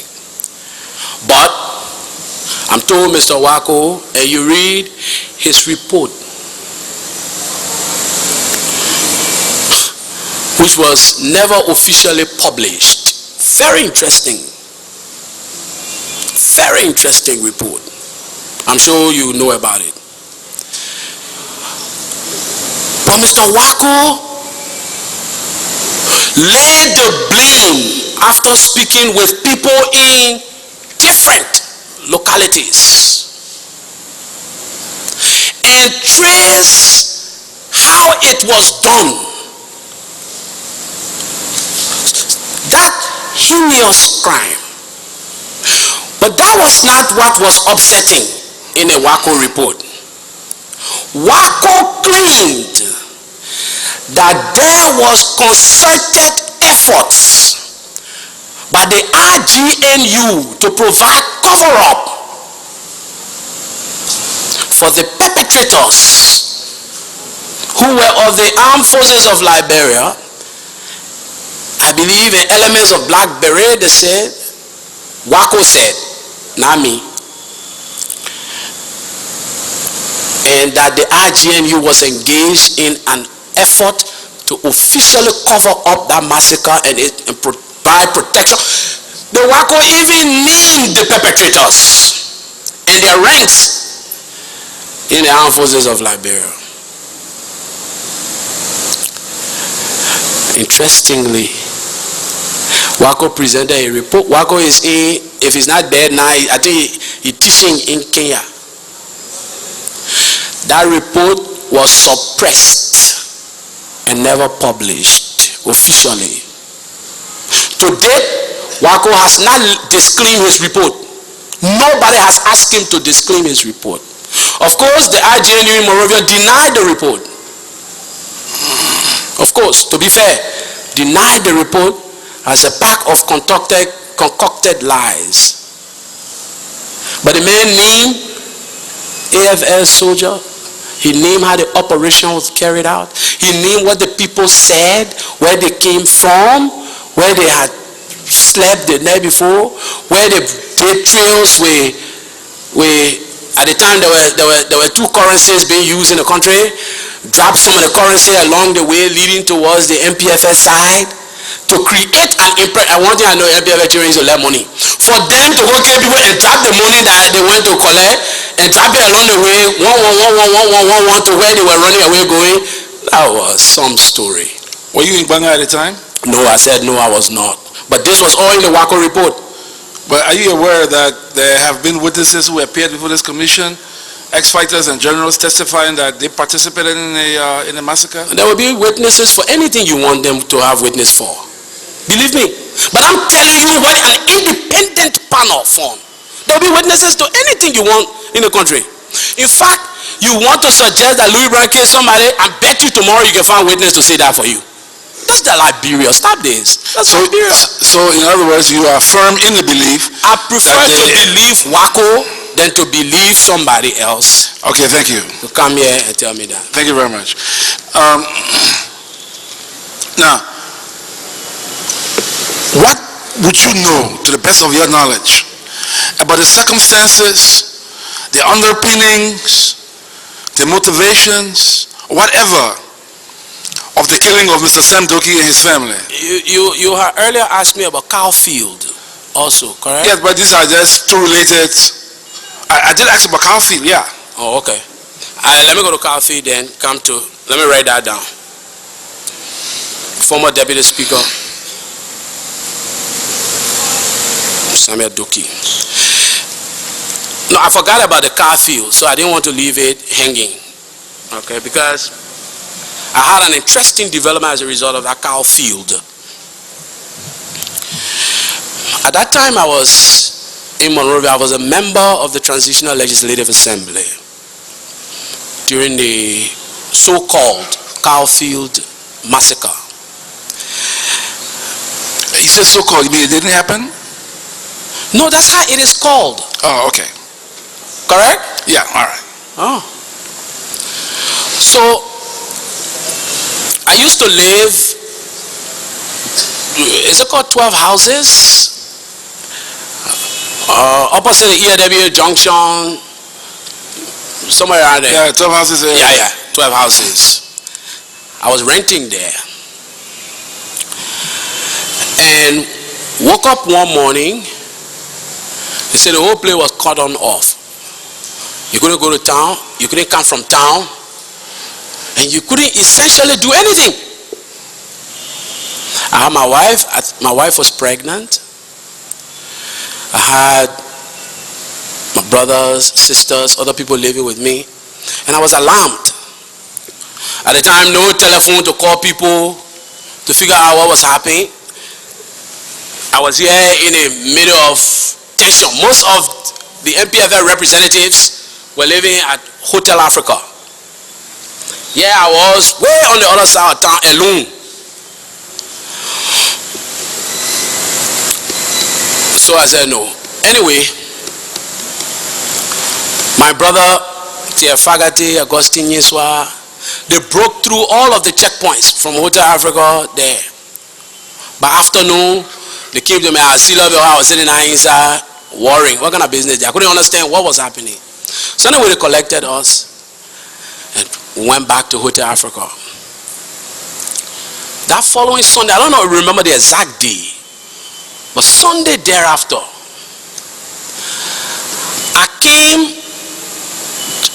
I left my brother. Later, I sent my brother back to the house. He was there. So I came back to check on my brother. Riding with me in a TLA vehicle, riding with me was the late Honorable Alexander Kulu. On our way back, right to the Johnson Street Bridge, right around there. I didn't know I was being tailed, or I was being followed, I was under surveillance, or whatever, I didn't know that. But just as I approached the bridge, police cars covered me. I was driving. Kulu, my friend, was sitting in the front. The police boys jumped out from the car. Dressed for battle. Are you Honorable Brown? I said, you know I'm Honorable Brown. Don't play games with me. He said, the Justice Minister wants to see you. I said, who the Justice Minister? The Councillor Superwood. I said, but Councillor Superwood knows who I am. But what is the problem? He said, no, they need you now at the police station. I said, look, I'm a member of the assembly. I'm going, today is Sunday, tomorrow I'll be at work. When I get to the office, I'll call Honorable Superwood and I will go to meet him and we'll have this discussion that he wants to see me about. But all the while, they were on the radio. In fact, if I'm not wrong, the director of police at the time was the current Minister of Defense, Honorable Samokai, was director of police at the time. So I said, look, you know what? So what is it? Am I under arrest? If the man wants to see me, am I forced to go see him now? They said, yeah, you have to. Where? At the police station. He's there with the director. Oh, you're there, or the director, upon the director instruction, whatever. So I said, okay. All right. But you move from me now so I can turn around before I knock somebody. And they said, no, we can't allow you to drive your car. I said, gentlemen, since I was born, I never smoke. So maybe they think you're smoke and smoke some. You play with me, you stay right in front of me now and tell me I can drive my TLA car, I'm going to give it to you. I will help somebody just now. So they say, okay, we'll drive behind you. So they moved on the way, turn around. I went to the police station. The current director of police was deputy for operations. As soon as I entered there, I said, where is the Justice Minister?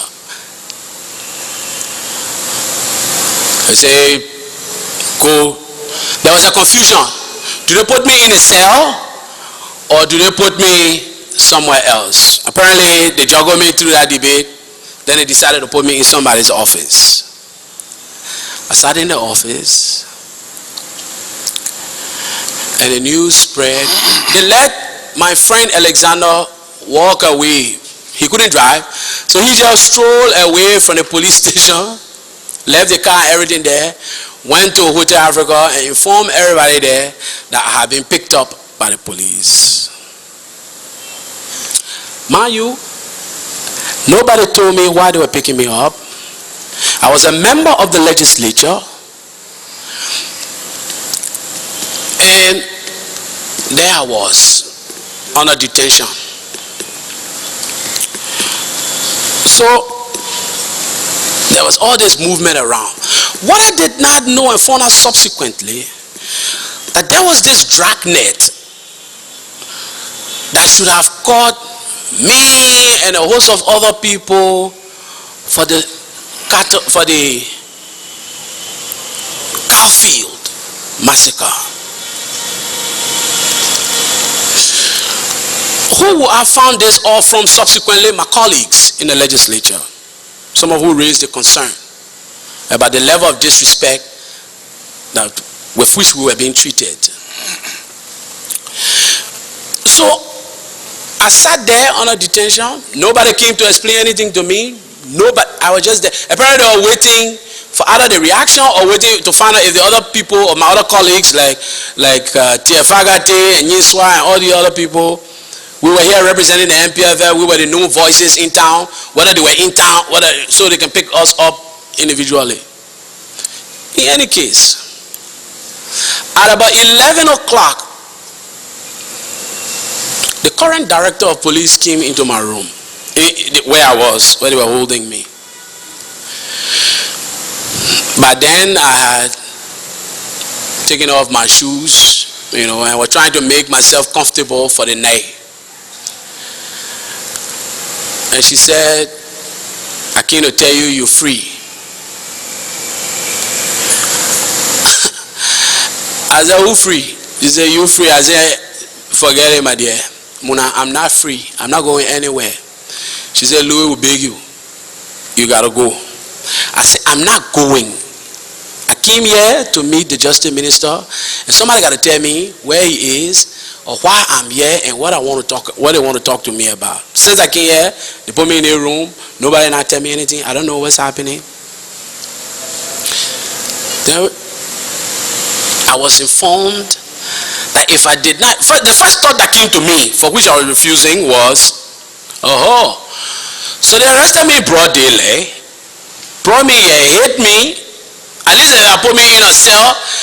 Other cellmates will say, okay, he was in a cell here, but they pick him up later and took him somewhere else. Then at least somebody will test it. But they put me in one room, nobody. Isolation. I didn't know what was happening outside. No, let me be fair. The late member of the council, Honorable Isaac Musa, is dead now. I heard noise outside the police station. But they couldn't see me. I went to the window. When I looked down,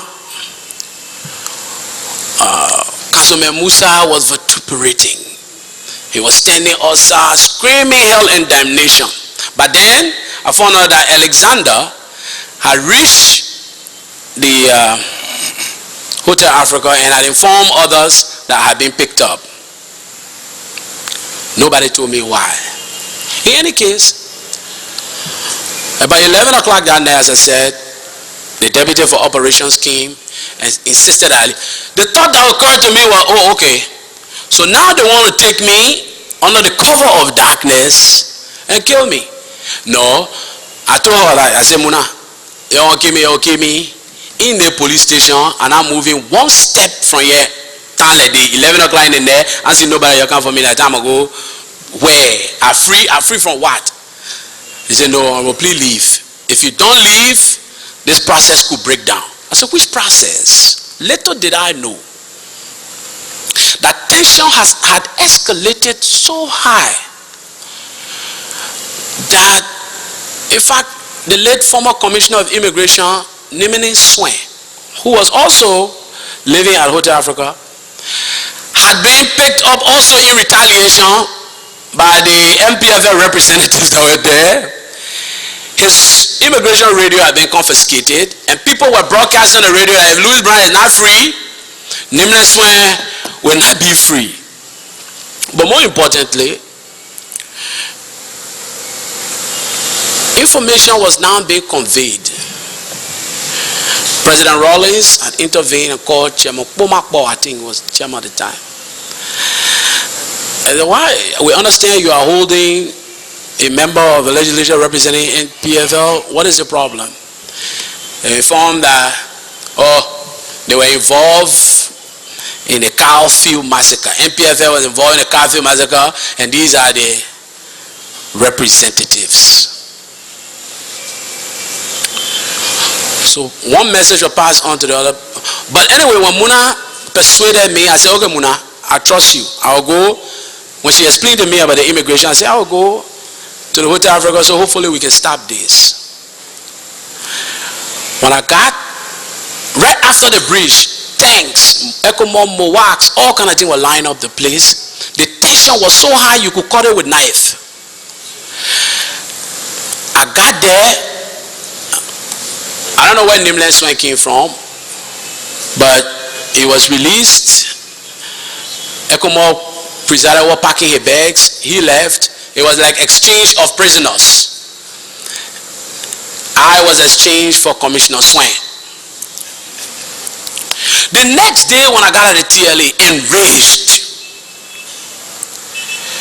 I found out that in fact the certain leadership of the TLA was contacted and they agreed that I should be picked up. No reason given, except that they had evidence supportive of the Npfl involvement in the Cowfield massacre.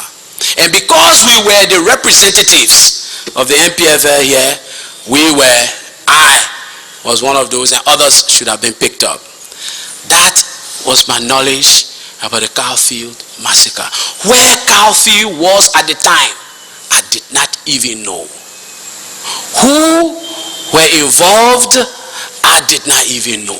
I was in Monrovia, like the other representatives, and I believe I was only picked up because I was isolated in town on my own.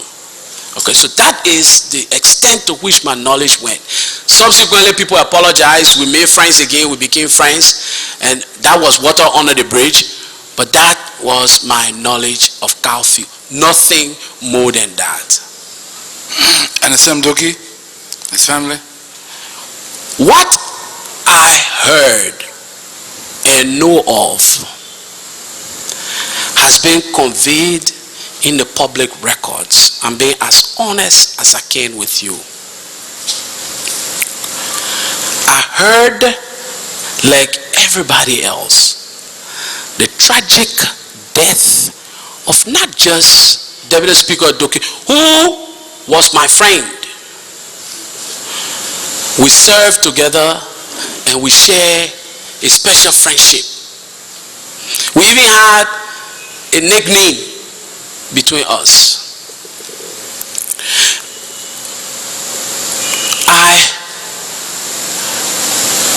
We can go back to the public record.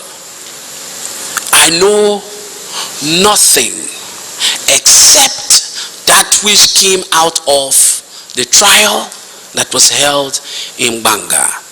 And I am sure over the course of these testimonies or these presentations, people will come and people will give you info. One thing I know about Liberia, not only can you always find witnesses, but secret can't hide forever. No secret in this country can hide forever. Do you think it could have been that, as some say, that because of what stance he took concerning, you remember the formation of the of the Npfl TRC at the time, the split with Mr. Taylor, Mr. Superwood, and Mr. Tom Oyo.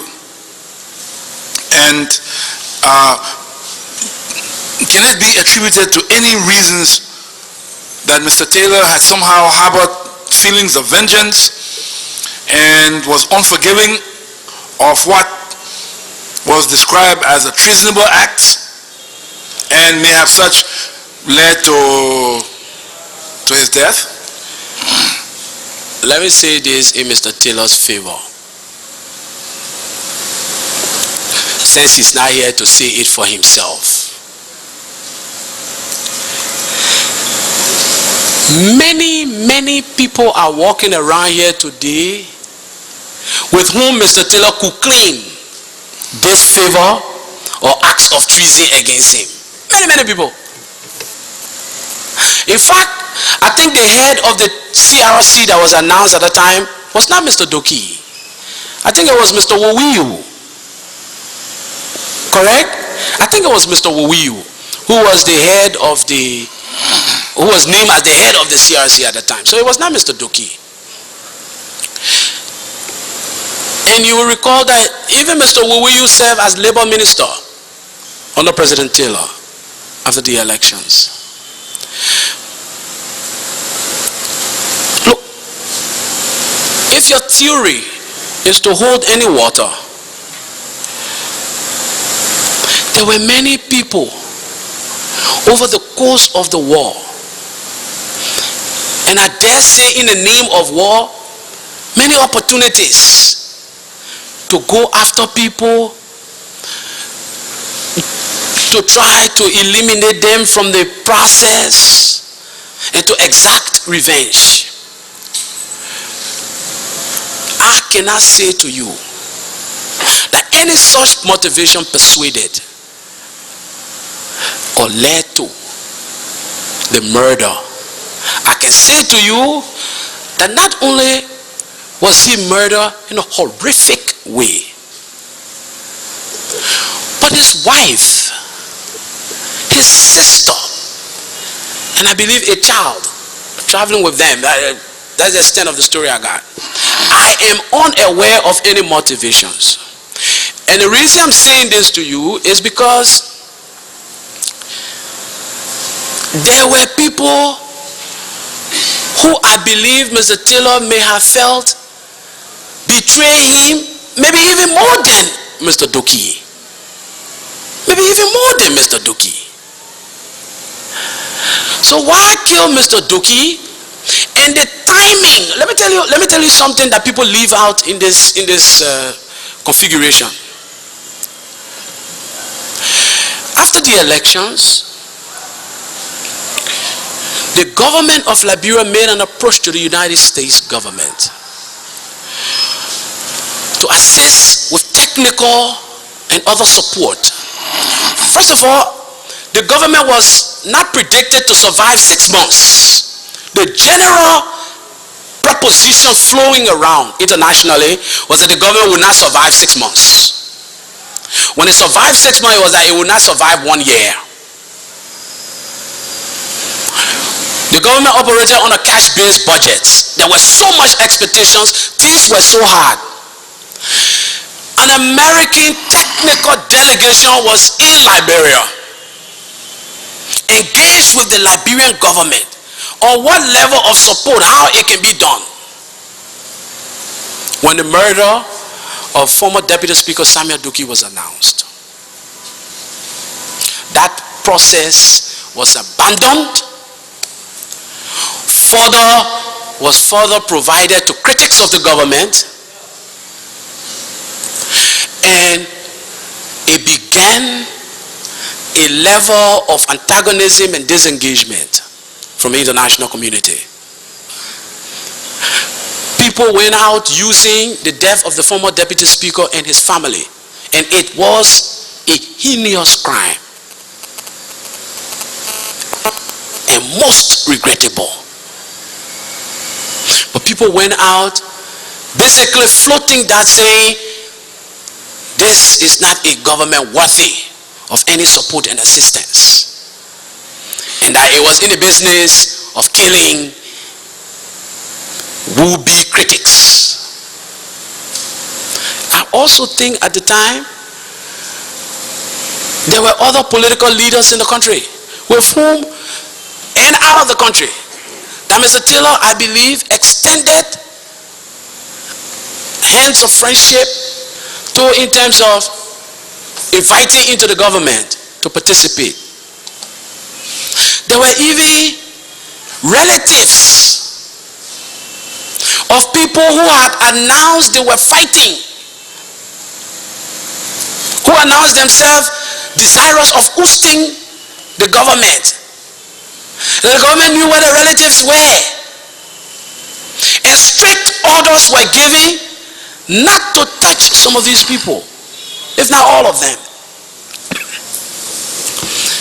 So it's difficult, excuse me, for me to be persuaded by the argument that maybe there was rivalry. Mr. Taylor perhaps had even stronger rivalry. Here's another thing, and maybe somebody may know more than I do, but Mr. Doki hailed from Nimba. The bulk of the fighting forces were from Nimba. At least the original Npfl fighting forces came from Nimba. It doesn't seem to me a sound piece of analysis that you will go to try to order the killing of somebody from Nimba with his people, even at that time, at that critical time. What confidence will you be giving the people of Nimba after they have sacrificed so much, after their sons and daughters had borne the brunt of the conflict and all the name callings and all the blaming? What confidence will you be giving them by killing one of their leaders? So the bottom line is, I wouldn't know except that which has been spread on by public records from the trial. But I will be very leery to accept the motivations that are being provided. Lastly, how about the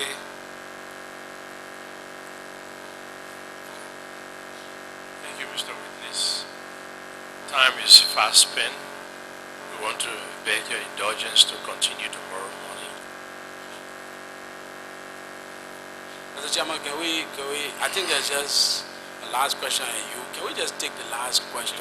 Another commissioner, and I told him we continue tomorrow morning, so that's why we beg your indulgence. Or you want to end with Stewart and then... Yeah, let me end with him, and maybe take yours, then I can take only that commissioner and be finished. Is that possible? We could leave from here by 12 midnight. What is the time now? It's almost 8 o'clock. Okay, let me finish with Commissioner Stewart. I would urge that we heed the suggestion, because there are a few more questions which I'd like to ask. I know it would take some time, so perhaps we could do that tomorrow. If you would not mind, sir. If tomorrow is not okay, there's another day while you're here.